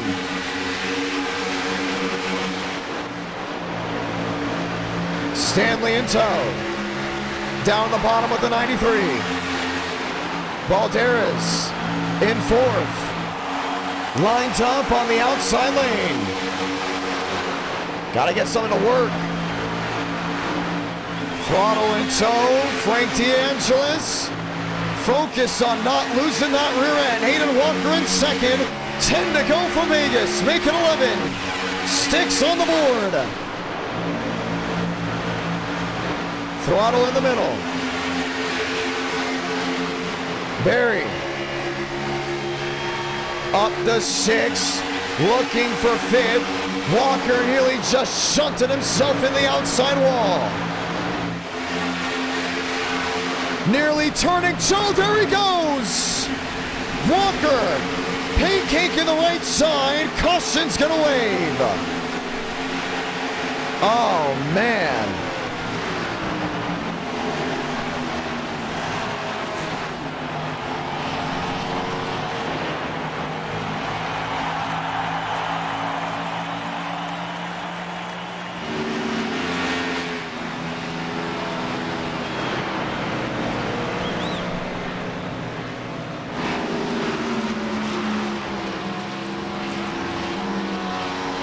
Well, doesn't that make things a little interesting as we get ready for a restart? Aiden Walker will most definitely not be winning this race after that impact. Let's watch again. Oh, you can just hear it. That was the hardest part about it. Watch it again. So he's on the outside. He's coming down, lost that rear end, gets into Armstrong, clips through the 20. How Joe did not get right reared, I have no idea, for Marty Shamela. It's a drive to the grass, and just see how he hit it. It was just the angle that made it so difficult. We're going to super slow-mo this thing. He didn't hit it flat. He hit it with the nose first, and then it went with the rest of the car. So that entire front end jumped up and see ya. And Aiden Walker will have to wait for Phoenix to make something happen. Oh, I don't think he's too happy with Armstrong. I don't know why. I don't think it was Armstrong's fault. That clearly was on the 93. At least to me. Frank DeAngelis, I think he wants to dispose of this 93, and he's going to add some damage to his own. There's no point in going after this 20. He's about to get kicked for it. Frank DeAngelis turning him right in front of the crowd. And they all saw it. Aiden Walker not making too many friends out there. 8 laps to go in this race. And we get ready for a restart.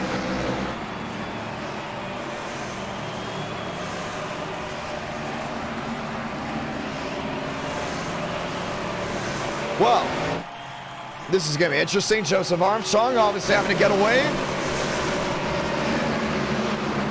A little bit of beef, as Travis Brown would say. And we will get ready to try this all again.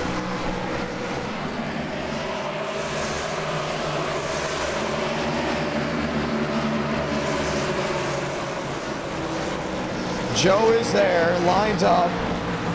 And we will see the one to go this time. We'll have a 6-lap shootout to see who goes to victory lane. Ladies and gentlemen, let's roll.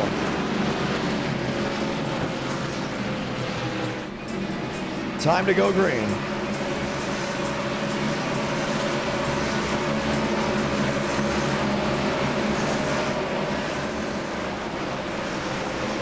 Time to roll.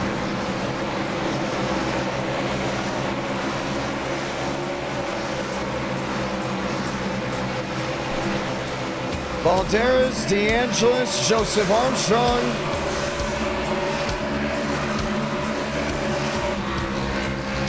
Lined in, ready to go.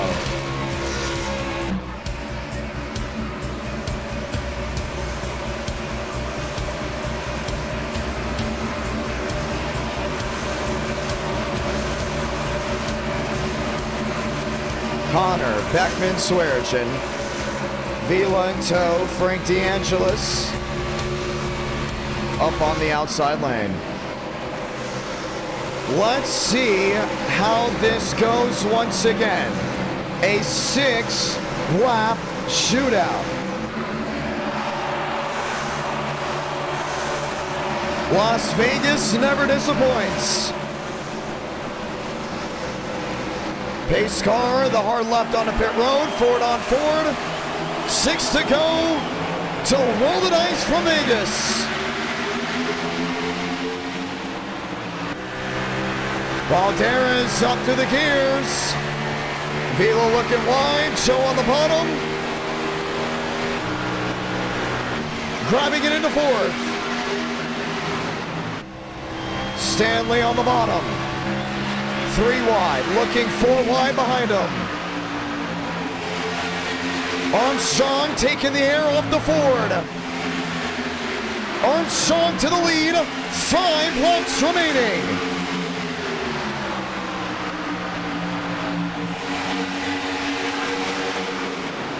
Vila is there right to the rear end.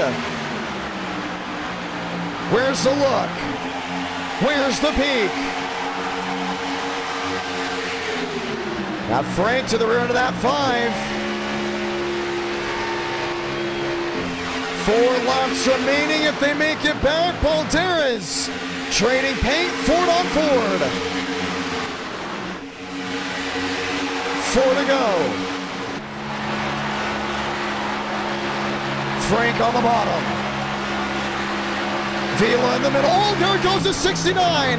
Blinking sideways in front of the field. And the caution will wave again.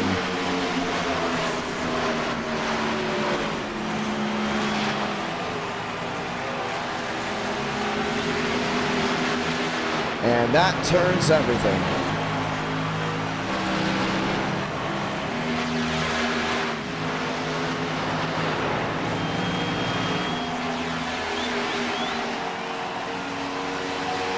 Makes things a whole lot different.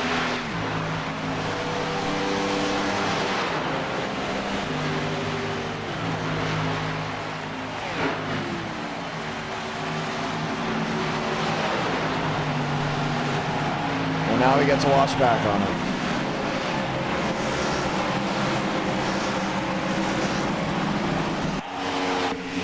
And so he blinked out.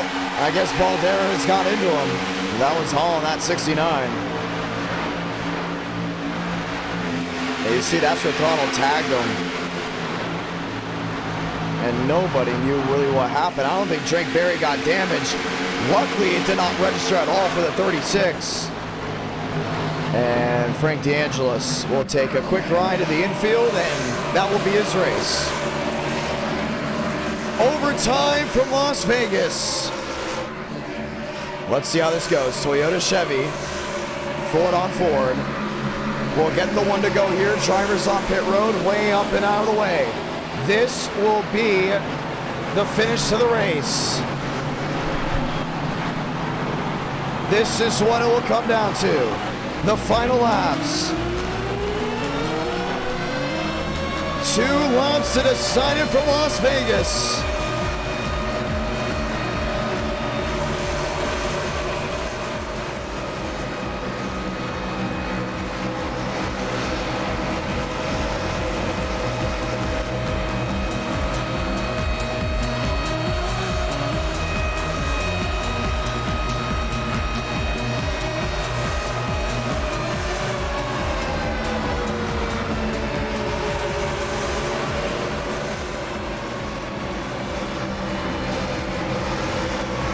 How's this going to work out?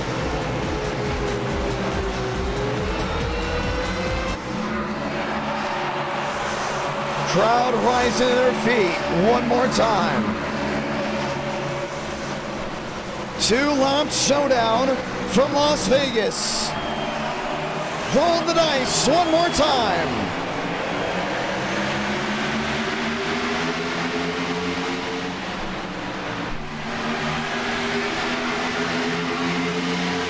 Vila on the bottom, watching on with Joe out in front.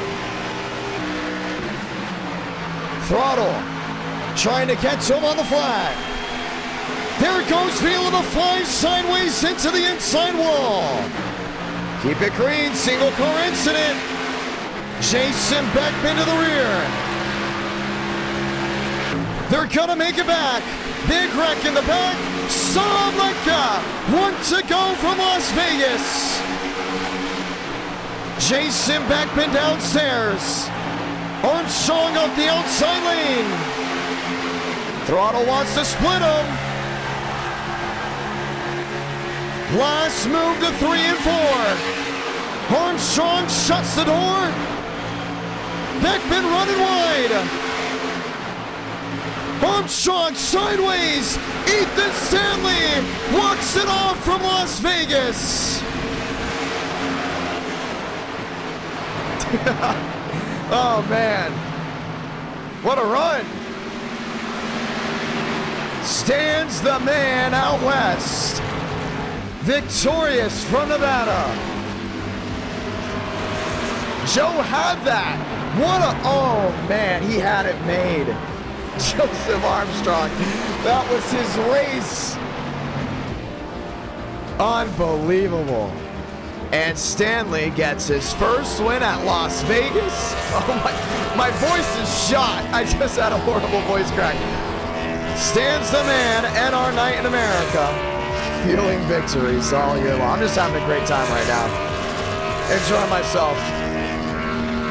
I will be all business come Saturday, if that's what you're wondering. I know some people ask to have fun with broadcasting. I very much do, but when it comes down to the in-person stuff, including the big sim races, it's all business. But right now, I mean, what a great race that was. That was just a lot of fun to watch. 0.08, 8 1,000ths. Unbelievable.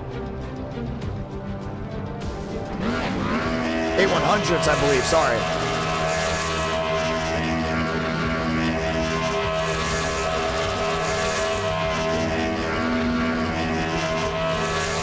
Wow. Well, Joe almost won it in the grass. Let's watch back. How did he lose it off corner exit? This is his race right here. He's got it made. Oh, Beckman turned him. We just had an angle that didn't really show it. The way we saw, I thought he just got loose. Beckman turns him. Joe is trying to fight his way back in the grass. And this is the finish. If we can just get an angle. Hopefully, if Joe starts, there he is. Unbelievable. Look at this. This is the finish of the race. It may take a minute for it to get back around, but Ethan Stanley gets the win from Las Vegas. And we'll pause it right when he gets to the start-finish line. That was the difference. Well, you are faster on asphalt than grass. I can guarantee you that. But Stan is the man once again. What a run. What a drive. What a race. Let's watch back. Let's go dial in your race winner.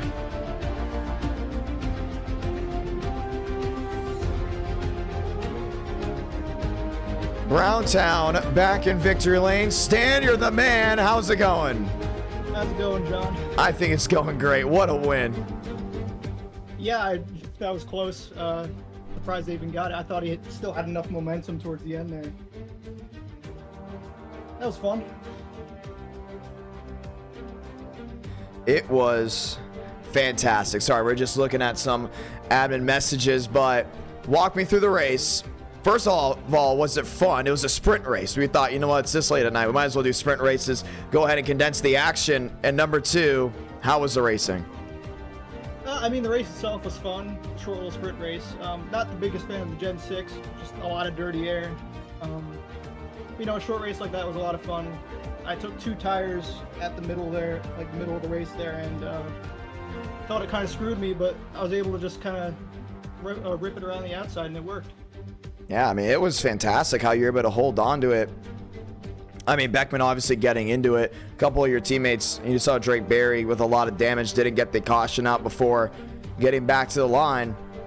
But it's all about being in the right place at the right time. At any point, did tire wear become an issue?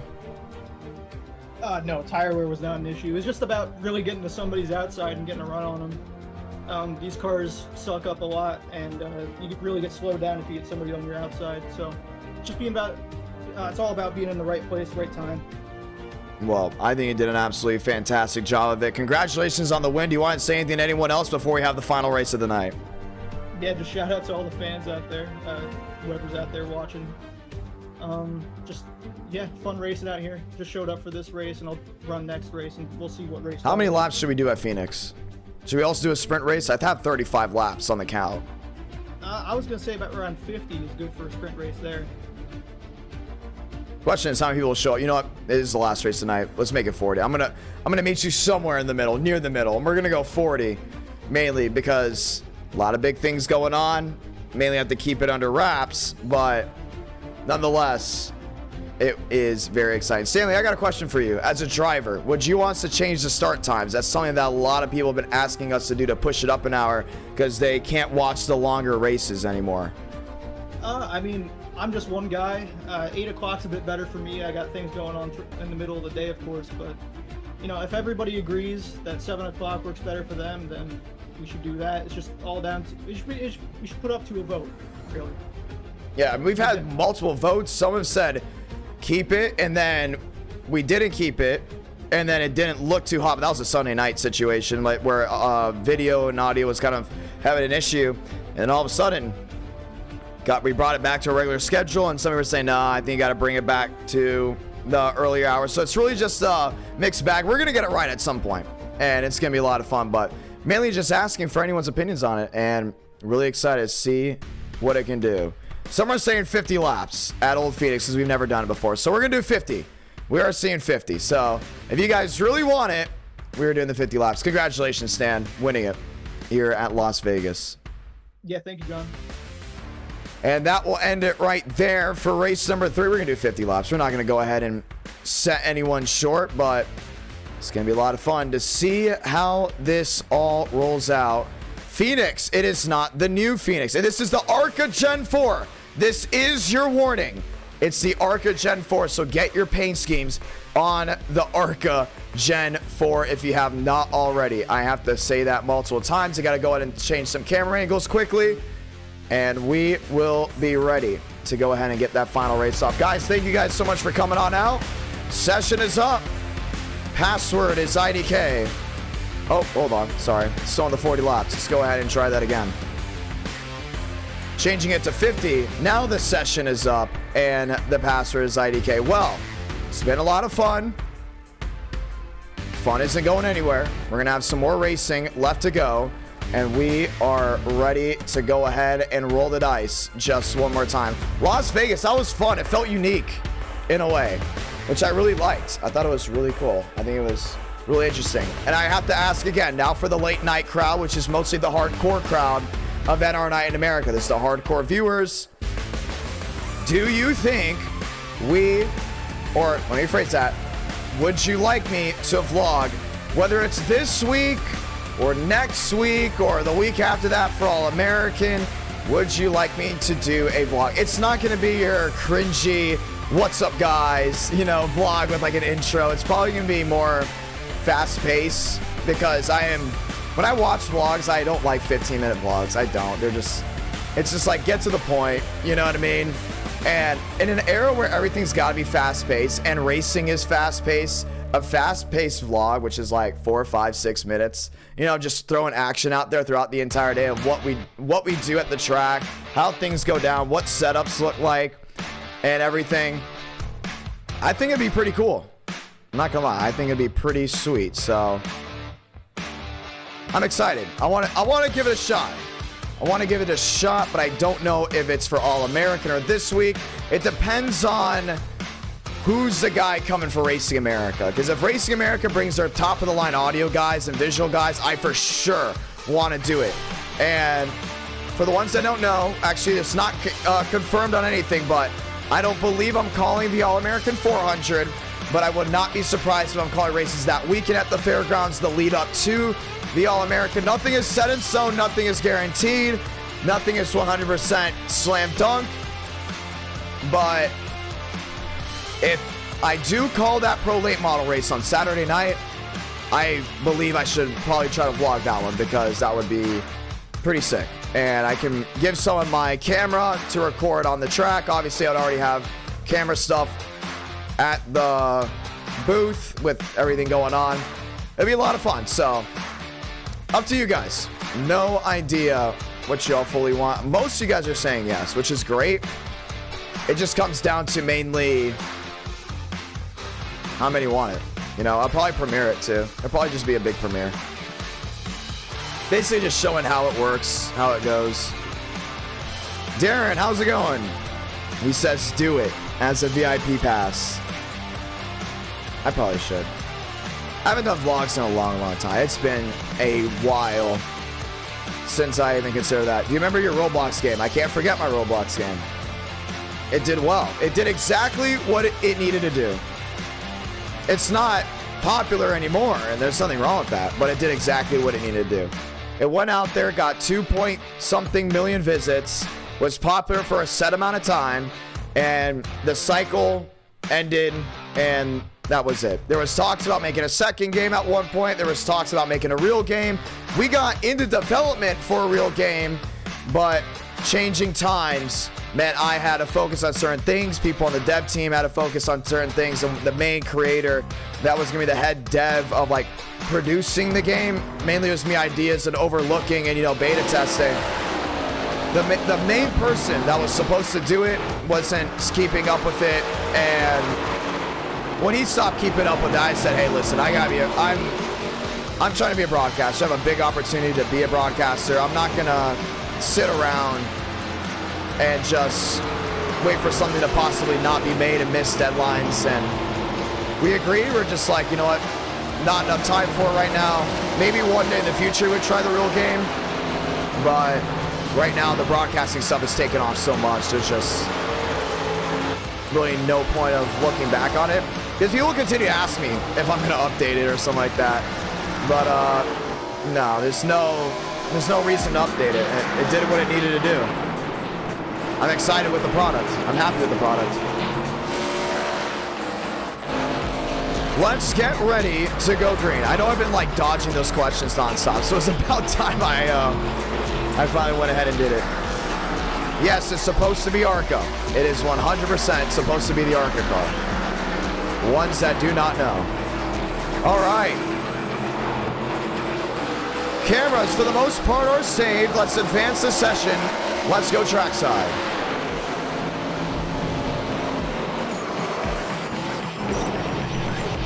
But yeah, that's a question I got consistently because Thunder was like all the hype last year. I mean, the hype was crazy. I think we got to like 1,000 concurrent playing at one point, and the videos were getting like 24,000 views. And people asked like, some people were laughing. They're like, man, it fell off so hard. I'm like, yeah, I mean, it happens, you know.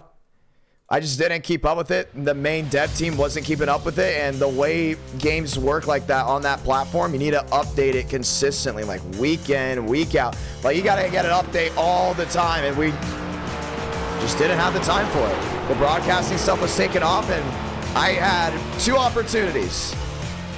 I learned a lot about the gaming scene, and I honestly believe if that game, the real game, like the fully fledged one that we plan on putting on Steam came out, I am 1,000% sure it was going to be one of the greatest things ever produced under my brand. Like, I am so serious. Like, we had one of the greatest concepts ever.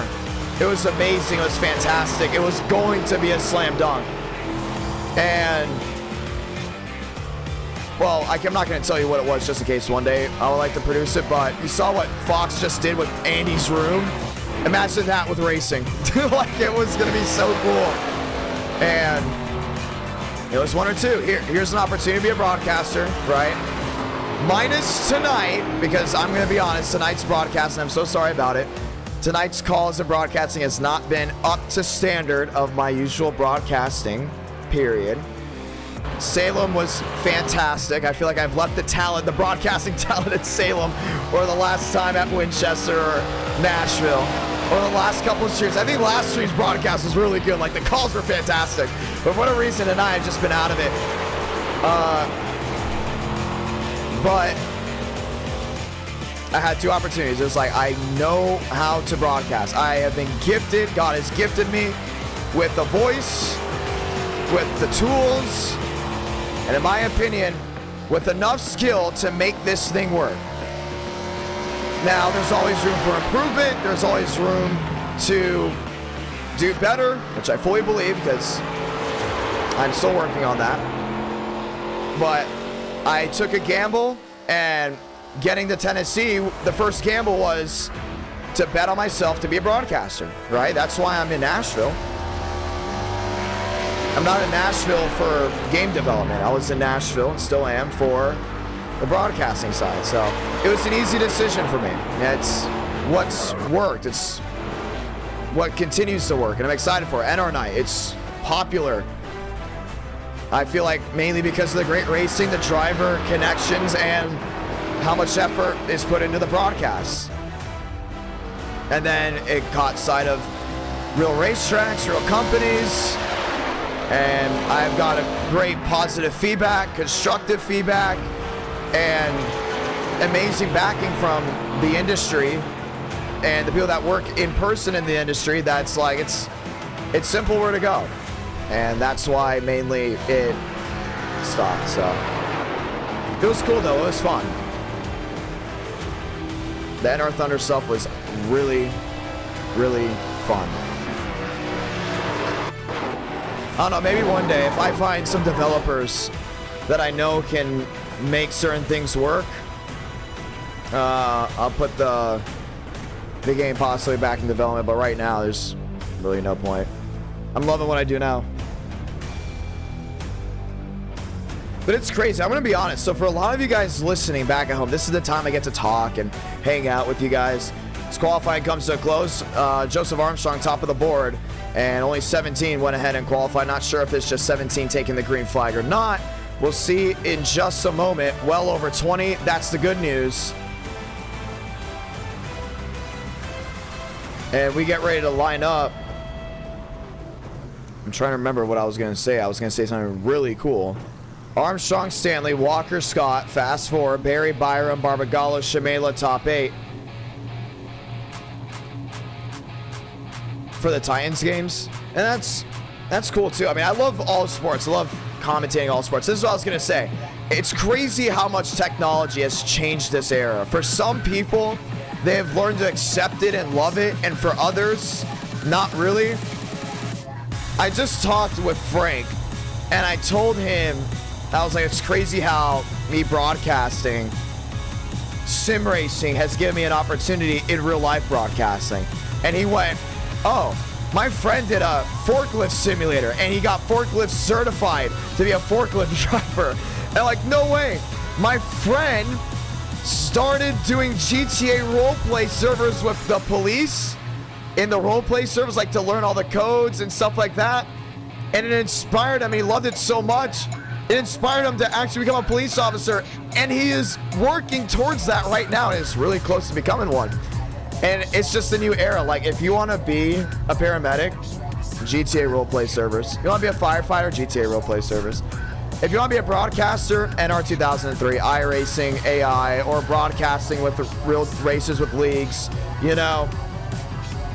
I say NR 2003 because obviously it's the cheaper route, but you can add any car model. You can change how they drive. You want them to get more exciting or less exciting, you can work on that.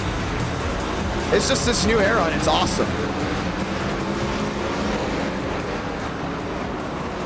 Let's get ready to go green. We'll see the one to go this time by. Gone speed drivers. You are go for throttle up. Yeah, like seriously, like the internet, the video games, I guess you could say, or simulators are literally an amazing guide to teach young people what they might want to do one day. It helped with me. It's helped me with some of my friends. It's amazing. It's fantastic. I love sim racing. I love broadcasting sim racing. And I love calling racing in person. It's awesome. It's just part of it. Pace car down below, ladies and gentlemen. Let's get ready to go green for the final time tonight. Let's light the fuse out west as we're green from Phoenix.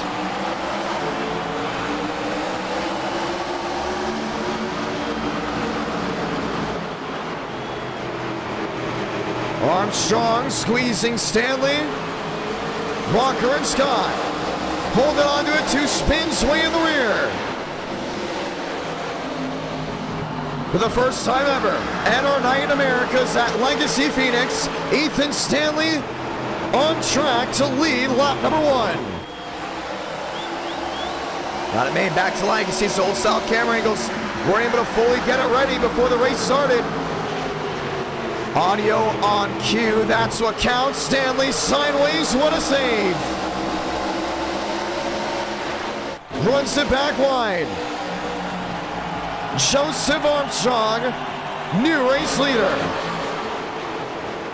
Got Walker right in tow. Might want to make something work.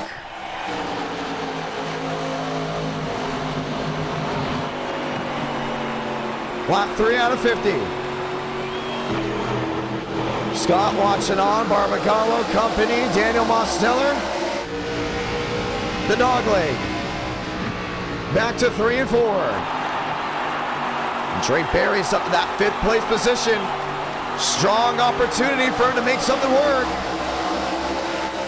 Walker in 2nd, trying to close in on Joe. That fight carries back to 1 and 2.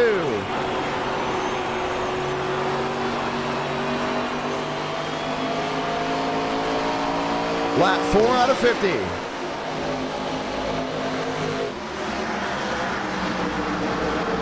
Nathan Scott in 4th. Not used to seeing him run that 20. Looking interesting in that Ream Pontiac. 45 laps to go next time by. Walker in second, under fire. Toyota. Ethan Stanley trying to make something work. And so a lot of these guys struggling, trying to get things rolling, including off center. Armstrong, the man of the hour, should have won Vegas, didn't get it done. Trying to get it done now. Lap 6 out of 50. They're struggling with blinking issues. Drake Berry back in 5th. Mosteller, Shamela, Barbagallo back there as well. Gavin Austin. Riker Byram. Frank DeAngelis. Lined in 2x2. And Joseph, I would say he's in a world of his own, but not really. Aiden Walker, so good back to the gas. 16 the difference. Lap 7 out of 50.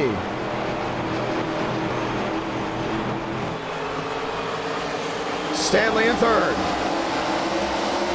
Under pressure, under fire.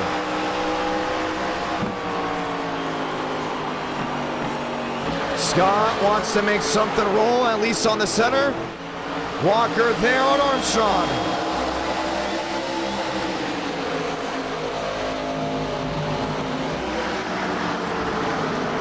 Where's the way around for the 93? Continue to try to go high. Lap machine way on the bottom. Walker trying it back to 3 and 4. Old Phoenix showing its strength on how good it once was. Lap 9 out of 50. And that's not a dish on you, Phoenix. I want to point that one out because I know someone's going to say something out there. But I do love Old Phoenix. You know, the grass, the dog leg. I mean, it's so unique as a racetrack. And don't get me wrong, New Phoenix is very much unique, including with the start-finish line, the dog leg. But just having this style of racing, so cool, aesthetically pleasing. Working lap 9 out of 50. Everyone chasing Joseph Armstrong, and it's just a mosh pit from second on back of drivers trying to shuffle the deck. Boy, Frank DeAngelis just had a big problem coming off turn 4. Let's rephrase that. No, it is. Frank DeAngelis and now the number 7 machine. That's the From Chevrolet. Stan the man. There in 3rd. Nathan Scott. Lined up back in the 4th position.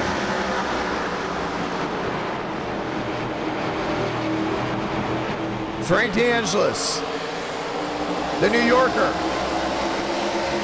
the driver from the Northeast, lined in, trying to make up time. Walker, well, he's got a half a second advantage over Stanley, but I think Ethan Stanley wants to take that spot away. Another swipe to the back end.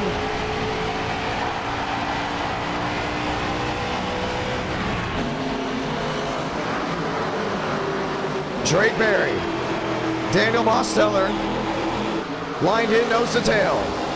Aiden Walker, less than half a second back on Joseph Armstrong up front.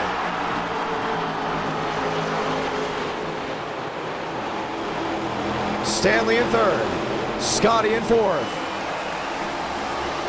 Berry in 5th, Mose in 6th, a drive into turn 1. And they really got it connected here, top 5, almost a top 6, under a second of each other. And it's a great racing you love to see. Walker trying to make some time up, just really can't get it dialed on in. Looking wide, Stanley down to the inside, wants a shot, so does Scott. Lined up, back nose to tail, top 4, top 5, top 6, in the bubble of concern from either going up or down a position.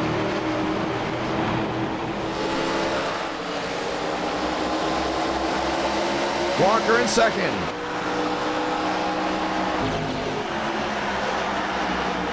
Locked in, nose to tail. Oh, looking a little wide. You see Stanley looking at that inside, just see how loose that 93 gets off corner exit. Fights it on in.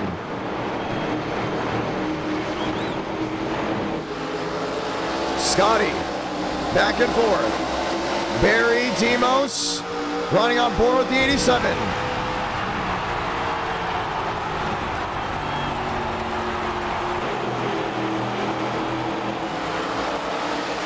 Ethan Stanley is there. Walker is not making up time whatsoever.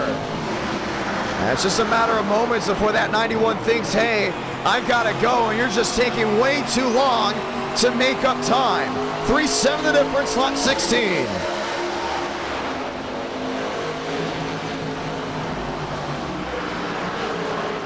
Aiden Walker.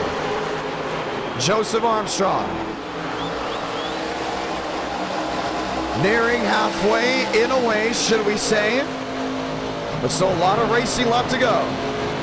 And we've gone to Phoenix where we've seen caution-free runs, and it's not uncommon, should we say. Drake Berry, hello, is there. So is Daniel Mosteller. Will love to find a way to sneak on through. Armstrong wide, lap machines becoming an issue.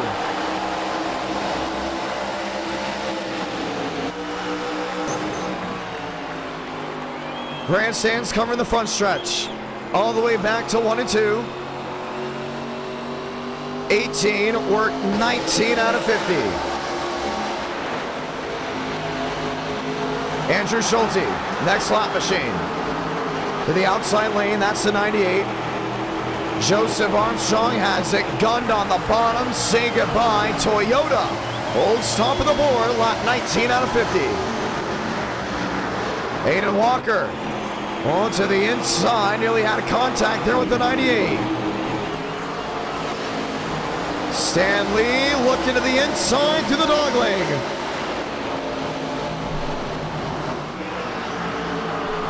Peeking for a way through. Most to the inside of Berry.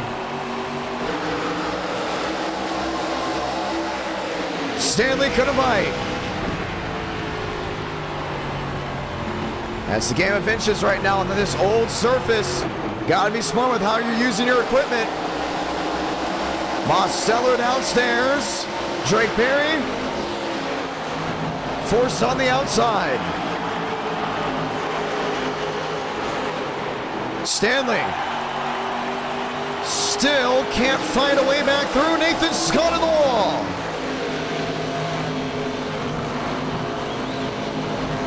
And he looks to lose time. Back there in third. Walker in second.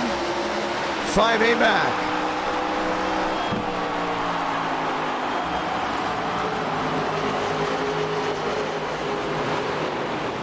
Mose. To the back end. To the inside. Couldn't get him at the line.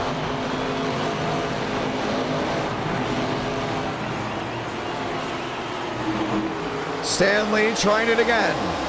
All this battling is really just allowing Joe to pull away. Scott on the outside.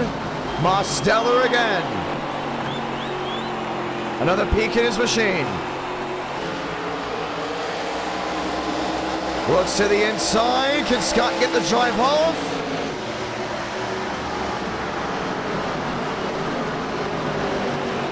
Still 2 by 2. Stanley Walker once again. Stan will run to the outside lane. That's the thing about Old Phoenix. It's all about sizing it up. Getting something to roll. Big point right here. Back to the inside. Walker caught him. 7 the difference. All happening behind Joseph Armstrong.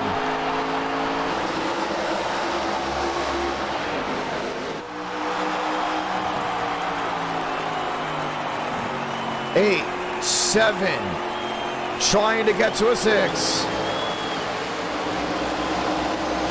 Next time by, we say welcome to halfway. 1 second advantage. From first to third, Scotty. Back there in fourth. Mose is there, creeping and looking to the inside. Oh, so trying to find a way back through. And Scott's been on the move. I mean, yeah, he hit that outside wall. You can see the damage to the right front. but it's not affecting him whatsoever. You can just see how quick Demos is on that inside lane. 25 laps to go for Phoenix. Mose downstairs, can he clear the 20?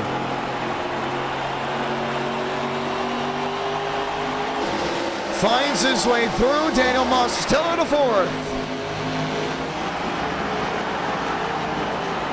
Armstrong, 1 second advantage. Working 25 laps to go. More lap machines in tow. Stanley still struggling to find a way around Walker. I know he wants to go back to back. That's a beautiful sight to see. This race very easily could come to a close. 24 to go. Shamela looking for a target.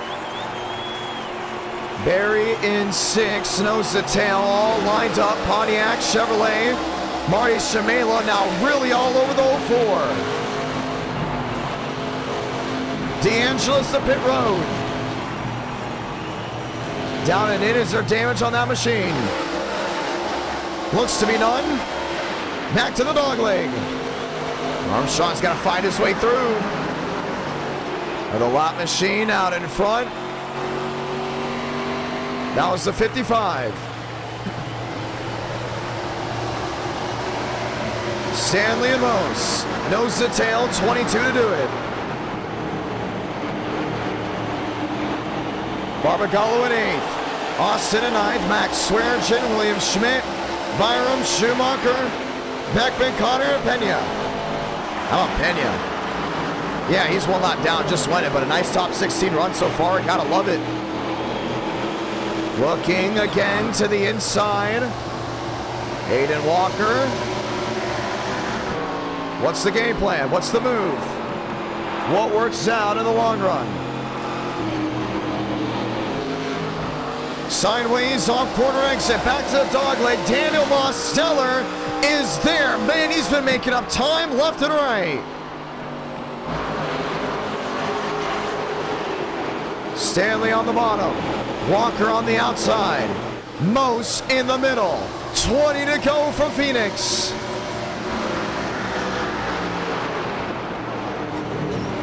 One car outside wall. Out of the way.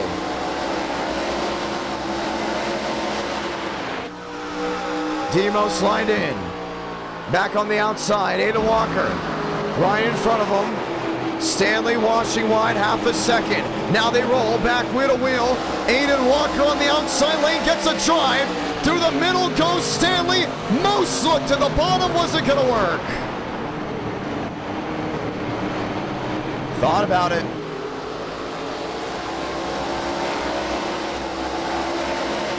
Aiden Walker. P2. 1-7 the difference.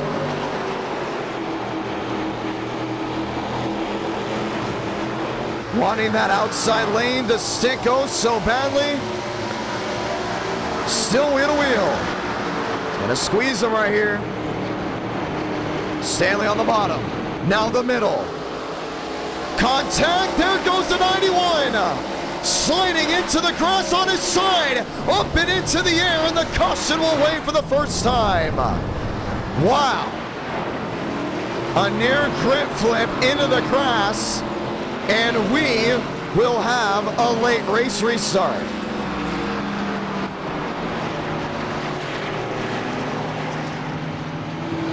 This is going to spice things up.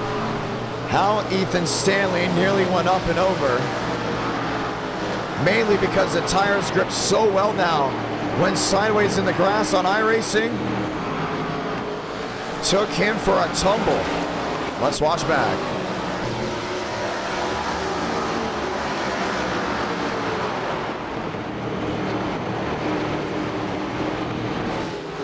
Now Walker was not letting him go. They fought like this for 35 laps. You see that rear end. Once he got that air, the left side's bent in, and you can just see he went right on his side, catches the A post, comes right back on the right side, and then finally comes to a rest. That bunny hop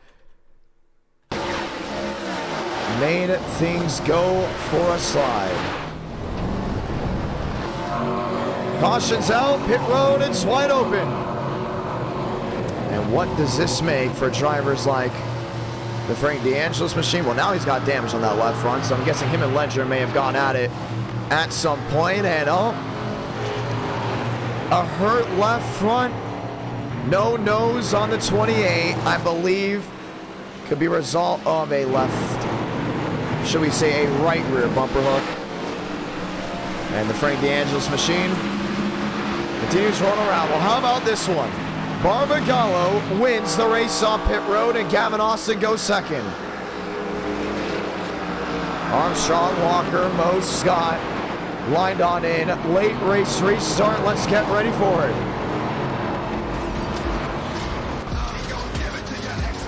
The one to go.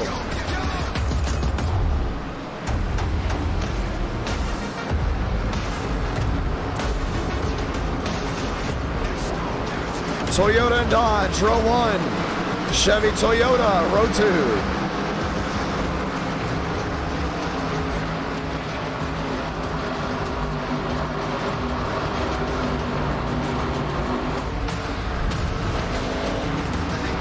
$15 to go.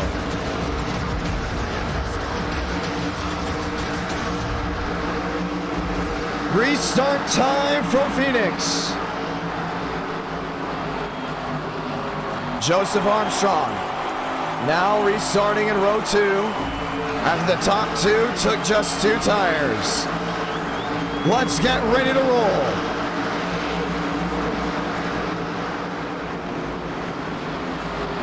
Barb on the bottom. Austin on the outside. Pace car hard left on the pit road. Crowd on their feet. One more time, the Avenger versus the Camry. 14 to go from the Swing of Fire. Armstrong 3 wide on the bottom. And to sneak on through. Oh, contact! The 20 sideways. Right in the middle of the field, the caution will wave again.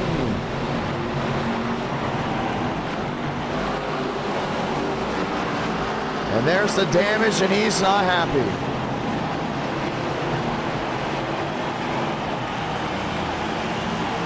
And he knows both those machines took 2 tires for track position. And he's ready to go find him. I believe he's not too happy with Barbagallo. That's twice now Barbagallo has done something tonight. And a quick little turn into the outside wall.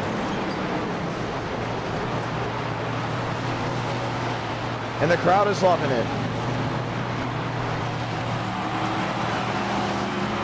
I think that is an honest payback. 100%. Barbagallo had no shot at winning this race. Tore his stuff up and said, hey, let's go 2 tires. It was never gonna work. Newsflash, it didn't.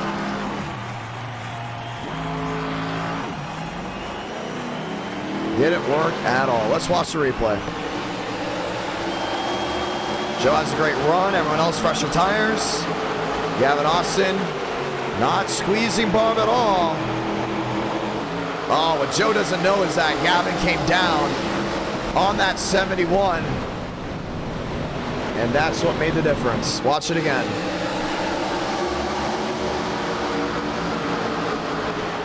That's the thing about these Gen 4 cars. If you're not happy with somebody, just lift them up and throw them right in the fence. Yeah, you saw Gavin came down just a little bit. And that's what made the difference in this slide in the grass. Nathan Scott, how about just dirt tracking it? The only problem is now he has all that stuff on his tires. Worry about the restart as we get ready to try it again. I believe they're going to give Barbagallo his spot back with that damage, though. I don't think we're going to be allowing it.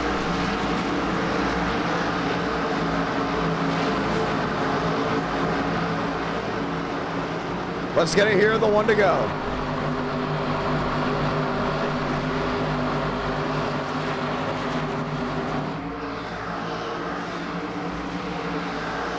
It's next time by, next time by, we will see the one to go, and we will have 9 laps to settle the winner. And it's still not over. Joe's not happy with them at all. You know, I've given Joseph Armstrong a lot of flack in the past for how he retaliates to drivers. This one, I can't really say anything much about it. I just can't. I mean, led most of the race. These two guys take a gamble. Clearly, you're already side by side with them. You're going to find a way around, and they weren't squeezing. Now the question is, what does Gavin Austin do in his Toyota? Lights off, 1 to go. Toyota and Chevy. Chevy and Chevy back to row number 2.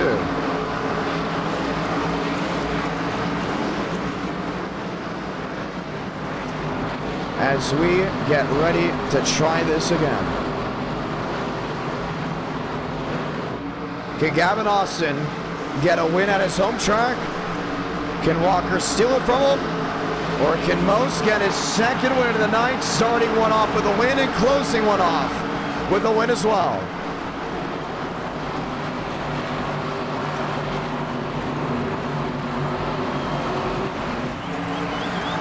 Walker in second on the outside. Marty Shamela, another one that has a clear shot of getting a win.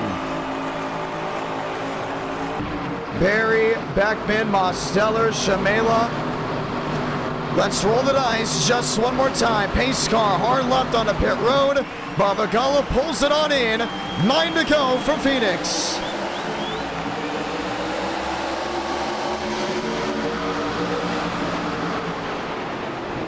Gavin on the bottom, Aiden Walker. Sideways off the outside lane, Austin goes for a slide. In the grass, those tires weren't gonna work. Demos downstairs, wheel to wheel for the lead. Shamela wants a shot. 8 to go for Phoenix. This is a battle for the lead. Gotta get something here. Walker off the outside lane. Mose on the bottom lane. Shamela peeking on through. See Joe trying to make up time. Nathan Scott. Back to the middle at the line. 7 to go out west. Contact once. Wheel to wheel. Back to 1 and 2. Demos has got just stuck on that bottom. Walker goes through on the outside lane. Shamela trying to sneak one by. Can't get it done. 6 to go from Phoenix, new race leader, the 93. Shamela's peeking, 4 drivers under a blanket. Demos wants a shot, back to the rear. Looks to the bottom. Limbo through the dog leg. The lunge to turn 3. Aiden Walker going wide. The race to the start-finish line. 5 more times around.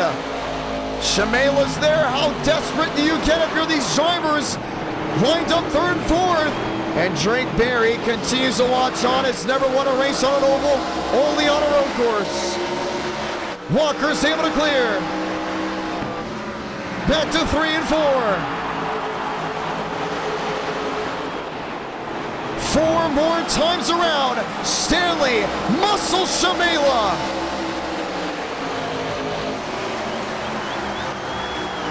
Mose is there. He knows he's got the speed. But can the car hold on? The look to the bottom. Exiting the dog leg.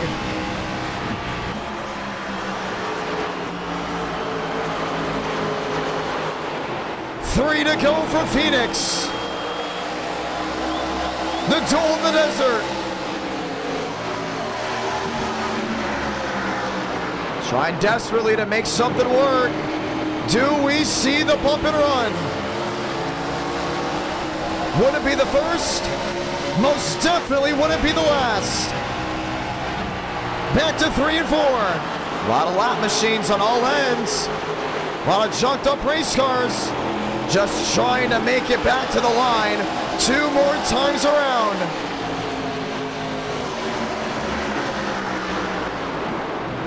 The first time at this legacy track, Joseph Armstrong, Barbagallo, sideways, way in the rear.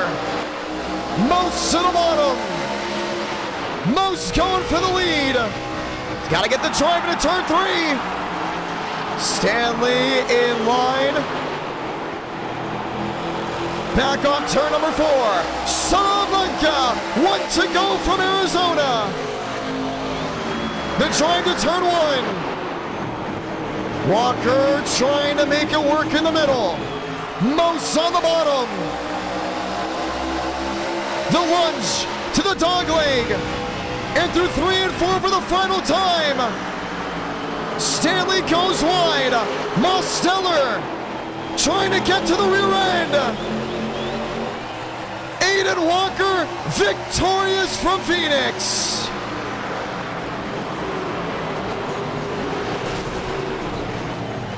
And chunks the car in the process. Oh, man. Well, that's one way to end this night.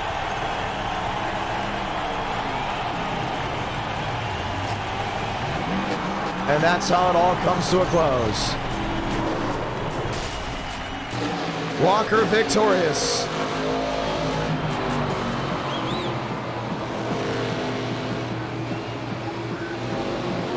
Watch it here. Down the back stretch to the dog leg and working to 3 and 4. Ladies and gentlemen, thank you guys so much for such a fun stream tonight. And I hope to see you all Saturday at the Nashville Fairgrounds Speedway live on Racing America.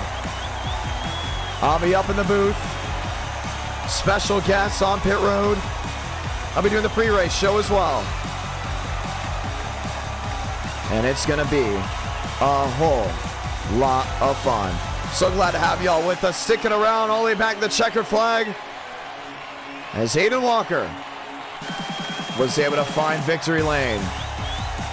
Beautiful night of streaming, beautiful night of racing, and I'll say so long for now, but I'll see you once again this coming up Tuesday, or should we say next week Tuesday. For the lackluster broadcasting on my side, I'm so sorry. I know the commentary was not up to par.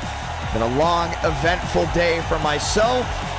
I'm so glad we got this stream in. Don't worry, the commentating, the camera angles, the broadcast itself will be so much better. I promise. Come next Tuesday, because we're going to race 1 from Iowa with the next gen. And we will be ending the championship off with race number 2, again, with most likely, and I mean 99.9% most likely, a new start time. Have a great night, ladies and gentlemen. And I'll see you all once again very, very soon.